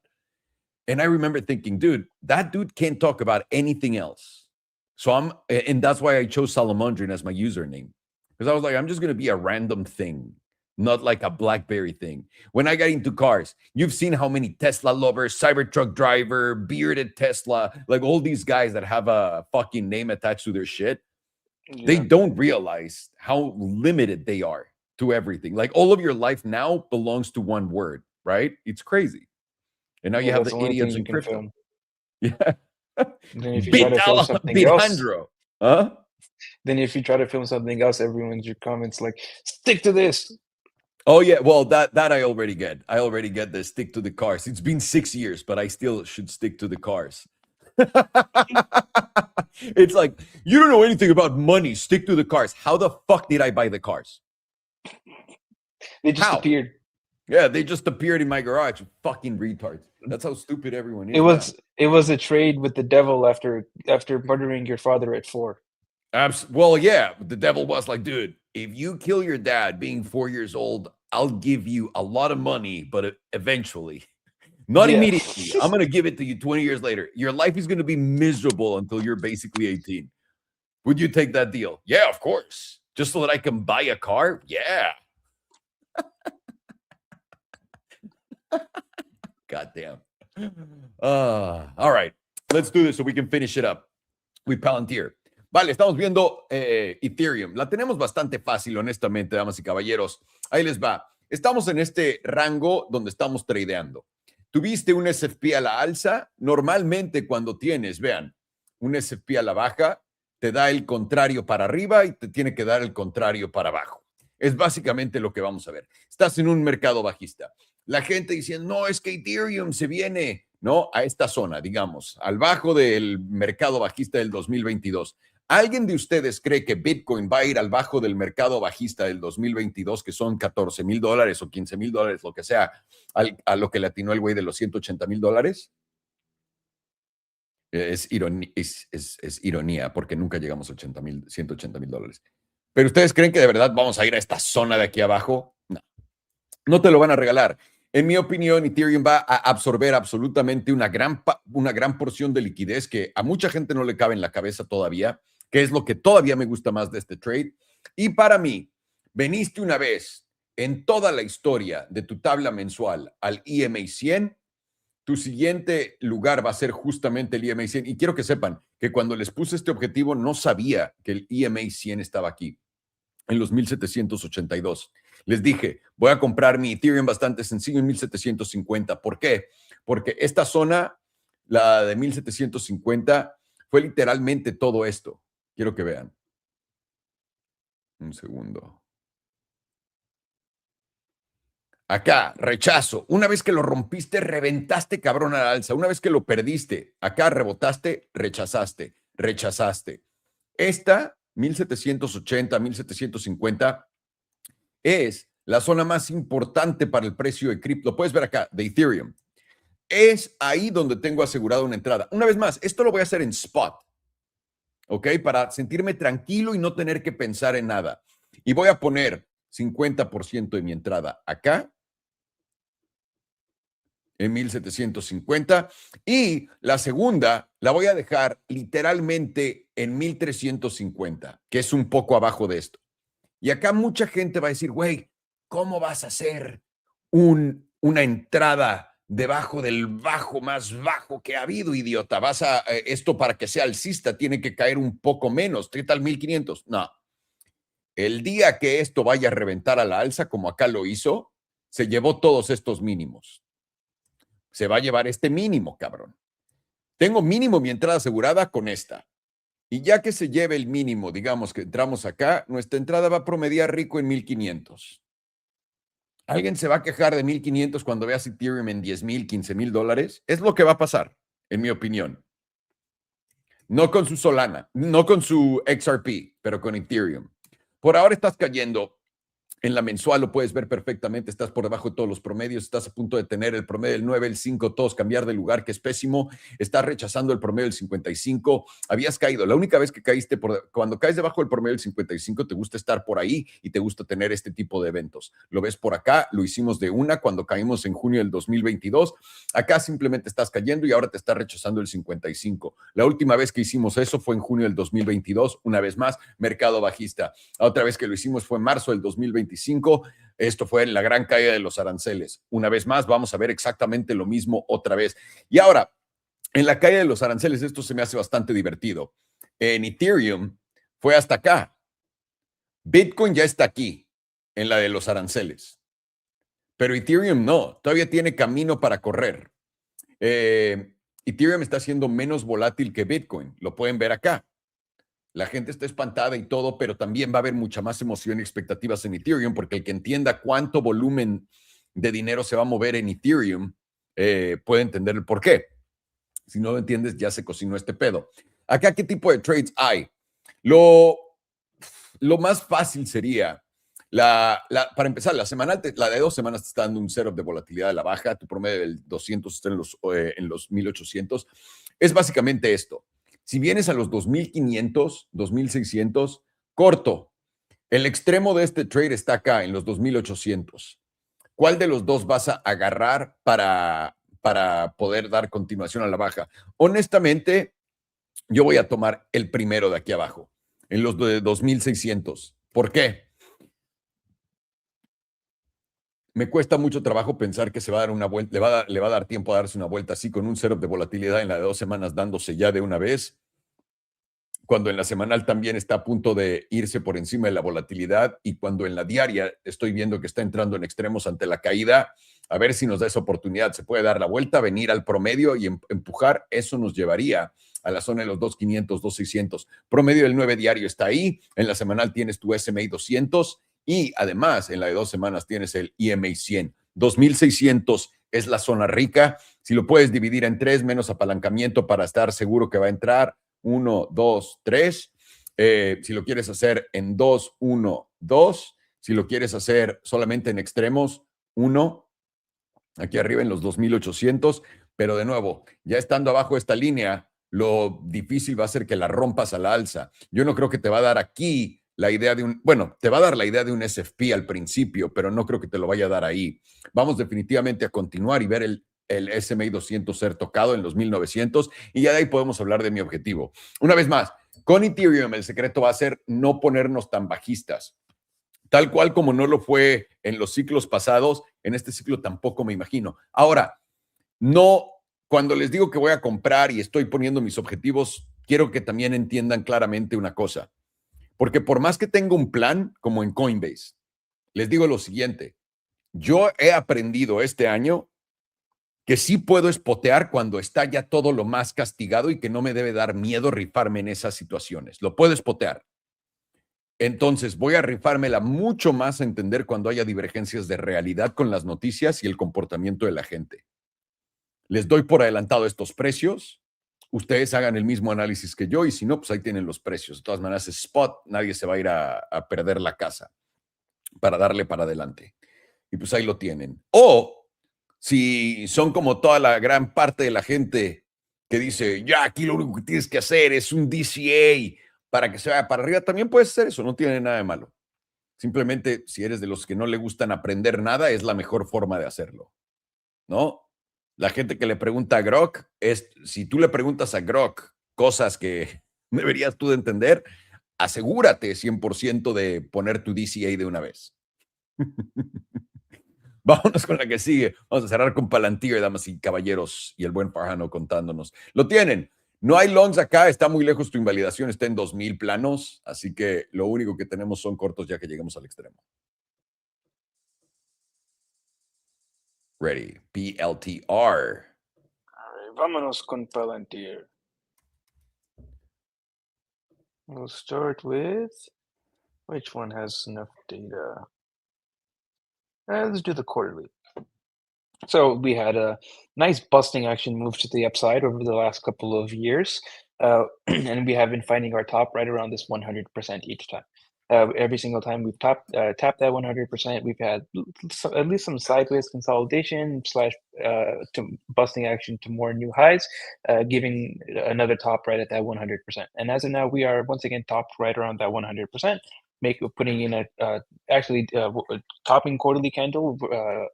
Darth Maul evening star type of candle here, which we never really got all the way throughout this uptrend. So I would be looking for a deeper pullback than we got in any one of these moves. Right now, that would take us down to somewhere around this bottom 38.2% at a minimum, and that puts you at about $140. And there is a decent possibility that you can bottom here, but you're going to need to form a local bottom here on some bullish divergence. And to make a local bottom, you will have to close as of this moment above your all-time highs at around $207.52. But as this goes on, and as you grind around this support level here, it'll be easier and easier to confirm a local bottom. And then once you can confirm that local bottom, I expect to see some more busting action to wherever the 100% is at that time. But as of now, we have to see what happens right around this 38.2%.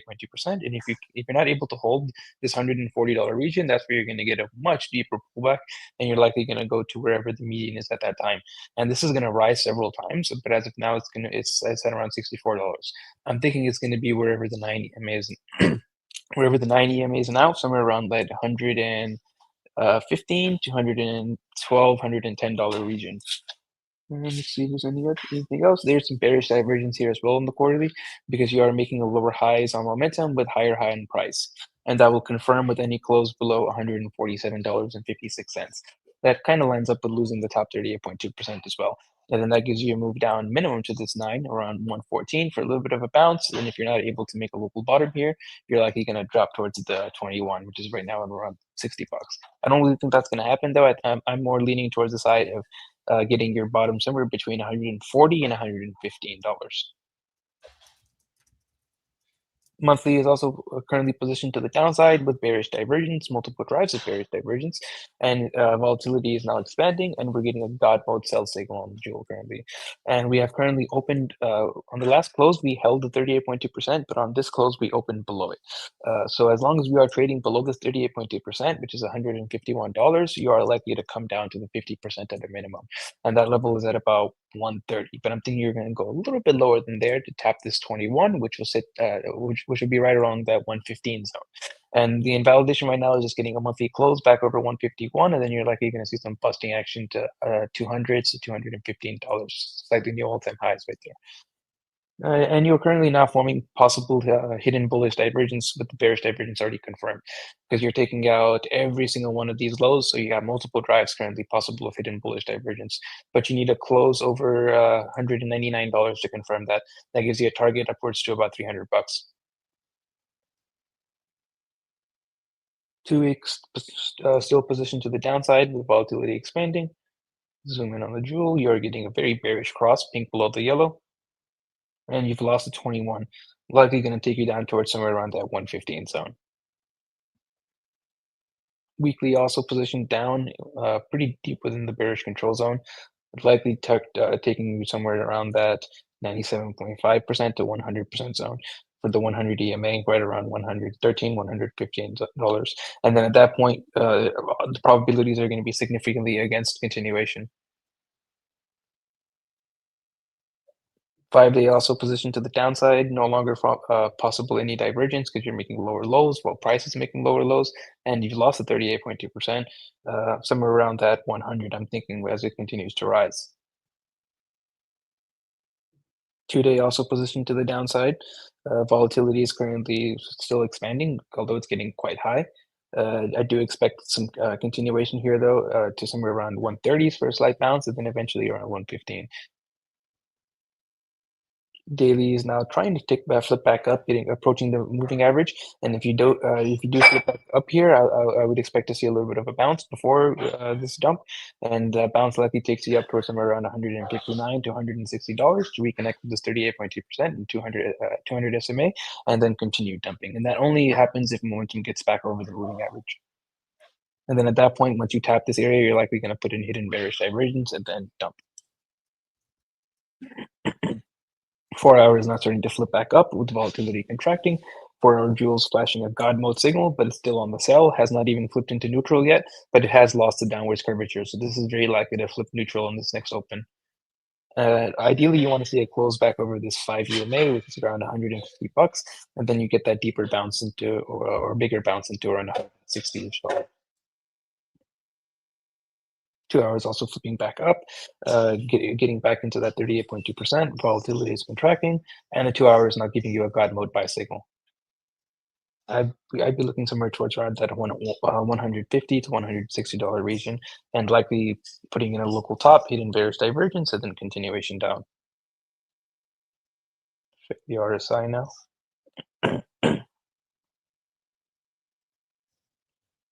And here.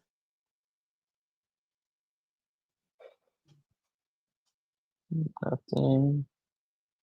Monthly made a local top that does target the bullish control zone. Currently sits at about $128. Like you're going to see that 160 area first, and then tap that 130 zone.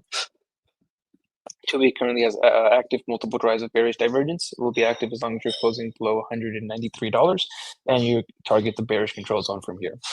And that is at about, this is going to update likely, but it's sitting at around $94.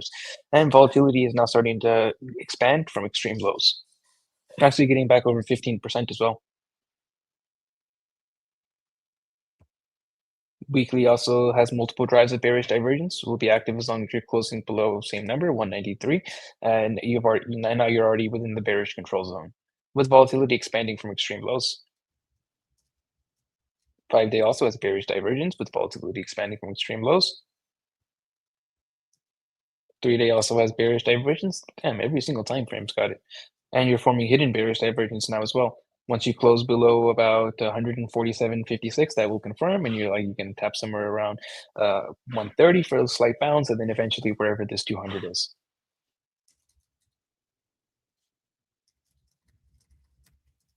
Invalidating the bullish divergence. Daily has a fresh drive and hidden bearish divergence, although you're already in the critical zone. Very likely you're going to bounce from here.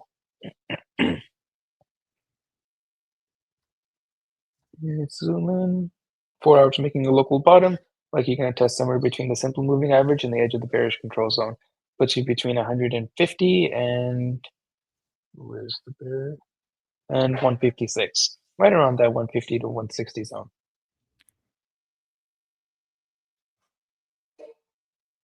And you have a nice gap ski down here as well at around 146. So whenever you're finished with this bounce, you're going to have a magnet for down. And you have a 2-hour drive of hidden bullish divergence, which will be active as long as you're closing over 145, which also goes along with the idea of the short-term bounce from this zone. And that would take you somewhere around the edge of the bearish control zone to the neutral zone, and that puts you between 156 and 165. Now let's check momentum.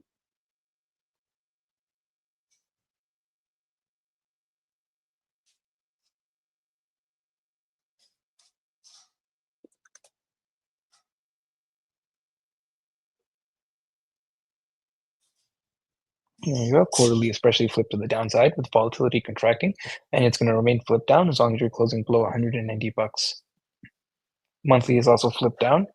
Projected to lose the critical zone on this next open, and you are going to be, with volatility contracting, almost fully reset, and you're going to be flipped down as long as you're closing below $194. Kind of does look like this is getting close to finding its next higher low. I'm thinking somewhere around that 115 to 130 zone. 2-week is 2-week is also flipped down with volatility now freshly expanding, and it's going to remain flipped down as long as you're closing below $183. Weekly is also flipped down, rejecting the bullish control zone with volatility expanding from extreme lows, and it's going to be flipped down as long as you're closing below 171. 5 days also flipped down, rejecting the bullish control zone with volatility expanding from extreme lows, and it's going to be flipped down as long as you're closing below $179. 2 days also flipped down, now entering into the critical zone, and it will be flipped down with volatility expanding as long as you're closing below $153. And you're about to get a fresh silver cross to the downside on the 2-day. Likely going to get a nice dump ski once that confirms towards that 110 to 115 zone. Daily is also now flipped down, freshly to the downside, with volatility expanding, and it's going to remain flipped down as long as you're closing below 155. If you're close to flipping back up. And 4 hours now freshly flipped back up with the volatility at extremes, and it will remain flipped up as long as you're closing over $146, which makes it more likely that daily will flip back up, and then that takes you into that 150 to 160 zone. And let's go back up. On the high time frames, it's not looking necessarily bearish, just looking corrective after seeing a massive move to the upside. You have quarterly momentum freshly flipping to the downside. You have monthly momentum flipping to the downside, although monthly volatility is now almost fully contracted back to the areas where you expanded from, where you went from on this start of this rally, which took you to new all-time highs on every single one. But now I would expect slightly lower from here, though, to tag somewhere around that 115 to 130 zone, which would be very key areas of support, major EMAs, as well as major areas on the HPDR. And it's going to be extreme areas to the downside, making it much more likely that you're going to bounce from that area, and probabilities will be against continuation. But on the low time frames, I am looking for a bounce from here. You do have a very low time frame bullish divergence with momentum flipping up. 4 hours already flipped up. Daily is very close to flipping back up, and once that does flip back up, that's going to give you a target somewhere around that 155 to 165 zone, and then that's a very, very high probability where you're going to find your next lower high, and then I expect from there that 2-day silver cross to play out, and that'll take you towards somewhere around $115 to $130, where I do think you're going to find you're going to bottom at, maybe consolidate there for a little bit of time, form some hidden bullish divergence, and then that takes us from there to new all-time highs. Perfecto, senor. All righty. Is there anything you boys like to say before you go? And I know that we got to get back together in 30. Nothing on my part. Just pay attention to the Discord, I guess. We'll be updating that, and maybe the alerts if we get that 86K short, or maybe the 82 too. Yeah. We will see. Fine. Yeah, same for me. I'm looking for somewhere around $80,000, $80,500 first. I do think that area will reject the first time around, but I do think we're gonna eventually blast through there, and then basically the same as what Alex said, the 82s and then 86s, and whichever one gives us our top. Then from there, I do think we're gonna dump heavily. Yes, sir. Yes, senor. All righty. I'll see you boys in a second. Thank you so much. That was amazing. Buenas tardes and hasta luego, muchachos. Coachy Loco signing off. Coachy Loco, we'll see you boys soon. Thank you, señor. Ok, ahí les va. Estamos viendo Palantir, es un poco lo que habíamos estado diciendo. Y acá pueden ver esta consolidación alcista en Palantir. Y esto, básicamente, que habíamos puesto la semana pasada. Caímos de ello y ahora nos va a rechazar acá. La oportunidad de corto en Palantir está en los 154. ¿Por qué? Una vez más, estás viendo la de 2 semanas, damas y caballeros. Esto, resistencia, soporte, soporte, y ahora, ¿qué tiene que volverse? Resistencia. ¿Ok? 154 es donde está la línea meme. Tu invalidación, esto es lo difícil, porque aquí tienes que poner una invalidación imaginaria. No hay nada de cerca, a menos de que me vaya a la diaria, vamos a ver.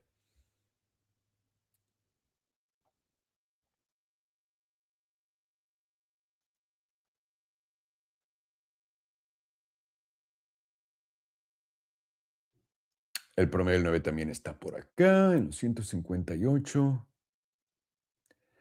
Yo pondría la entrada de extremo para este corto, sería el promedio del 9, 158, y mi invalidación usaría 163, que es el máximo de acá. El de acá. Y ahora esto es imparcial. Esto es literalmente aventándole es un volado. ¿Ok? Porque estamos viendo que estamos cayendo. Ahora esto es un hombro, cabeza, hombro. El hombro, cabeza, hombro tiene una medida a la baja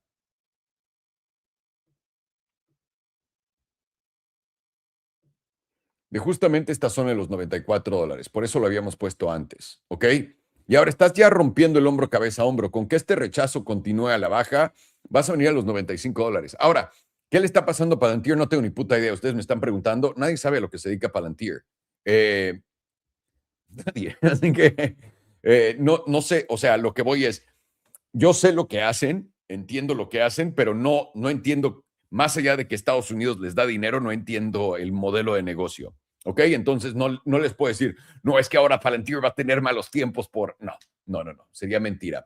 Siguiente objetivo, obviamente, si estamos viendo la trimestral, serían los $136, que es donde intersectan estas dos velas. ¿Por qué? Normalmente cuando tienes lugares de esto y tienes que te rechazó para arriba y te rechazó para abajo, son puntos importantes para el precio para poder rebotar. 130, puedes ver que el promedio del 9 está aquí abajo en los 113 y lo único que tienes que perder es tu promedio del 5, que está en los 146 para poder ir para abajo. En el mercado bajista del 2021, una vez que perdiste el promedio del 5, fue suficiente para llevarte al final del mercado bajista en la trimestral y es lo que quieres ver, 146 para abajo. Eres alcista, quieres recuperar los 154 e irte arriba de los 168.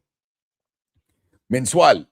Mensual, lo que tienes es volatilidad en el punto casi más bajo de toda la tabla. Te está preparando un movimiento choncho. Los últimos movimientos chonchos fueron para arriba y no hay nada que diga que el movimiento choncho no puede ser para abajo. Este primer movimiento a la baja te lo dio con esta setup de volatilidad. Estás por debajo del promedio del 9 mensual y lo has estado. El mes pasado lo cerraste por debajo. En el último ciclo, la última vez que cerraste por debajo del promedio del 9, simplemente rebotaste para después caer. Es muy parecido a Bitcoin esto. Y esto me dice que justamente entre los 150 y los 168 la oportunidad de corto perfecta, un poco comparada con Bitcoin en los, digamos, ¿no? El promedio, 82,600 o 86, que sería el extremo. Estos serían los 82 para ti, este sería el 86, para que tengas una idea, ¿no? Que Bitcoin se nos hace más fácil a todos.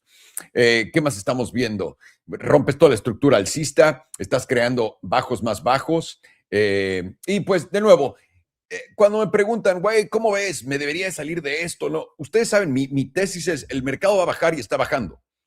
Casi todos los activos están muy abajo, nada más hay pocos que todavía se mantienen arriba. Entonces, la pregunta, lo que me preguntan a mí solamente contestándoles honestamente es, no tiene sentido. Palantir ya está bajo 30% y nadie está, de nuevo, nadie está hablando de estas cosas. Solamente les dicen lo altos que están los índices, que es lo único que los distrae a todos. Coinbase en la mierda. Tesla, una vez que la de Tesla se les está jugando sucio a todos. Una vez que de verdad caiga, porque les siguen contando ahora que SpaceX, XAI y todo esto se van a unir, cuando esta verga caiga, va a caer fuerte y rápido. Y para los que no entienden por qué tiene que caer Tesla, por qué tienen que caer todas las cosas, es sencillo. Lo que yo les había dicho, les había contado, Tesla tiene que caer por temporalidad y también malos resultados, van a hacer menos dinero y van a tener menores márgenes.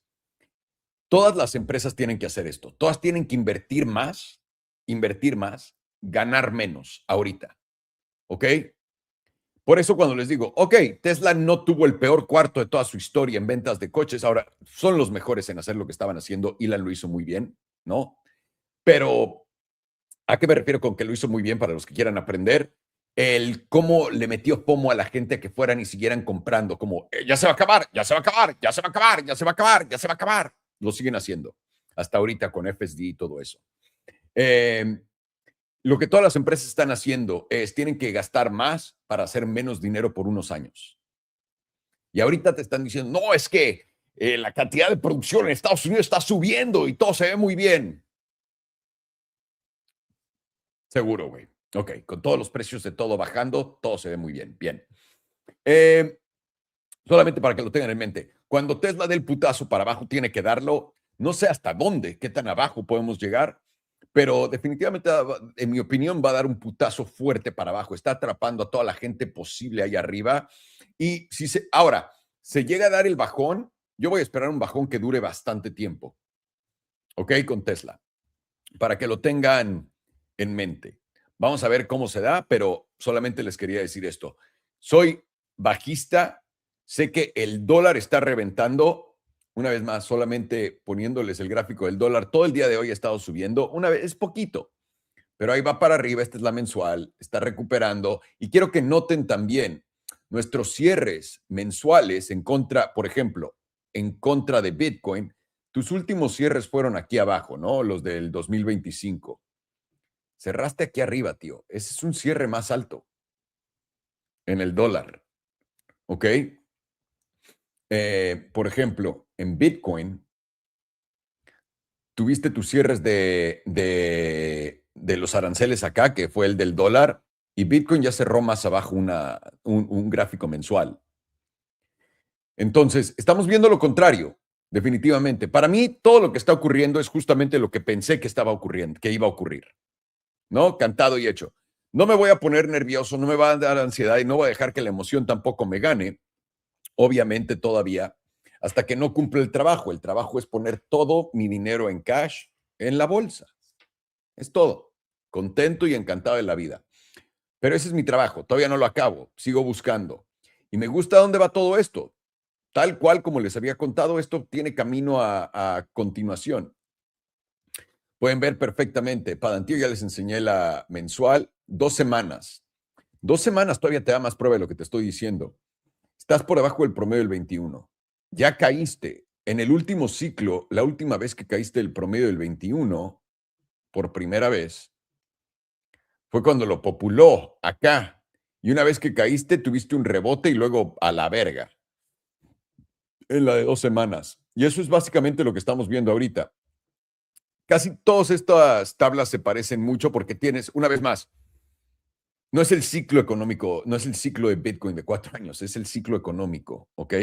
Ciclo económico de 4, 8, 16 y 30 y tantos años, ¿no? Y también, en realidad deberían de ser 33, pero hay 3 de esos en un ciclo de 100 años.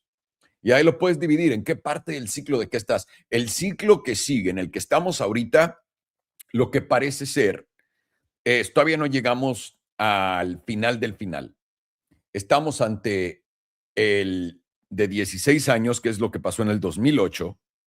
Estás ante también una gran cantidad de inyección de liquidez que va a ocurrir, que va a ser la mayor que ha ocurrido desde COVID, por mucho, pero por mucho más en realidad.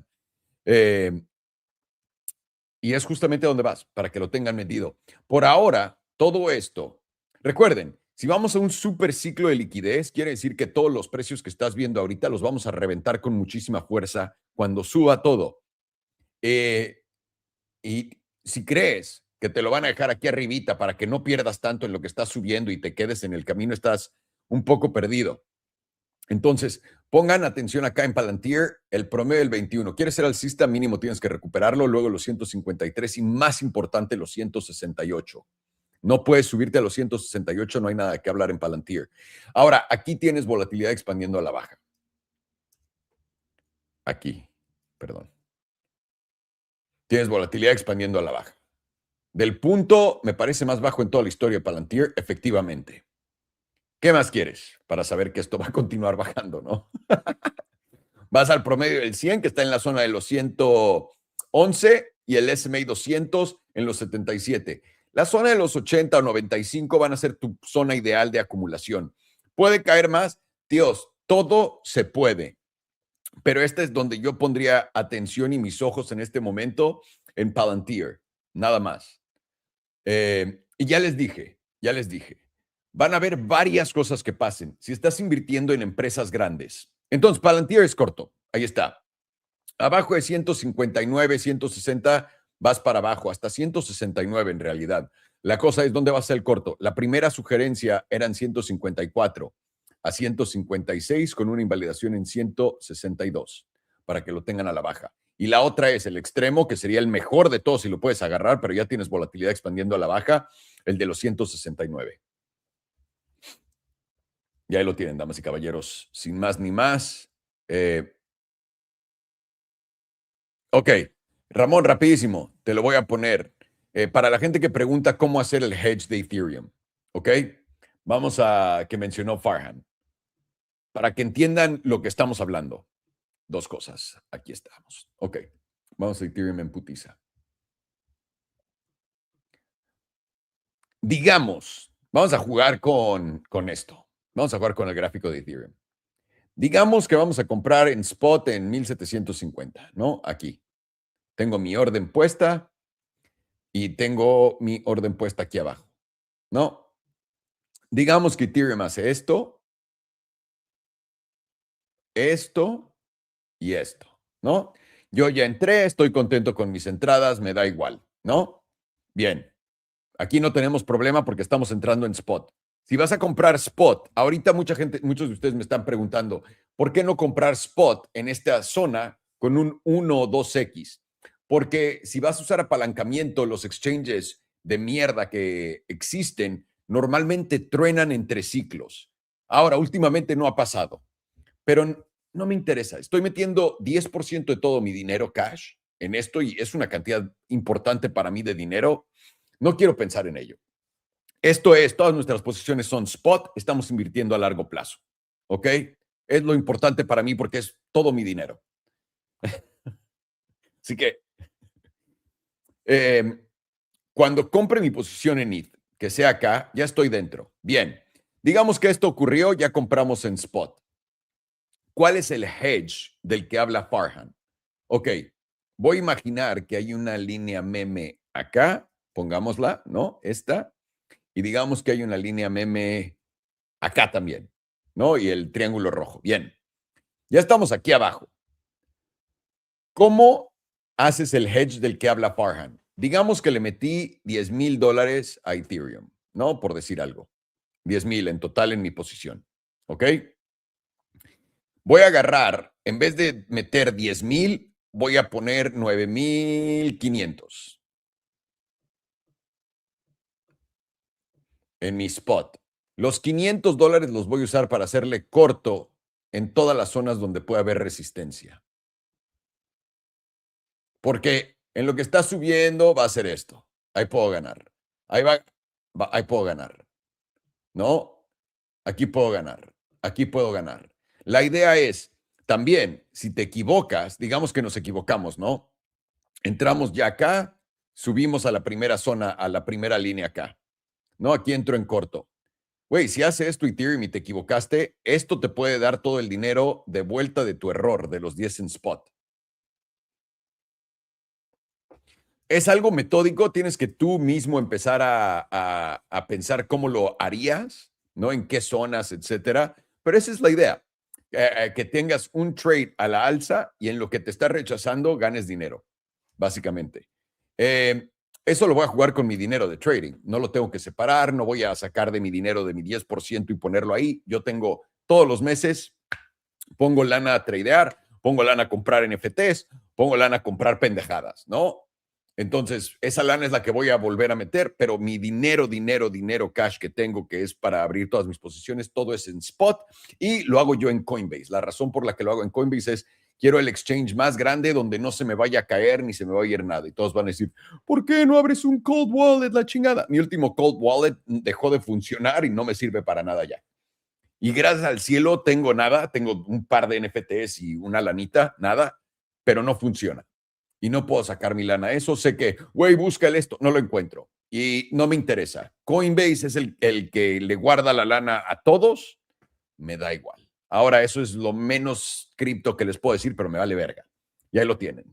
Damas y caballeros, tengo una junta en estos momentos, ahí lo tienen. Cualquier pregunta, cualquier cosa, pues nos vemos el miércoles. Y este jueves tenemos clase en el Trading Academy, así que los vemos el jueves 7 de la mañana hora de Los Ángeles para poder, 10 de la mañana hora de Nueva York, para poder resolver cualquier duda que tengan. Nos vamos a enfocar en todas las dudas que tengan. Estamos hablando de algo y no entiendes qué es, por qué es lo que decimos, no entiendo cómo es que sacaste esto, todo eso lo vamos a resolver ahí. No se trata tanto de ver precios, los precios los vemos entre semana para poder contestar todas las preguntas y se vuelvan mejores traders en, día a día, ¿no? Como estamos intentando nosotros también poder lograr. Les mando un abrazote a todos. Gracias por toda su atención. Gracias a todos los perros de Elite Trading Academy. Como de que no, mi Ramón, Facundo, Elías, como de que no. Remember, por supuesto, Doctor Kevin. ¿Cómo estás? Efectivamente. Aquí los vemos. Jack, Juaco, todos. Gracias por todo. Pórtense bien. Nos vemos en la próxima. No sé por qué.